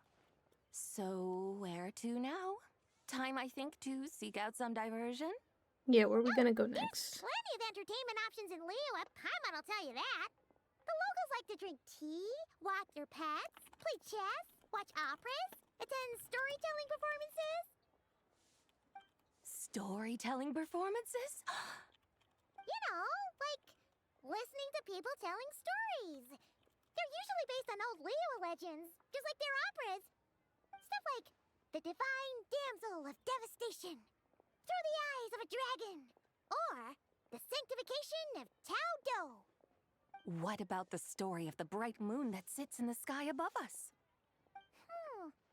Paimon doesn't think she's heard that one. Still, the moon does come up quite a lot. It's even in the name itself. The Yue in Liyue actually means moon. Since we're on the subject, you like telling stories yourself, right? Why don't we go check it out? In that case, I'll have to trouble the two of you to lead the way. Awesome! Let's go! Third round knockout, here we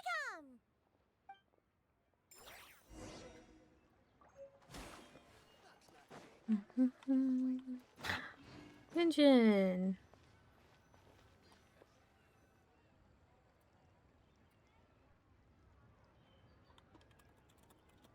What a tongue twister. I'd have made a complete fool of myself if I tried to say it on stage without practicing it first. Huh. Call yourself Iron Tongue Tien. Wobbly Tongue Tien, more like.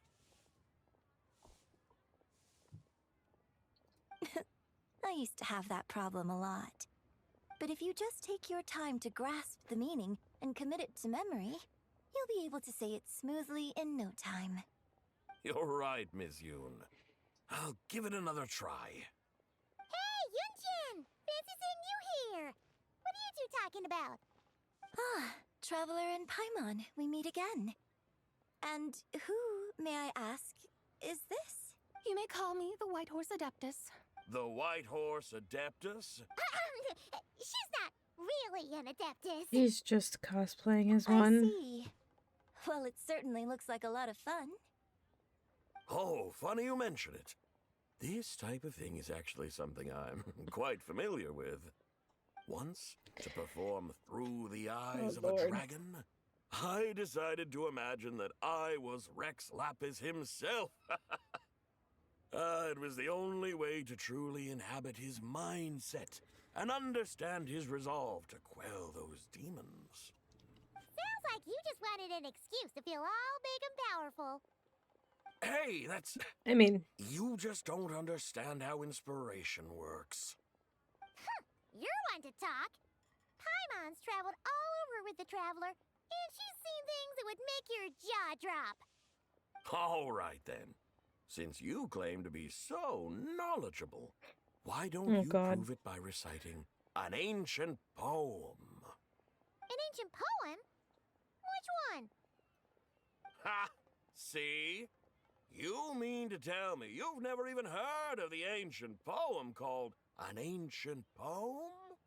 What kind of a title is that? Quit teasing, Paimon. We only just found out about that ourselves. He's talking about the writing on those ancient relics. Oh. When we first saw it, we couldn't figure out what it all meant. So in the meantime, we decided to just refer to it as an ancient poem. However, thanks to the painstaking work of the scholars who were tasked with decoding it, it seems like that's exactly what it was.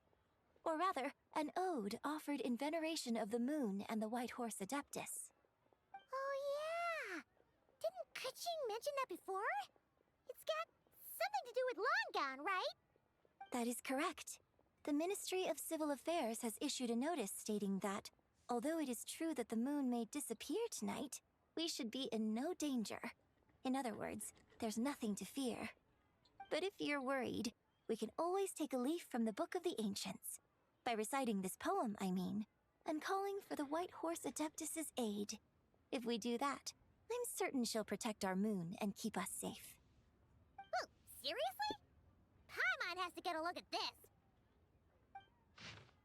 Under moon eternal, in radiant night, a maiden grants silk soft and light. Under moon iridescent and divine, a maiden grants fiber for cloth so fine. Under a moon of frost in night so great, a maiden grants tools to divine her fate. The fields are plowed, the seeds are sown, and from the earth life is grown. The seedlings stretch, the crops do rise, and all unfolds before our eyes. Fruits are gathered, sweet wine is poured, and these gifts we offer to our Lord.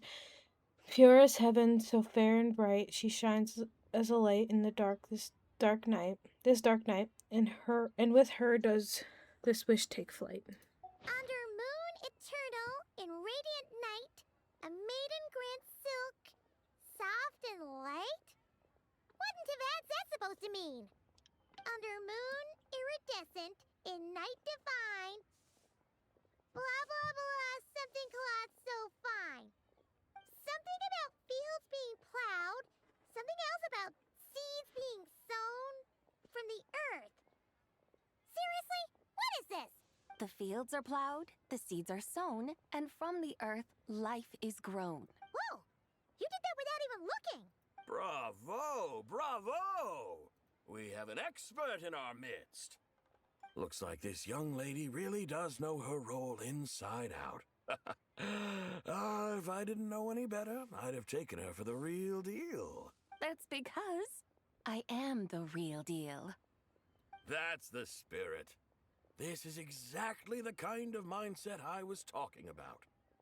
Behold, mortals, I am none other than the indomitable Rex Lapis himself. Kneel before my godly splendor.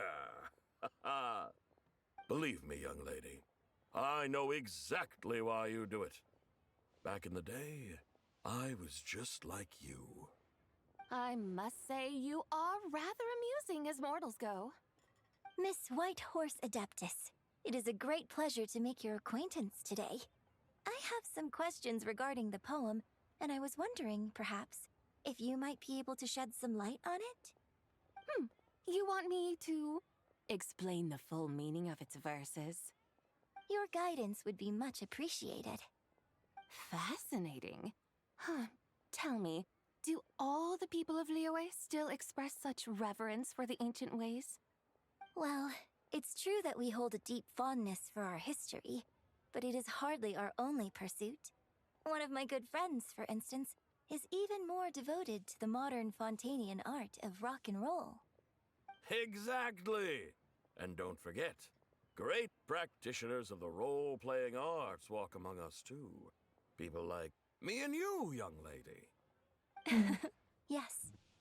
So rather than placing too much emphasis on our reverence for the ancient ways, it might be better to say that here in Liyue, 100 passions bloom, each with a voice of its own. I see. Then, I suppose it wouldn't do any harm for me to enlighten you. In truth, it is but a simple poem of blessings. Its meaning is this. As the eternal moon rises in the night sky, a maiden adorned with lustrous jade descends upon the earth. She blesses the kudzu vines and mulberry leaves, so that they may be used to make coarse cloth that is nevertheless soft, light, and comfortable to wear. As the iridescent moon rises in the night sky, a maiden adorned with lustrous jade descends upon the earth. She blesses the kudzu vines and hemp, so that they may be used to make fine, luxurious cloth. As the frost moon rises in the night sky, a maiden adorned with lustrous jade descends upon the earth. She blesses the mugwort and artemisia, so that they may be perfect for divination. So she really did come down from the moon? She shows the people how to use the plow and spade to purge the land of weeds, till the soil, and heap up the earth to make it fertile. Then with the hoe, she teaches them to sow their grain, bestowing the promise of life upon every seed. She blesses the millet and the beans, ensuring that their stalks and vines stretch forth without end. She graces the wheat and the rice, so that their heavy heads are filled with plump, glistening grain. Sounds like she's a real pro at all this farming stuff. The fruits of the field are harvested and brewed into sacred wine for honored guests. This we reverently present to the divine maiden, with every ceremonial step flawlessly observed, so that she may witness the depth of our piety and respect. Oh, divine maiden, how can your graceful presence in the sky not seem like that of a fairy descending from the heavens? Oh, divine maiden, how does your pure and radiant form not resemble the guardian spirit of our land? I send my heart's desire, ascending to the heavens, beseeching you to grant us good fortune and blessings in the coming year. Huh? So, that's what it's supposed to mean? I find myself speechless, moved beyond the power of words to convey. Oh, young lady, you have shown me the heights to which a true role player might aspire. A truly remarkable performance. I did not anticipate that anyone could unravel this poem with such depth and clarity, and so soon after the Ministry of Civil Affairs notice, too. I'd even begun to consider myself somewhat versed in the matter, but as they say, there's always someone more knowledgeable out there. Allow me to extend my thanks to you, Miss Whitehorse Adeptus. You are far too humble, young one. I must confess, it is I who have been surprised, not only by you, but also by this Liyue harbor of the present day. Ah, so you're not from Liyue. And what, may I ask, has surprised you about it? It's different from where she's from. Oh, it's nothing really. Just some old memories scattered here and there. Very well, my guides. I suppose it is time we set forth on the next part of our excursion. I'd like to go see that wharf now. What say the two of you? Okay. No problem. We'll take you wherever you want. Oh, leaving so soon? Before you go, allow me to introduce myself. I am Yunjin, director of the Yunhan Opera Troupe. May I ask your name in return? My own name is scarcely worth mentioning, but since you asked, perhaps I'll tell you the title of that poem instead. Huh? So, it isn't actually called an ancient poem? Of course not. Its real title is Odes of Long, Zibai. Odes of Long, Zibai. All right then, until we meet again.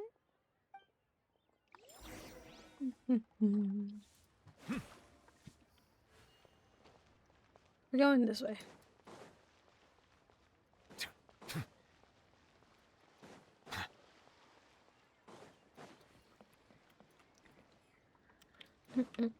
Can I glide down?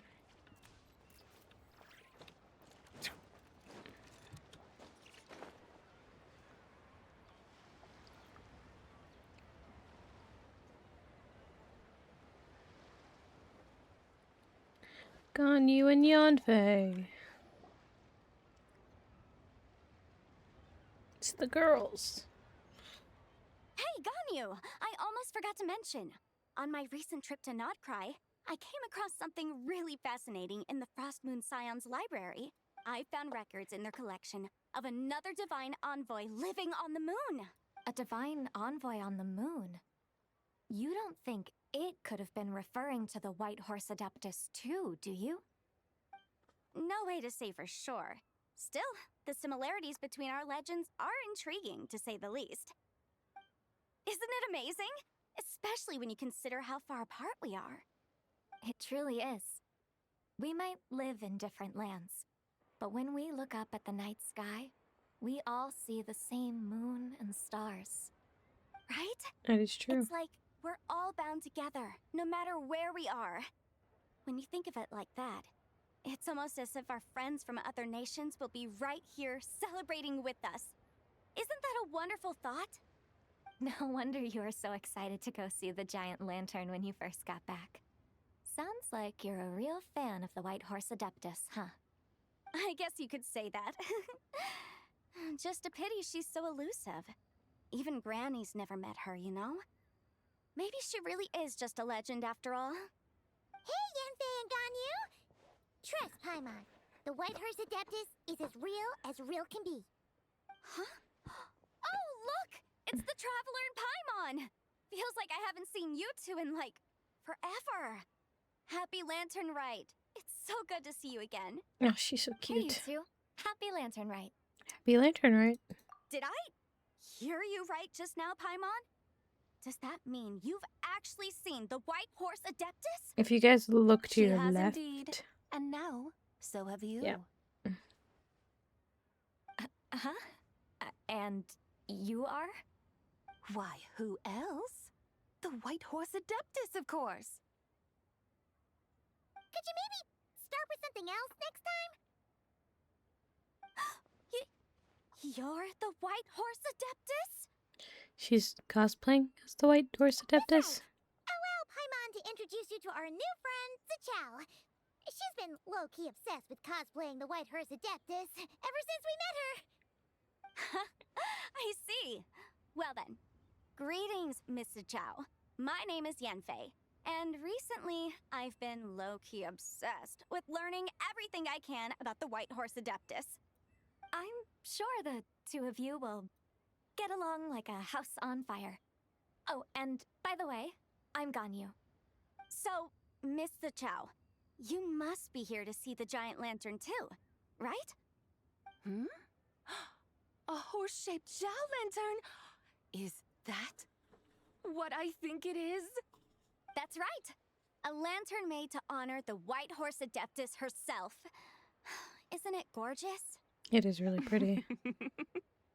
Huh? What are you laughing at? Both the lantern and myself. What do you mean? Oh, this lantern truly is an artistic masterpiece. But tell me this. Have any of you ever seen a horse before? Come to think of it, Paimon can't remember ever actually seeing one herself. What about you, Traveler? I have, but not here. This horse appears to be mid-trot, but it has adopted what is called a lateral gait, where the legs on one side of the body move together in unison. A rather rare sight indeed.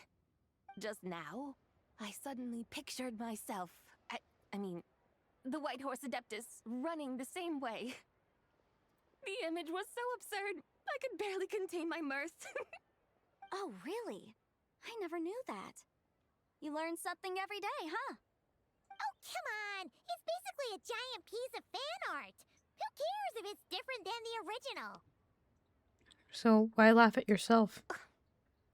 I was merely laughing at my own ignorance. I came here thinking that the White Horse Adeptus's tale had been long forgotten. Yet here I am, gazing upon a lantern made in her honor. Well, you couldn't have been more mistaken. There are so many tales about the White Horse Adeptus, I'm starting to lose count. Just off the top of my head... Just so you know, Yanfei, we've heard it all, like, a million times before. Uh-huh. But there's one thing I can guarantee that you haven't. Huh? You mean like a new chapter of her stories come to light? Mm-hmm. And I heard it from Ganyu just yesterday. Hey, why don't you share it with the others? Sure, no problem. Where to begin? Do you guys still remember what Liyue's Moon Chase Festival is about? Of course! It's a festival held in honor of the Stove God. That's right. But it took a really long time for the Stove God Festival to become what it is today. In its earliest form, it was actually an adeptal ritual known as the Moon Chase Rite. Paimon remembers Madame Ping mentioning that before, but she never explained exactly what it was. According to Cloud Retainer, the Moon Chase Rite was originally a ritual meant for communicating with the moon. Communicating with the moon? But for what purpose? At first, Cloud Retainer wasn't entirely sure either, as it was always Rex Lapis who performed the ritual. Whoa! Rex Lapis did it himself?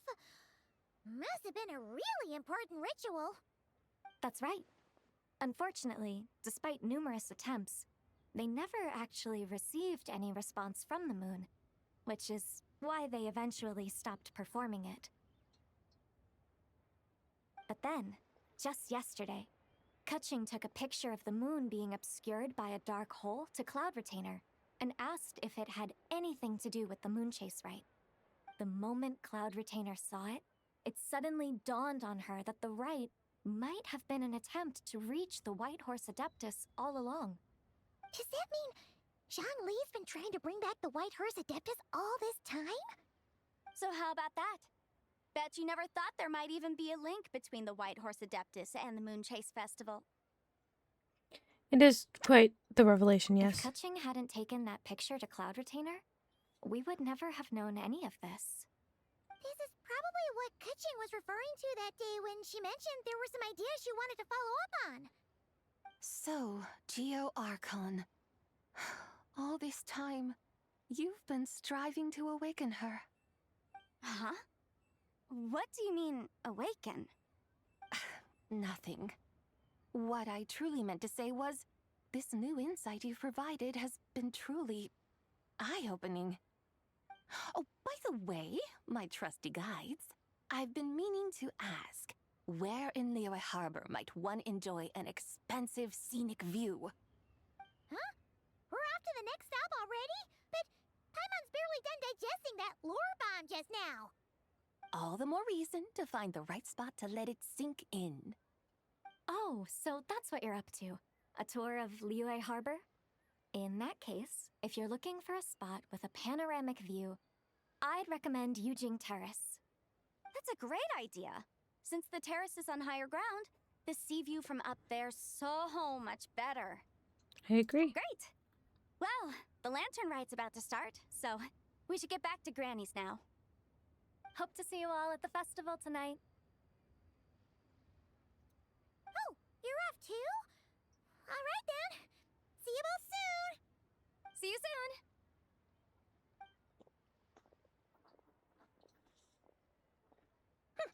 Very well, my guides. What are we waiting for? Okay, you're the boss. Yujing Terrace it is. After all, the customer's always right. Hold on a second. Something else you needed to do? Let's take a photo here in front of the giant lantern. Oh, Paimon likes that idea.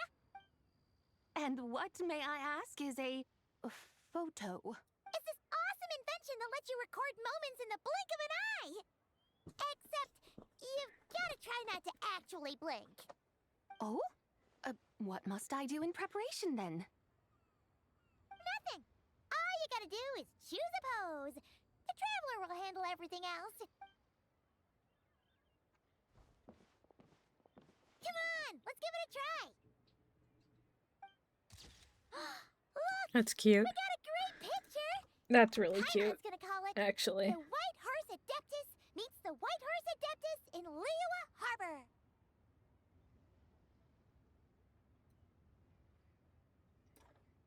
Huh. The they've even discovered a way to preserve moments in time. Now I truly am curious to witness what else these mortals might accomplish. Very well. Let us proceed. Eugene Terrace lies in that direction, does it not? Hey, wait for us!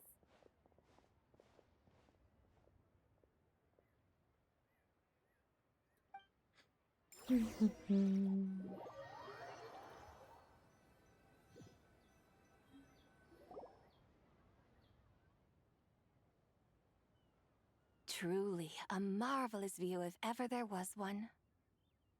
It seems the charm of this Liyue harbor is only heightened by the sun's dying light.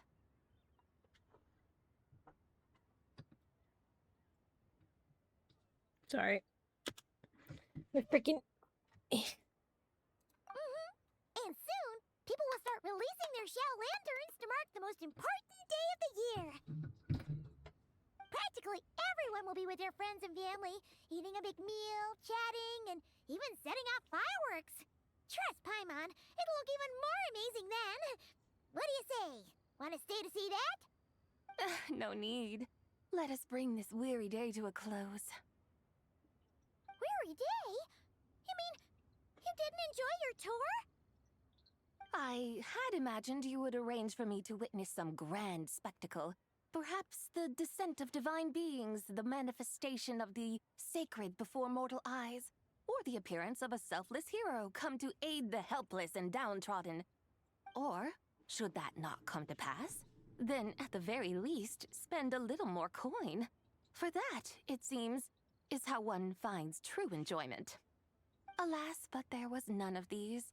Instead, we merely filled our bellies, listened to tales, and gazed upon a crude imitation of my likeness. And now the sun begins its descent. What a day of quiet tedium. Well, we're so sorry. If we'd known that was what you wanted, we'd have done it all differently. It's all that Zhongli's fault for not making the customer's requirements clear. Well, it's too late now. Do you still believe I would part with that soul fragment, now so intertwined with my very being? But... Quit scaring Paimon already. I knew you were the more astute of the pair. Huh? Fucking with You were them. just trying to scare Paimon?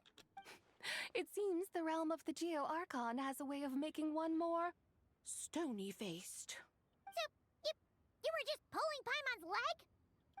Of course. I was merely engaging in a little banter with the two of you. Long ago, I shared tales with various mortals who chanced upon my mountain abode. Never did I imagine that those stories would endure. It seems I greatly underestimated them. Perhaps, as your Geolord said, a few pieces of ancient Langan's magnificent jade have truly become part of the very foundation of this land. So, you've decided to help us? Again, that goes without saying. I made up my mind some time ago now.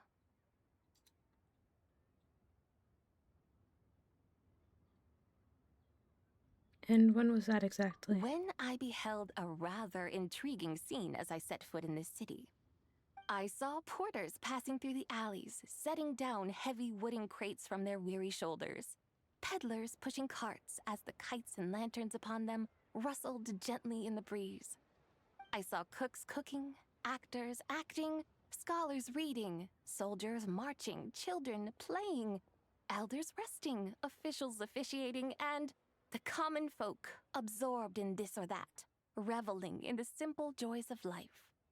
Some, it seems, have already found that which stirs their hearts, while others continue to fret, troubled by uncertain futures.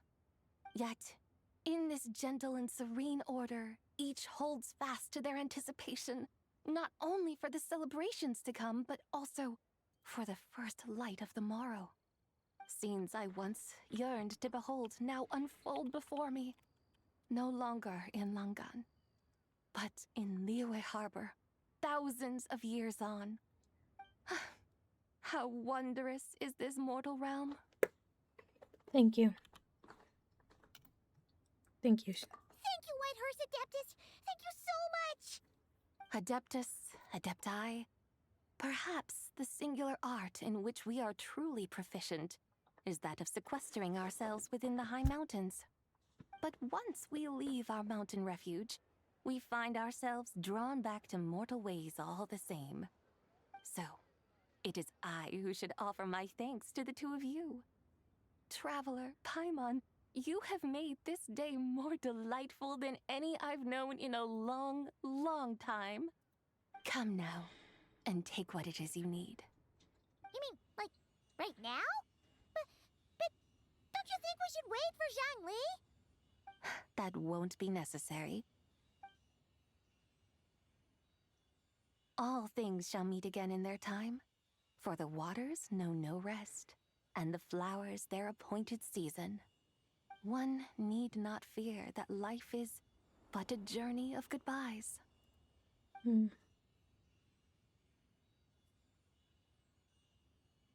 she gone?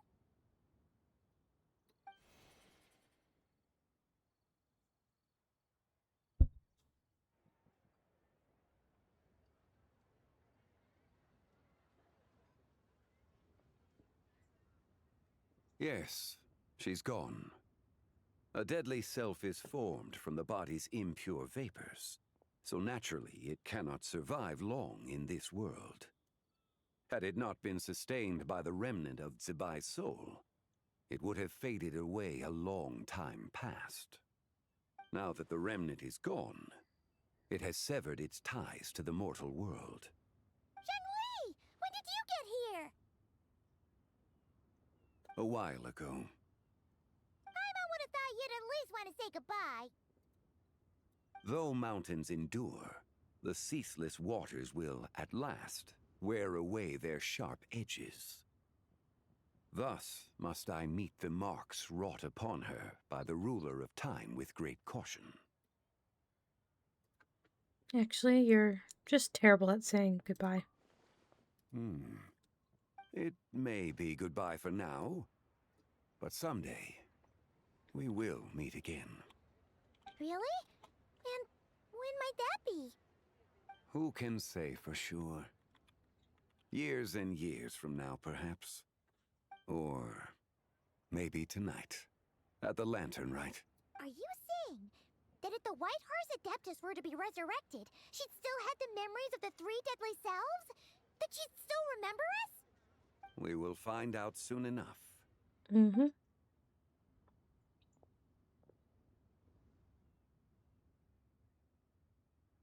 It is time. The rite is about to begin. Okay. Ooh, pretty. The rite is about to begin. Is the moon really gonna disappear? Got your lanterns ready, everyone? All set. Might be about time to put eyes to the sky. Wouldn't you say, Tianquan? Look!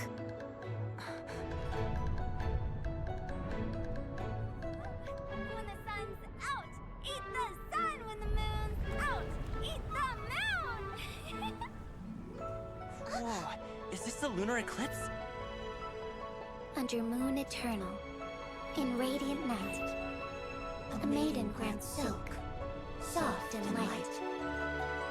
Under moon iridescent, in night divine, a maiden grants fiber for cloth For so you. fine. Under moon of frost, in night so Good job, bright, Chi-Chi. Good job. grants tools to divine our fate. The fields are plowed, the seeds are sown, and from the earth, life is grown. The seedlings stretch, the crops do rise, and all unfolds before our eyes. Fruits are gathered, sweet wine is poured. Xiao, my boy. These gifts we offer to our Lord. Pure as heaven, so fair and bright, she shines as light in this dark night. And with her does this, wish take flight.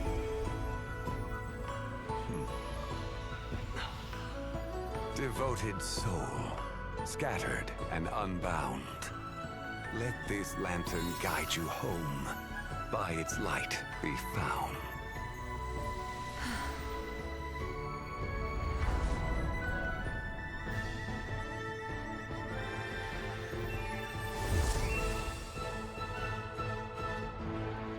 That's so cool. Ah. The animations that they do have always been so pretty. Did we do it? Do we finally get to meet the real White Horse Adeptus?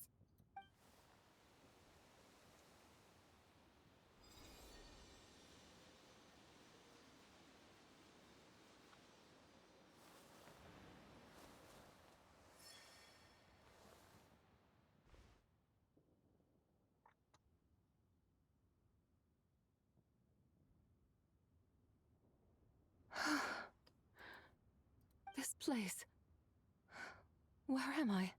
A familiar land, now known by the name of Liyue. Liyue? The peaks adorn the clouded moon. Then, who might you be? Oh no! She seems to have lost all her memories after all. And those countless lights in the sky. What are they? These lights, each like a dwelling in glad accord, usher in this day of joyous rebirth. And whose rebirth might that be? That of my old friend, Zibai. Zibai? Yeah, that's you! Don't you remember anything at all? That's... me? Oh, yes. The envoy of the Lunar Palace. My name is Zibai, indeed. Then you must be... the Lord of Geo, Heaven's Star. Many years have passed since we last saw one another. Zibai, my friend. Welcome home. Home? But why does this place, this Liyue, feel at once so strange and yet so familiar? Do you remember who we are? Who you are? Who are you? Ah, yes, I remember now. You are that young wushu dancer, the one who seeks disciples. No, but close enough. How fares your quest for disciples? It must have yielded a truly prolific body of students by now, I trust. Hey, you've got it all wrong! You're talking about Gaming! But I could have sworn... Oh, that's right.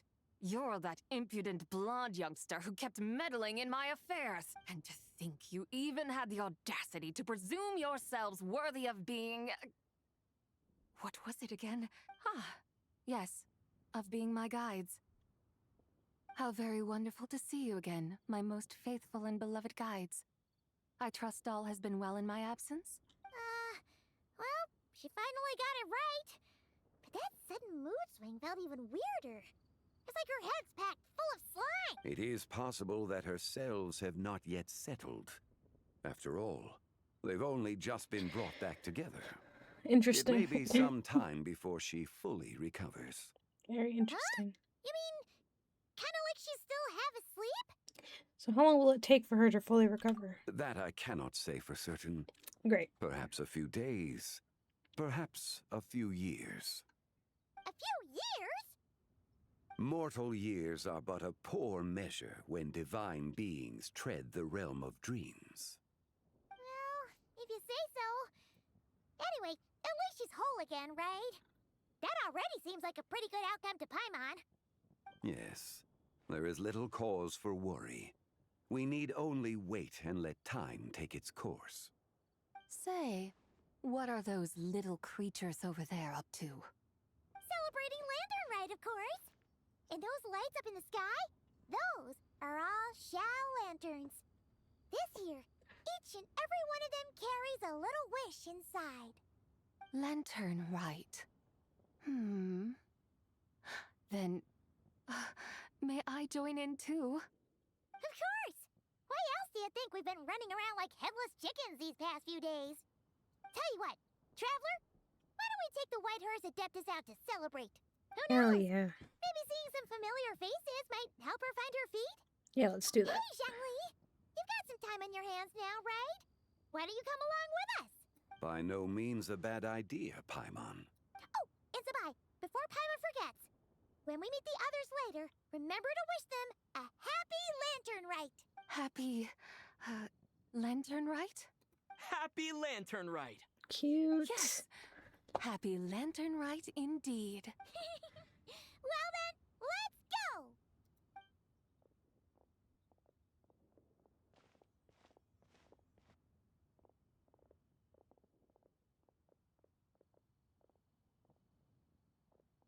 Lanternrite. A night of joy, reunion, and moonlit blessings for all. Aw. That was cute. I assume there's probably a little... Yeah. Until the morning of the day after tomorrow. Okay, I want to explore a little bit. Real quick before I do that. I assume that nobody's going to be around. Because...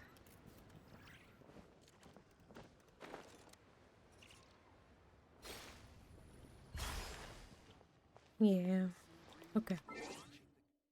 Wait till the morning of the day after tomorrow. So we'll do 8 a.m. again.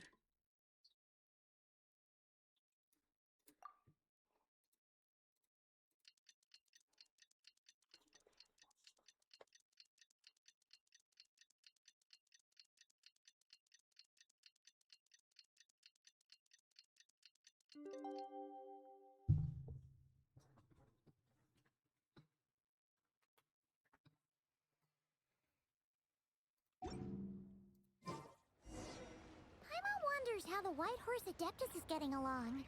Maybe we should check in on her? We can ask Zhongli where she is.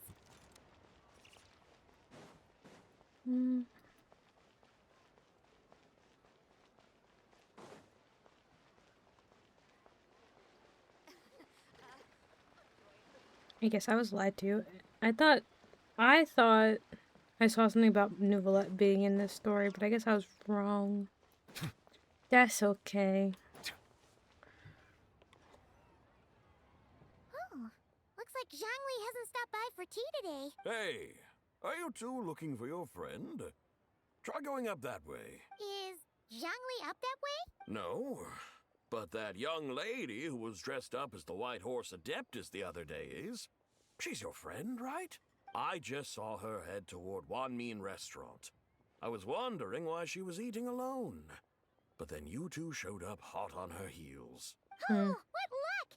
We were just on our way to find her. I have no idea.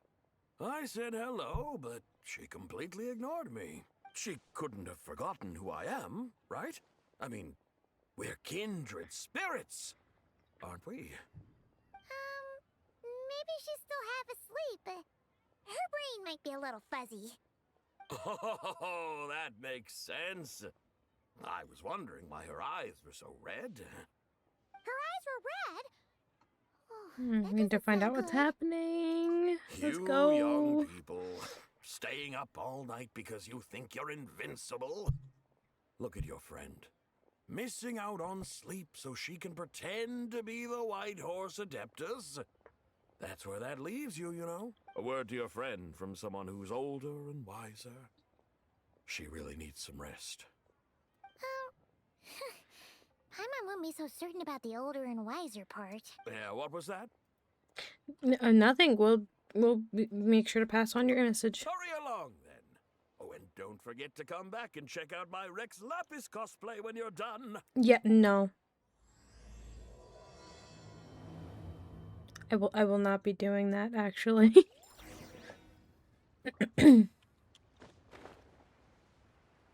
Where'd she go? Where's the proprietor? Come out and see me at once! Xiangling and Chef Mao aren't here right now. What can I help you with? And who might you be? My name is Shenhe. I work here at Wanmin Restaurant. Shenhe. Shenhe. Are you that crane adeptus who loves planting mint? It's been a few days. Have you improved your gardening skills? Did you manage to cover the slopes with mint? Mint? I don't know anything about mint. But I am familiar with Genshin and glaze lilies. Ha! already casting mint from your mind. How can a practitioner of self-cultivation be so fickle, chasing after every new plant that catches their eye? I'm not sure I get what you mean. Are you delirious from hunger? Would you like something to eat? Shenhe! White Horse Zibai! So this is where everyone is! Traveler, Paimon. It's been a long time. Happy Lanternrite. Happy Lanternrite, Is Shenhe. this customer a friend of yours? I guess you could say that. Don't mind her, Shenhe. She's just a little cranky because, she didn't sleep well last night and she's only just woken up. Look how red her eyes are. I see. In that case, Miss Zibai, I have a tonic here infused with Xingshin. It's cool and soothing when applied to the eyes. Would you like to try a few drops? Stop right there! Who are you two noisy children? Hey! Have you forgotten about us already? Where are your guides? Guides.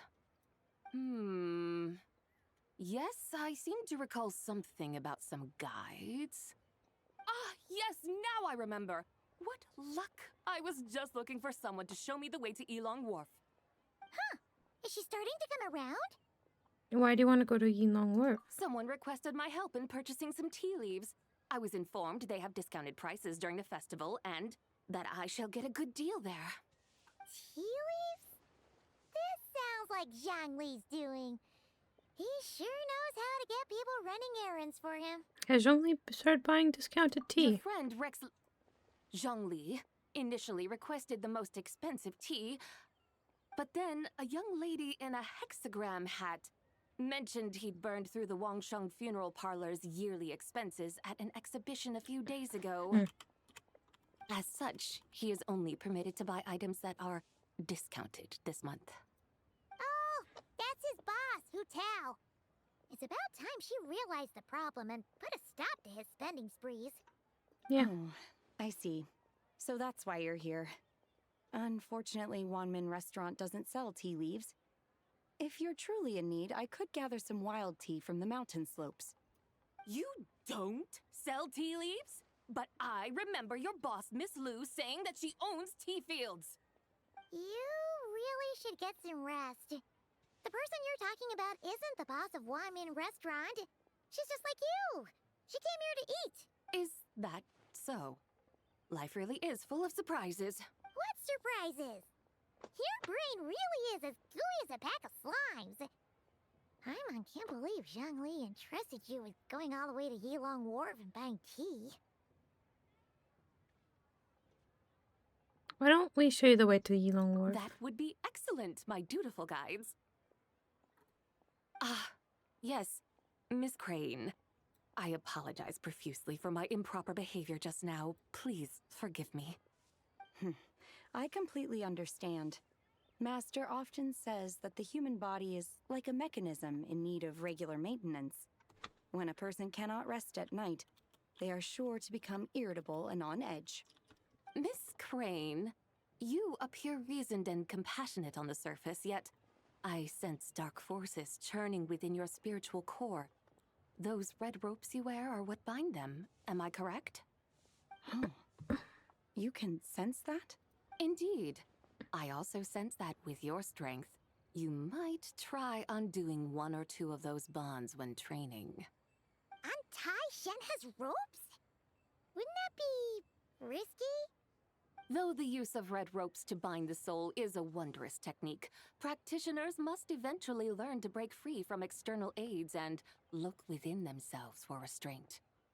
Master has told me similar things, but I am not ready yet. Your self-cultivation has progressed far enough. Then I will seek further guidance from my master. If you still have doubts, you can find me at the Baiju guest house. I'll be taking up residence there for a while. For now, my dutiful guides, let us be off.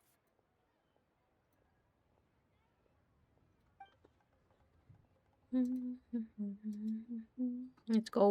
Let's go. We're on our way. I'm gonna teleport there.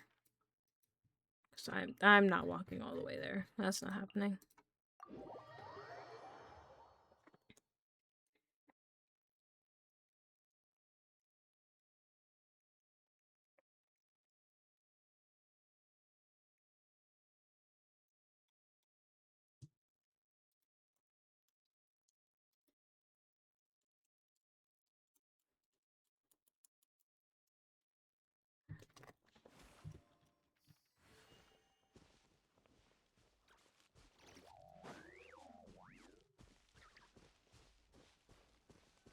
Aren't we going to Yilong Wharf? How do we end up on this mountain? Is that small town over there not Elong Wharf? I sense a familiar scent wafting through the air. You're right! Except for the smell part. Paimon doesn't smell anything. That is because this scent is the essence of jade, which can nourish the spirit. Oh, yeah! Shenyu Vale does have a lot of jade, but Paimon didn't think jade smelled like, anything. Naturally, this has reminded me of something. And what's that? A few simple tricks for mastering one's power.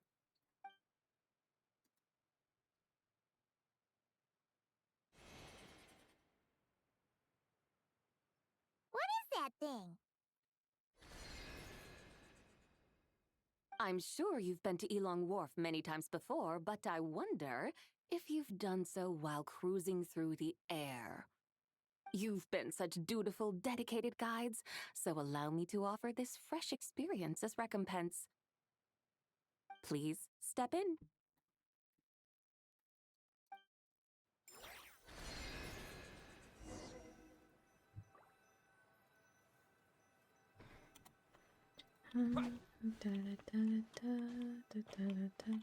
Let me sit.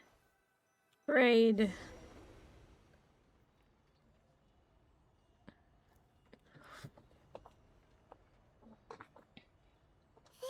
is amazing! Paimon feels just like an adeptus flying through the sky. What is this thing? I created it from my memories of the chariot of the Lunar Palace.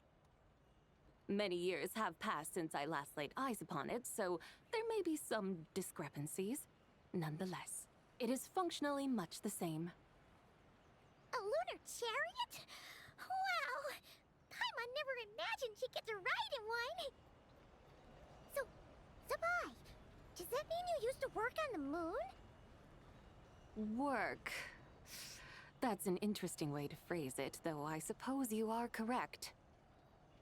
I was once an angel, a member of a race tasked with guiding humanity. Then, graced by serendipity, I became a moon envoy.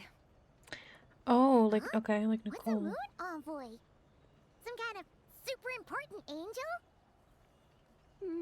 As you would understand it, a moon envoy is a job title. Any angel, or non-angel, can become a moon envoy. Does that mean you're not the only one? Of course not. Though my memories are still hazy, I vaguely remember some of my colleagues. There was one who liked to take on the form of an ibis. An ibis? Could it be... Can all moon envoys turn into animals? Does that mean Lauma could take that job? She can turn into a deer, and moonchanters are some sort of Luna envoy anyway, right? Moon chanter? I have no idea what those are. Oh, okay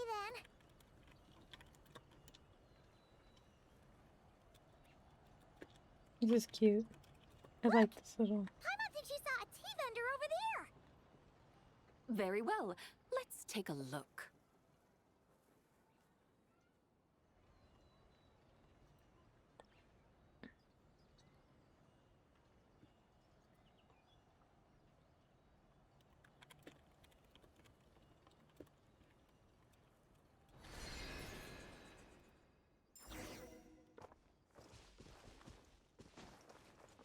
Here we go.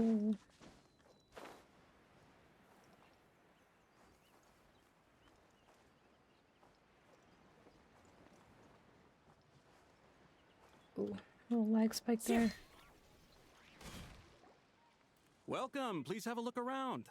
We only sell teas of the finest quality sourced directly from Chaoyang Village. Right now we're offering a special discount for lanternrite. Look over there! Discounted tea!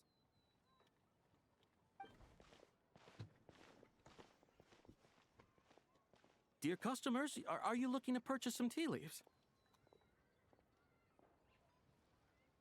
I can see from your bearing that you are no ordinary customers. My humble shop has some exquisite teas that should satisfy your more refined tastes. We're not here for quality. We're looking for a discount. A discount? Well, that's a coincidence. Our Sungla tea is on sale right now. A special festive offer. Something about the name of that tea sounds familiar to Pine. Buy 3 boxes of Sungla tea during the festival to get 10% off. Buy 4, get 20% off. Buy 10, but... Buy 10 boxes, get 50% off. That's right. 10 boxes at half price. Have you been to our shop before by any chance? Oh, Paimon's definitely heard this spiel before. 3, 4, 10, 10, 20, 50. Zibai, what are you muttering about? When purchasing 3, 4, or 10 boxes, the corresponding discounts are 10, 20, and 50%. The intervals between the two sets of numbers are 1 and 6, and 10 and 30. Look! Her eyes turned blue! That's gotta be a first! If the differences between intervals remain equal, the interval after 6 should be 6 plus the difference between 6 and 1, which is 11. Similarly, after 30, the next interval should be 50. Therefore, extrapolating upward, the next two numbers in each set should be 21 and 100. You're making Paimon's head spin! Those numbers, what do they mean? They mean that if we buy 21 boxes of Sungla tea, we should get a 100% discount! 100% discount? I don't... You mean we'll get them for free? I don't know if that's how that works. That is what she means, but I don't think that's how that works. There was a pattern to the discounts. Is that right? The pattern we speak of is mathematics, little one. A pattern that is always right. That's amazing! You're a shopping genius, Zibai. Oh, wait. Something feels off here. I had no idea our shop's discounts were tied to the laws of nature. I've learned so much from you, dear customer. No need to thank me. Now, please give us our 21 boxes of free tea. Wait! What's the matter? Paimon just realized what it is that's not right. It took you long enough. We got the short end of the stick. Think about it. If we don't have to pay when buying 21 boxes, then if we buy even more, the vendor should be paying us money instead, right? Huh? Hey, Zibai, work this one out. If we buy 100 boxes, we'd make loads of money, wouldn't we? It stands to reason. Wait a moment, dear customers. That's just not how it don't works. you think you're haggling a little too hard? You are the one dictating the discounts. We're simply extrapolating the numerical patterns within. As such, we are hardly haggling. You have a point. However, that's right. I'm so sorry. I just remembered. My supplier didn't come today, so we don't have any tea after all. Such a shame. Terribly sorry about this. Awful, awful luck. Where can we find your supplier? Well... Not to fret. We'll save you the effort and go straight to the source ourselves. Well, you see, dear client, the supplier's discount isn't as generous as ours. You won't be able to get the same price from them. Huh? Does that mean they won't pay us for taking their tea? They might not even offer you a 100% discount. How very unfortunate. Nevertheless, as the original supplier, they must offer some sort of discount. Besides, we're not looking to make money. We just want a good deal. Well, that's great. My suppliers are all tea farmers from Xiaoying Village. You can go ask around the village, but please don't say I sent you. Do not worry, we appreciate your generosity. Referring customers to your business partners, even choosing to remain anonymous, the demeanor of a true gentleman indeed. Your business will surely prosper. I hope you're right. Then let us head to Xiaoying Village. Do you know the way, my guides? Of course! Just follow us! This is insane.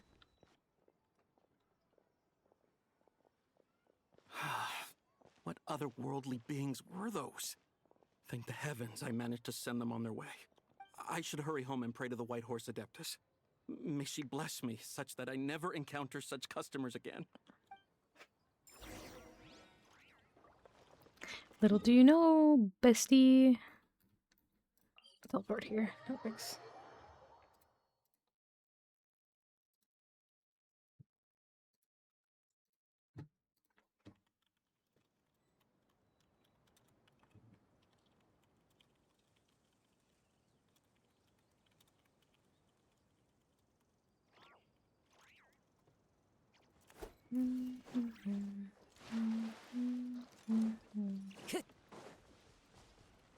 Time to go.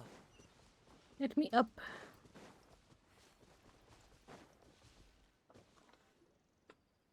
Here we are! Xiaoyang Village! The mountains and waters are pristine. They embody the beauty of heaven and earth. It's a good-looking place, all right. But it's hard to enjoy the scenery when Paimon can't stop thinking about all that tea-buying Mora we're missing out on. Oh my god. Should fate dictate, Mora will find its way to you sooner or later. Well, Morak certainly finds us often enough. He even sought us out in person this lanternrite. For now, let's look around and see if any tea farmers are selling their crop. We'll be able to see more clearly from up high. Let's take to the sky and enjoy the beautiful scenery while we're at it.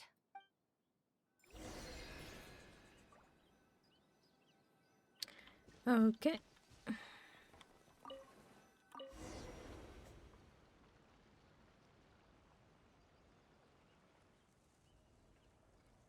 Wow! Xiaoyang Village looks beautiful from up here.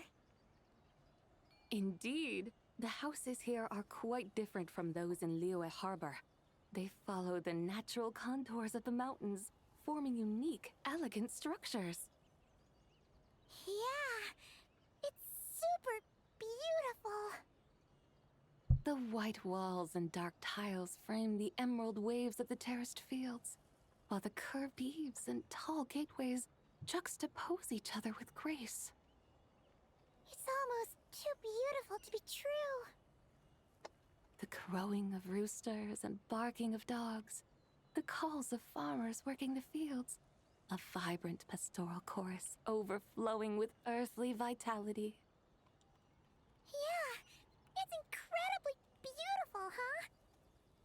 Have you studied the linguistic arts by some chance? Huh? No. Your vocabulary for beauty seems rather constrained. Paimon knows how to say pretty as well. I see.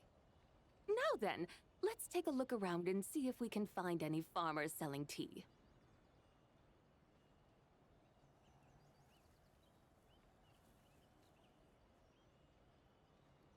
Look! There's someone in that tea field! And they look kind of familiar. Wait, is that Lu Shangxiang? And who is that? Oh, you'll remember her once you see her up close.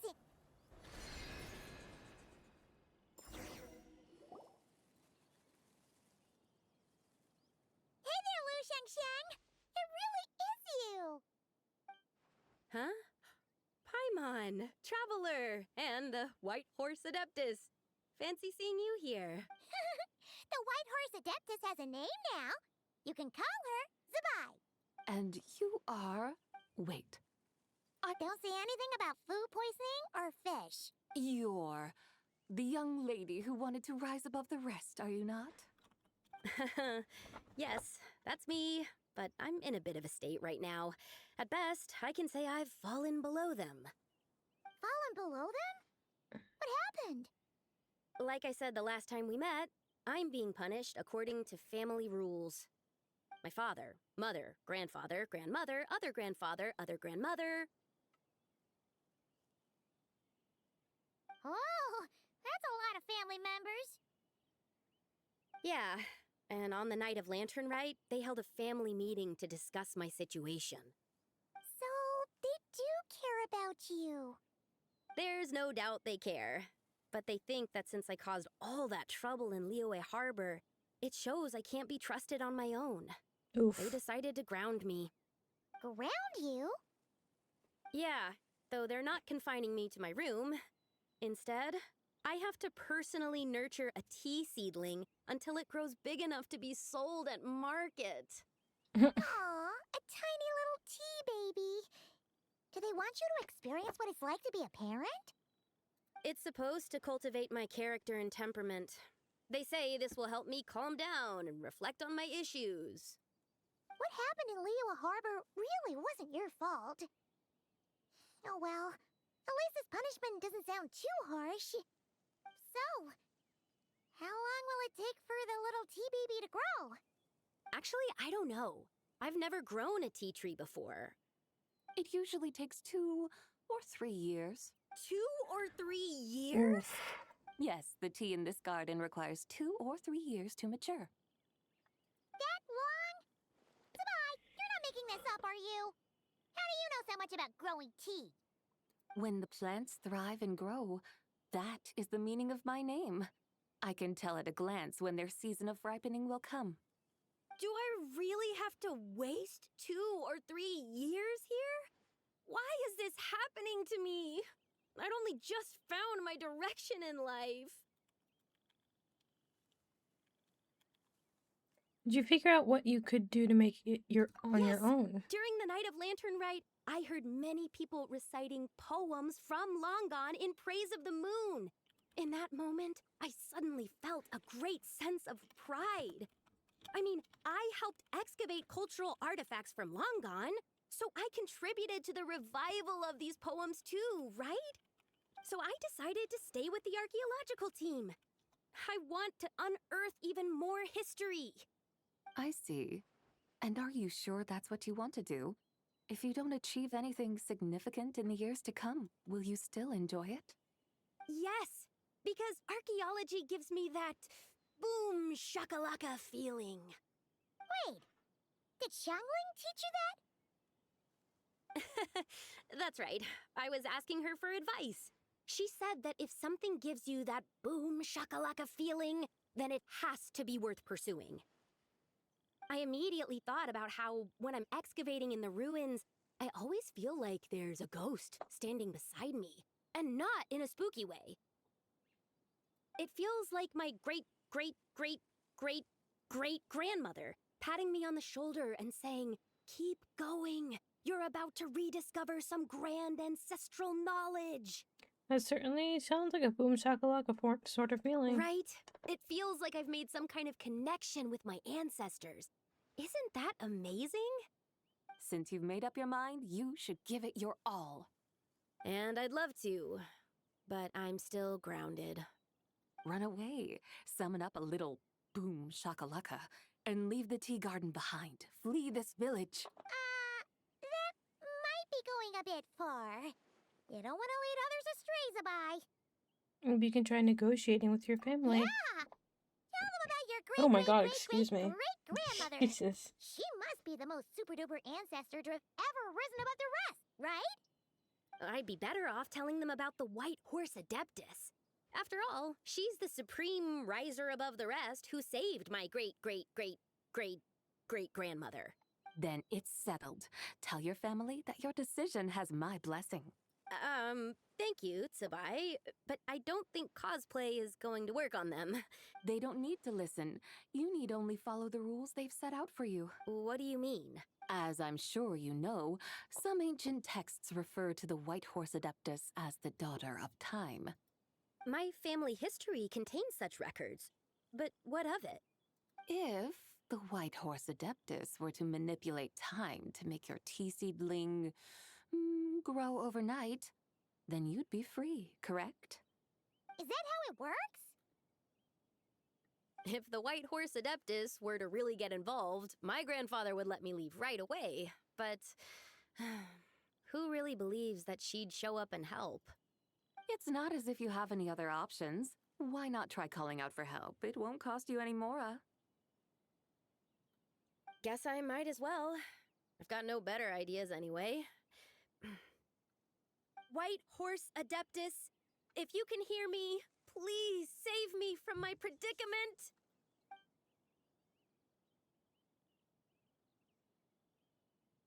Ugh. Nothing happened, as expected. Perhaps the White Horse Adeptus has already heard your prayer. Why not come back here tomorrow and take a look? By then, the seedling you planted may well have grown into a thriving tea tree. Thank you, Zibai, for trying to comfort me. I do feel better now, kinda. But can't you really do something like that? I'm curious to find out. It's getting late. Why don't you all stay at my house tonight? My family may be strict with me, but they're always welcoming to guests. That sounds great! Let's get some sleep and then come back here tomorrow to see if our tea baby has grown.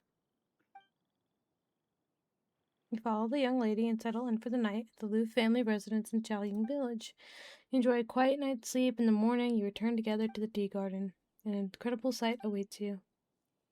Oh, the tea tree! Whoa! Your tea baby is all grown up! Indeed, it has grown into a mature tea tree that can stand tall in the face of wind and rain. How is this possible? It must be the work of the White Horse Adeptus. Your prayer must have moved her. Are you sure? Perhaps she heard your prayer and chose to answer the call. She once saved my great-great-great-great-great-grandmother. This time, she saved me. That's incredible! Your family must be blessed by the White Horse Adeptus. I guess so. I need to tell everyone the news right away. They should unground you now, right? They'd better. Since this is the will of the White Horse Adeptus, I don't see how they could object. Go, and if you run into any more trouble, call out to the White Horse Adeptus just like yesterday. Thank you so much. Paimon really thought you were going to use adeptal energy to make the tea baby grow, Zibai. When an Adeptus exerts effort, consuming their energy, is that not using adeptal energy? All right. What are we doing out here in the middle of the night? We're here to help Lu Xiangxiang fulfill her wish, of course. Can you really make the tea baby grow? It won't be easy, but there are ways.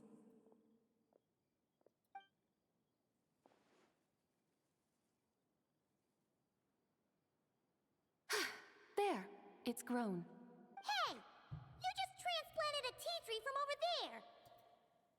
So, there's a mature tea tree here now, yes? Oh, yeah, but... And am I not the White Horse Adeptus? Well, yeah. Is this tea tree then not a manifestation of the White Horse Adeptus's will? You're not wrong. But again, there's something not quite right about this. Maybe this will become another mystical Adepti tale recorded in their family history. That would be marvelous. Paimon thinks so too. Hey, Traveler! Zibai seems to be doing much better now, don't you think? Maybe being outside is good for her. Oh! Paimon bets that's why Zhongli chose to send her on this errand. Why don't we continue showing her around Liyue? That's a great idea! We've already shown her Liyue Harbor, Yulong Wharf, and Xiaoying Village. How about we head to Qingce Village next? Qingce. That name sounds familiar. The scenery there is really pretty, too. It's the perfect sightseeing spot. How about we show you around? I must say, I have been mightily impressed by the mountains and waters of Liyue. Please lead the way, my dutiful guides. All right, let's...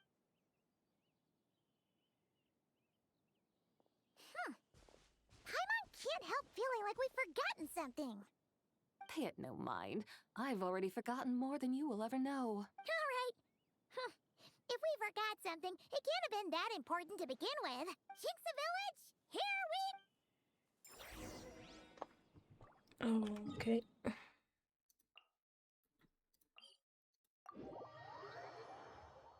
Listen, I love Genshin, and I think this quest it has been great so far. But for the love of God, does the epilogue need to be an hour long? Because this is insane. I'm sorry. Follow the wind. Like, are we really going to go to every single spot in fucking Liyue with her? Like, I understand to an extent, but this is crazy. We should plant cucumbers. We should plant canolas. We should plant cucumbers. They're easy to sell. We should plant canolas. The flowers are pretty. What are you arguing about, little ones? We're deciding what to plant in our field once lanternrite is over. Yeah. Dad gave us a small plot of land to grow our own crops. He said we can keep all the more we get from selling them. We should plant cucumbers, right? Dad plants cucumbers every year. We should plant canolas. We can press the seeds for oil. It smells good and sells for a good price. Ah, an agricultural debate. This should be easy to sort out. Granny, are you a farmer? Could you tell us what to do? Granny? What did you just call me, you rapscallion? Oh no, her eyes are gonna turn red again. It's just, my granny smells really nice, and you smell nice too. My God. Sorry. How about we call you Auntie instead? Auntie? Just call her Big Sis. Oh, all right. Big Sis Zibai, can you help us decide whether we should grow cucumbers or canolas in our field? You little rascals. Using priceless land like this just for cucumbers and canolas? What a waste of heaven's gifts. Huh? What should we plant instead? With the coming of spring, when all things awaken, the fields should be sown with the 5 grains. What are those? The 5 grains are life's staples, the heart of the people's table. I notice the people here mostly eat rice, so that is where you should begin. Based on the local climate and soil, seedlings planted in mid to late spring should produce mature grain within 2 or 3 months. When autumn comes, you can plant a second crop, with time still to harvest it before the first frost. The rice you harvest can be sold at market or kept in your stores. It's a far better choice than cucumbers or canolas. Oh, but Big Sister Zibai, I like canolas. That's no issue. It is unsuitable for continuous cropping in any case. You can rotate it with rice to maximize your yields. After the second rice harvest, around wintertime will be the perfect opportunity to sow their seeds. And when they mature in mid to late spring, you shall be just in time to sow the first rice crop of the year in turn. This way, your field will sustain balance. Rice and canola in a harmonious cycle. Wow, that means we'll have crops to harvest all year round. Wait a minute! If rice and canola take up the whole year, what about my cucumbers? A firefly dares rival the brilliance of the moon? In what twisted universe should cucumbers vie for land with rice? Big Sis Zibai, you're going to hurt Lil Bee's feelings. Auntie hates cucumbers.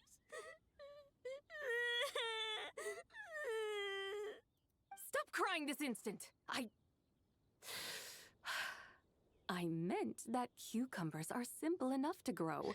There's no need to devote a whole field to them. Just find an empty corner of your yard, scatter some cucumber seeds in the earth, and before you know it, you'll have a thriving patch of vines. Cucumbers delight in sunlight and moisture, but they suffer in cold weather. If you wish to plant them this early in the year, you should make sure they're protected from frost. Wow. Is it really that simple? Let's hurry home and get started right away! Are you really in that much of a rush? Well, thanks, Big Sis Zibai, who's fierce but really good at farming. We gotta go! Thanks, Big Sis Zibai! See you around! Paimon never imagined you'd know so much about farming. What's so strange about that?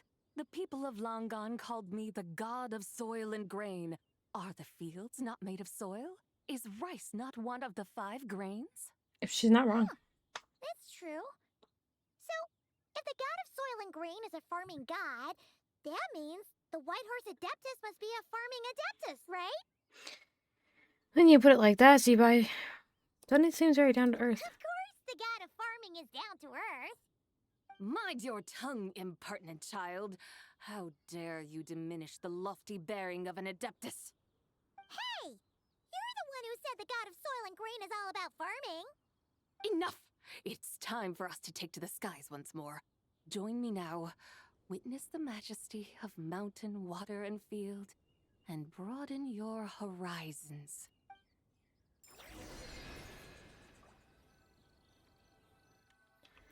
Okay.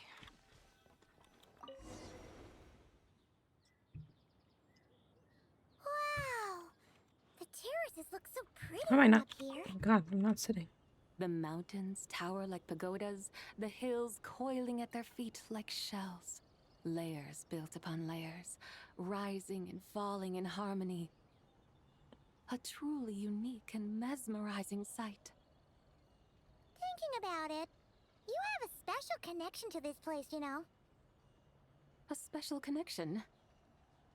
Yeah! There's a local legend about a white horse leaping from a pure spring to follow Rex Lapis into battle. Don't you remember? You must have been living in seclusion around here. That does sound somewhat familiar. Oh, and if we keep going up this way, we'll reach a super duper spooky spot. You might have a connection to that place too. There's an ancient array that seals away the remains of a fallen god. A god's remains? Yeah! The people of Liyue turned that story into an opera called The Sanctification of Tao Do. Does that ring any bells? Tao Do. Huh. The 7 and 8 gates array. That's right, that's right! You do remember! Buna, the god of the underworld, who could pacify the forces of life and death. Huh? So, Tao Do had another name? Let's go take a look.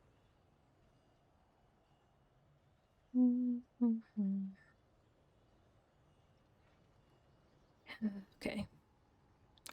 Like I was saying before, as much as I love Genshin, it's things like this where it's like it's kind of dragging out a little bit. Where it's like, yes, it's fun to see and like explore Liyue with her, but like again, the epilogue of, you know, the epilogue of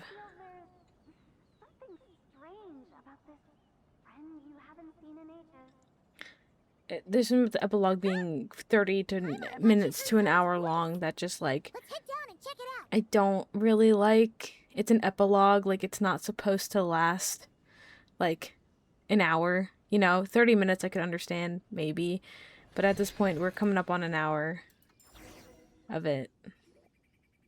I can't help but feel there's something strange about this friend you haven't seen in ages. Strange? Whatever do you mean? Her strangeness defies description. This Miss Zibai is a full-blown enigma, don't you think? I'm afraid I have no idea what you're talking about. Aren't you worried about sending her all the way to Yilong Wharf on her own to buy tea? What if she gets lost? Where there are people, there are paths. Now I'm the one with no clue what you're saying. She can ask for directions. And then what? She will meet strangers in unfamiliar lands, build friendships, part ways. Hers will be a long journey indeed. The further the journey, the more footprints one leaves behind. The deeper those footprints, the harder it is for time to erase them. Ah, so you want her to make new friends? I see. But from what you say, it sounds as though she's not from Liyue. I believe she was not. But perhaps she will be. You're sounding stranger by the second. Huh. Oh, over there. Oh, look who's here. Xiao! Zhongli! What are you doing here? Traveler. Paimon. Fancy meeting in a place like this. Oh my, and Miss Zibai too. We ran into each other by chance. Sounds like fate to me. We were taking Zibai to buy some tea from Yulong Wharf. Zhongli sent her there, though she didn't even know the way, and... Oh, drat! We forgot the tea! Oh, Paimon knew we were forgetting something! Actually, I didn't forget. Why didn't you say so earlier? What's done is done. There's no need to dwell on it. Fresh tea grows with each passing year. Let fate deliver it as it wills. Exactly. You can get tea wherever you go. You're hardly running low now, are you? Paimon feels a lot better now that you've said that. Still, I'm a little confused. If you were buying tea, how did you end up all the way out here? That's my question too, but that's besides the point. Sightseeing tour. We started at Liyue Harbor, stopped in at Yulong Wharf, went sightseeing around Xiaoying Village, made our way to Qingce Village, and now we're here. Wow, that is quite the itinerary. Yeah, it is, really. Actually, Paimon thinks it's about time we headed back. What are you two doing here, Hutao and Zhongli? I'm here to pay my respects to my ancestors. My dear consultant kindly agreed to join me.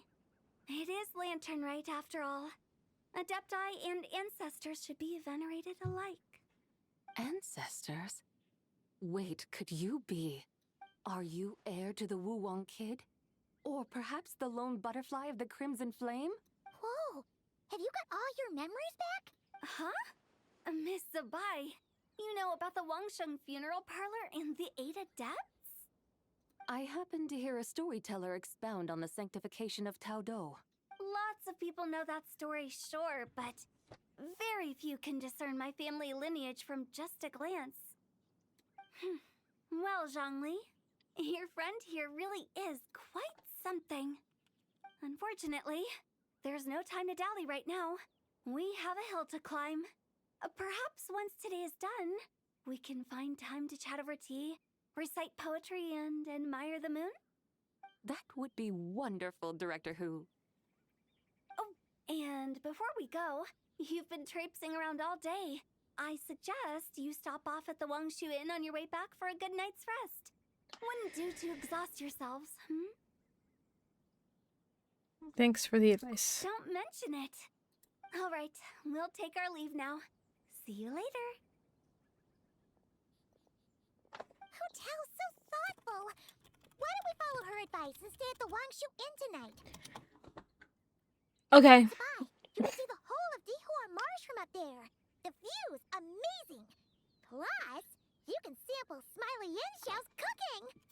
Wangshu, an intriguing name. It couldn't hurt to check it out. I don't understand why we're doing this. Awesome. Let's go. I don't understand what this has to do with lanternrite. Like okay. Okay. I understand like this lanternrite was like about her and whatever, but like again, epilogue does not need to be over 30 minutes long. It should have been 30 minutes and done. But I'm still here. I'm still in the building. It is past midnight.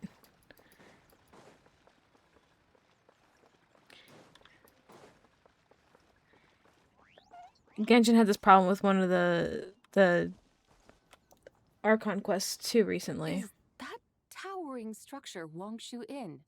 Sure is. We can take the lift up from over there. Always walking the path long trodden. Does retracing others' footsteps not tire you? Come on, get in. We'll fly to the top. And this part, it just takes so long. It just takes so long. There's no, I'm sorry, but I get it. There's no point.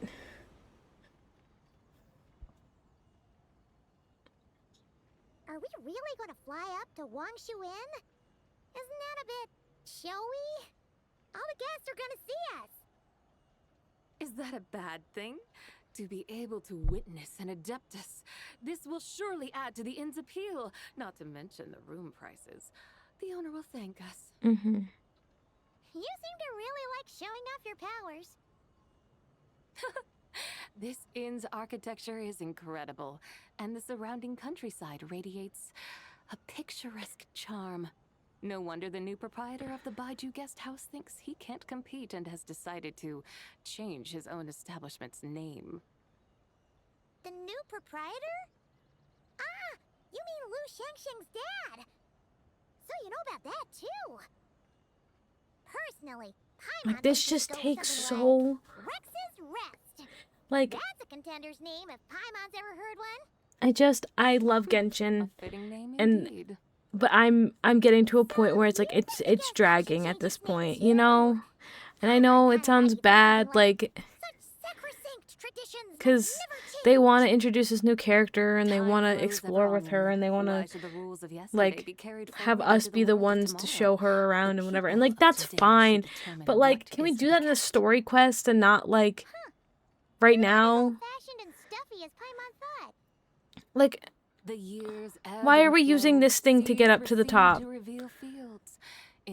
Where is she even gonna fucking park this thing? It's just, it gets to a point. Having waded through the waters of the river of time is not quite the same as before. It's too much. What was he like before? That is another story for another time. And then they get to something that would be interesting, and then they don't actually fucking tell the story, which is like, cool, great, whatever. Like, we have arrived.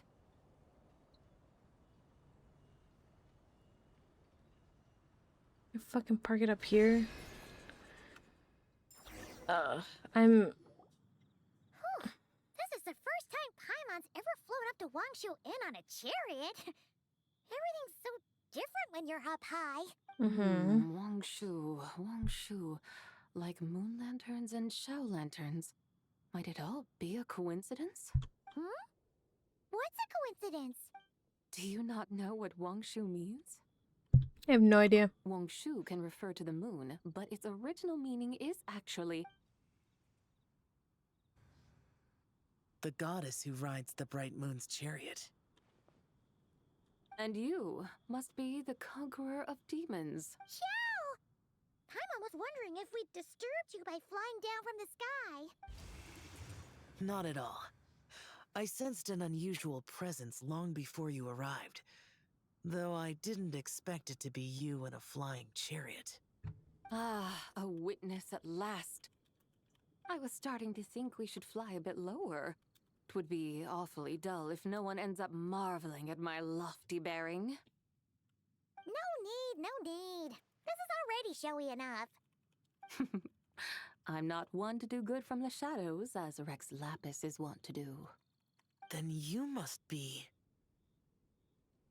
the White Horse Adeptus. Nay, I'm only cosplaying as the White Horse Adeptus, in truth. Cosplaying?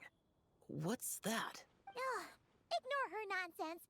She's a genuine article. The one and only, completely authentic White Horse Adeptus.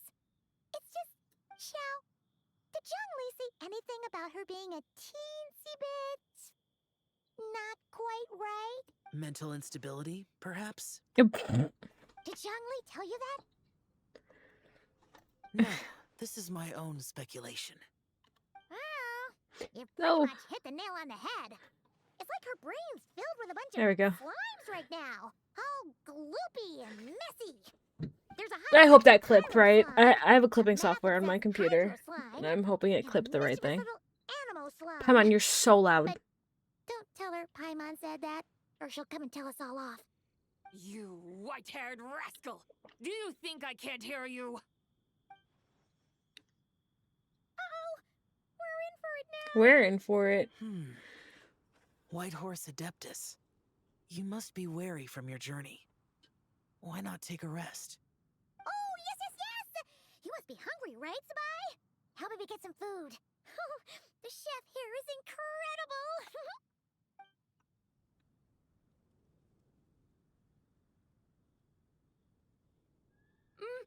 It's so hot! So spicy! Are you okay? Do you want Paimon to get you some water? Don't worry about me. I just need to pace myself.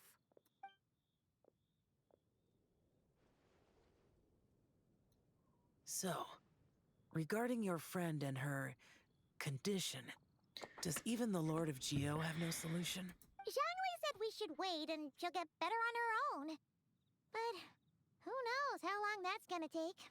He says her three spirits have only just merged and have yet to settle. Is that why her personalities change so easily?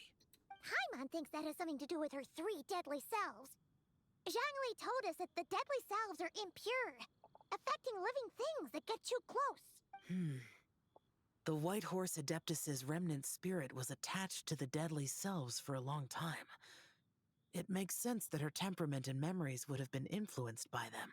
But Paimon still doesn't really understand what the 3 deadly selves actually are. Paimon, as you do not practice self-cultivation, I cannot help you fully understand.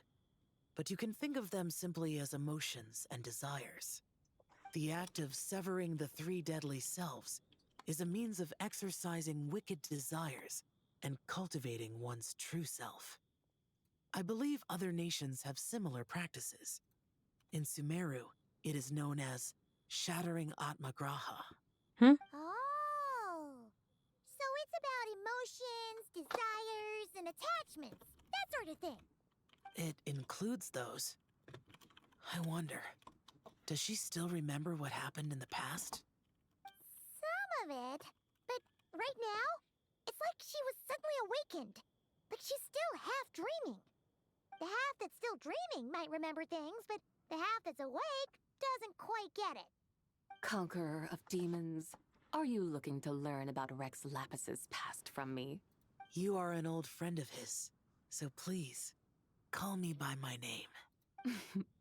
But Conqueror of Demons sounds so much more imposing. I'd like to know about Zhongli's past too. In days of yore, he was the Lord of Geo, Heaven's Star. Huh? You said the same thing the day you came back. But what does it mean?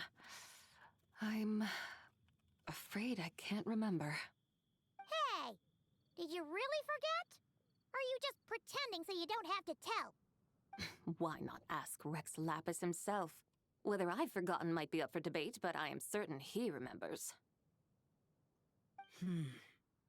He must have his reasons for not raising the past, and you likely have similar concerns. I shouldn't have asked. An answer that suits your style, General Alatis. Now that we're on the subject, though, I suddenly remembered something. Which is? In the distant past, there was a feast, which I attended. I faintly recall the Lord of Geo also being present that day. Oh! And then? What happened? Among the dishes served, there was one that could be found in every household throughout Langan at the start of spring. A dish called Flavor of Spring. I suddenly remembered the recipe for this dish. Is that it? Yes! Since it's lanternrite here in Liyue, why don't I make some for you to try? That sounds good. Wow! It might not have been the story Paimon was hoping for, but this looks delicious! The spring breeze stirs. Now is the perfect time to savor this dish. My dutiful guides have gone to great trouble to show me around Liyue. And even the Conqueror of Demons has graced us with his presence. I feel deeply honored. This flavor of spring is my way of expressing my gratitude. There's no need for such grand words. I have a gift for you too. What's this? Hey! It's that broken jade token from the antiques exhibition! I believe this belongs to you, yes? Indeed. This was once an Adepto treasure of mine. I'm amazed it ended up in your hands. Alas, it serves little purpose now in its fractured state. Please, Keep it as a memento. Oh, that's a shame. Can't we fix it? This is the way of the world. Once jade is broken, it can never be made whole. Then, what about forging a new one? That is a good point. That it has ended up in your hands must be a message from fate. I could try to craft it into a little trinket for you. One that might prove useful on your journey. Ooh, what sort of trinket? It's just a passing thought, one that will require the right opportunity. I'll think about it more when the time comes. Now that we've had our fill, we should get some rest. Tomorrow we return to Liyue Harbor, where I'll have need of your guidance once more.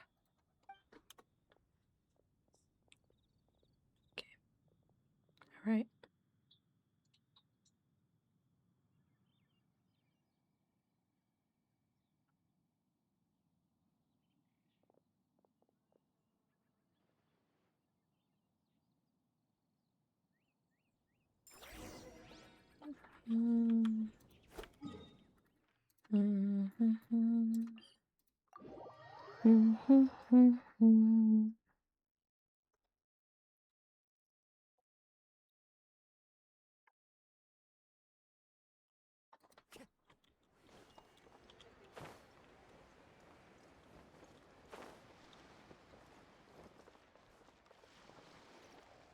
Chi-Chi, the lantern rite is almost over.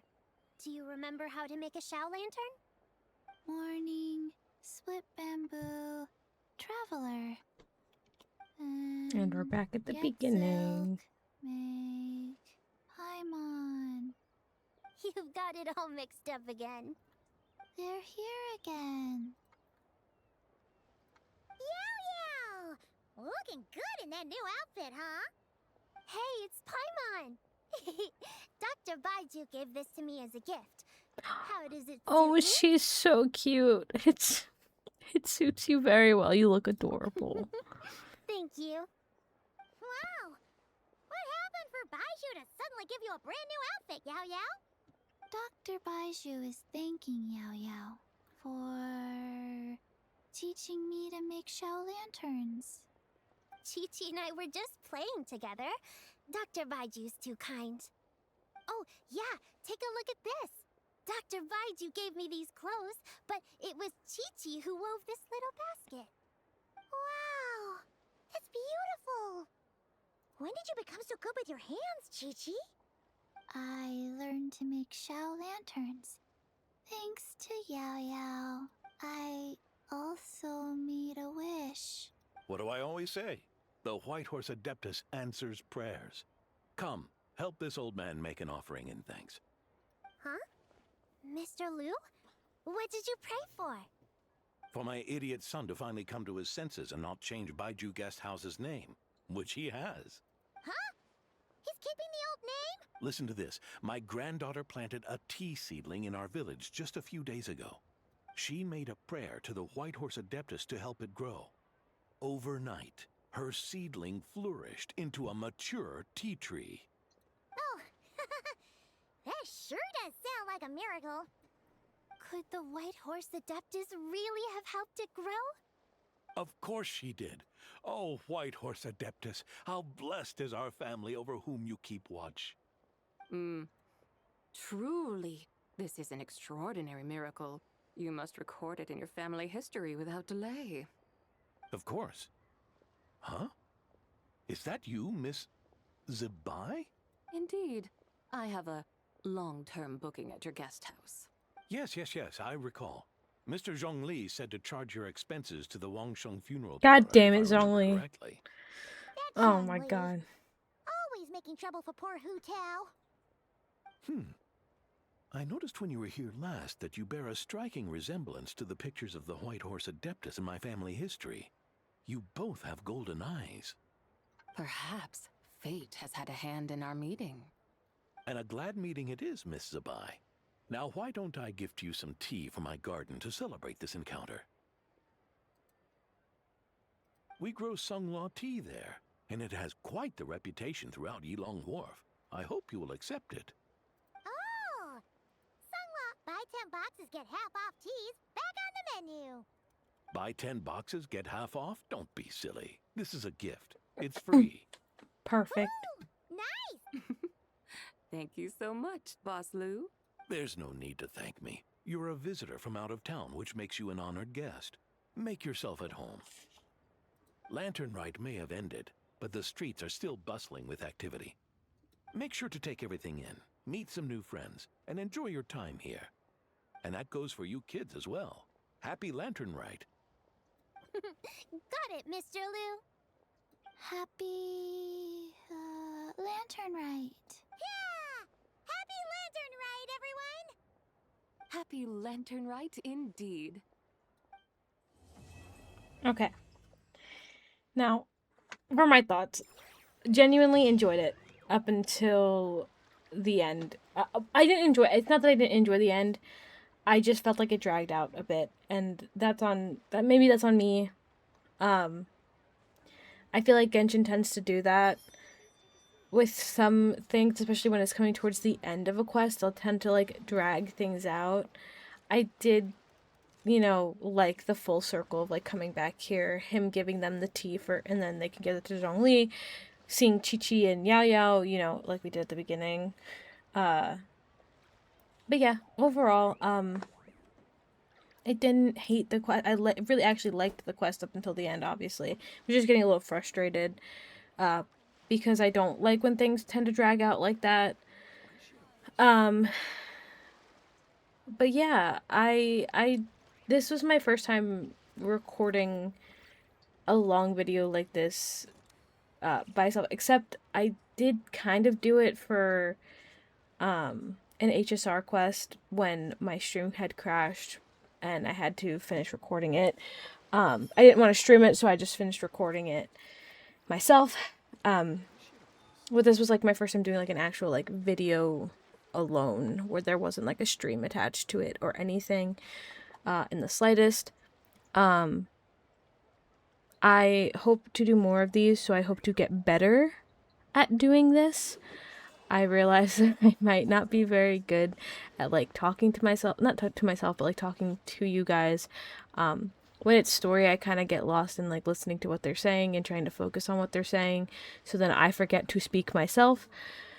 But yeah, I hope if you watch this until the end, I really do hope you enjoyed.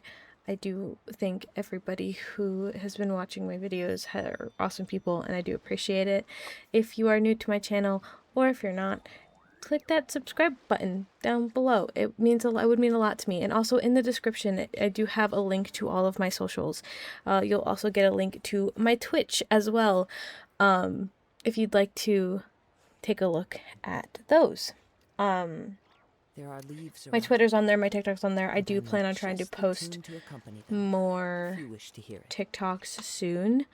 I'm hoping to just record more.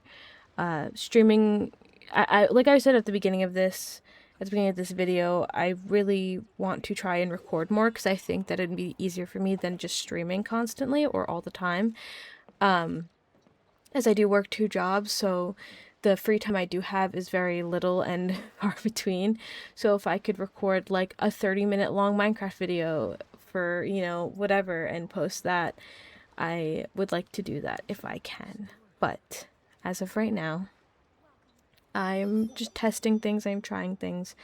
So yeah, please hit that like button, please hit subscribe if you have not already. And if you like me and my awful commentary, and like I said, down below in the description, there will be a link to all my socials as well. So yeah, I hope everybody has a good night, and I will see you among the clouds. Wherever in Bye. this world I roam, I carry memories of my home. This blade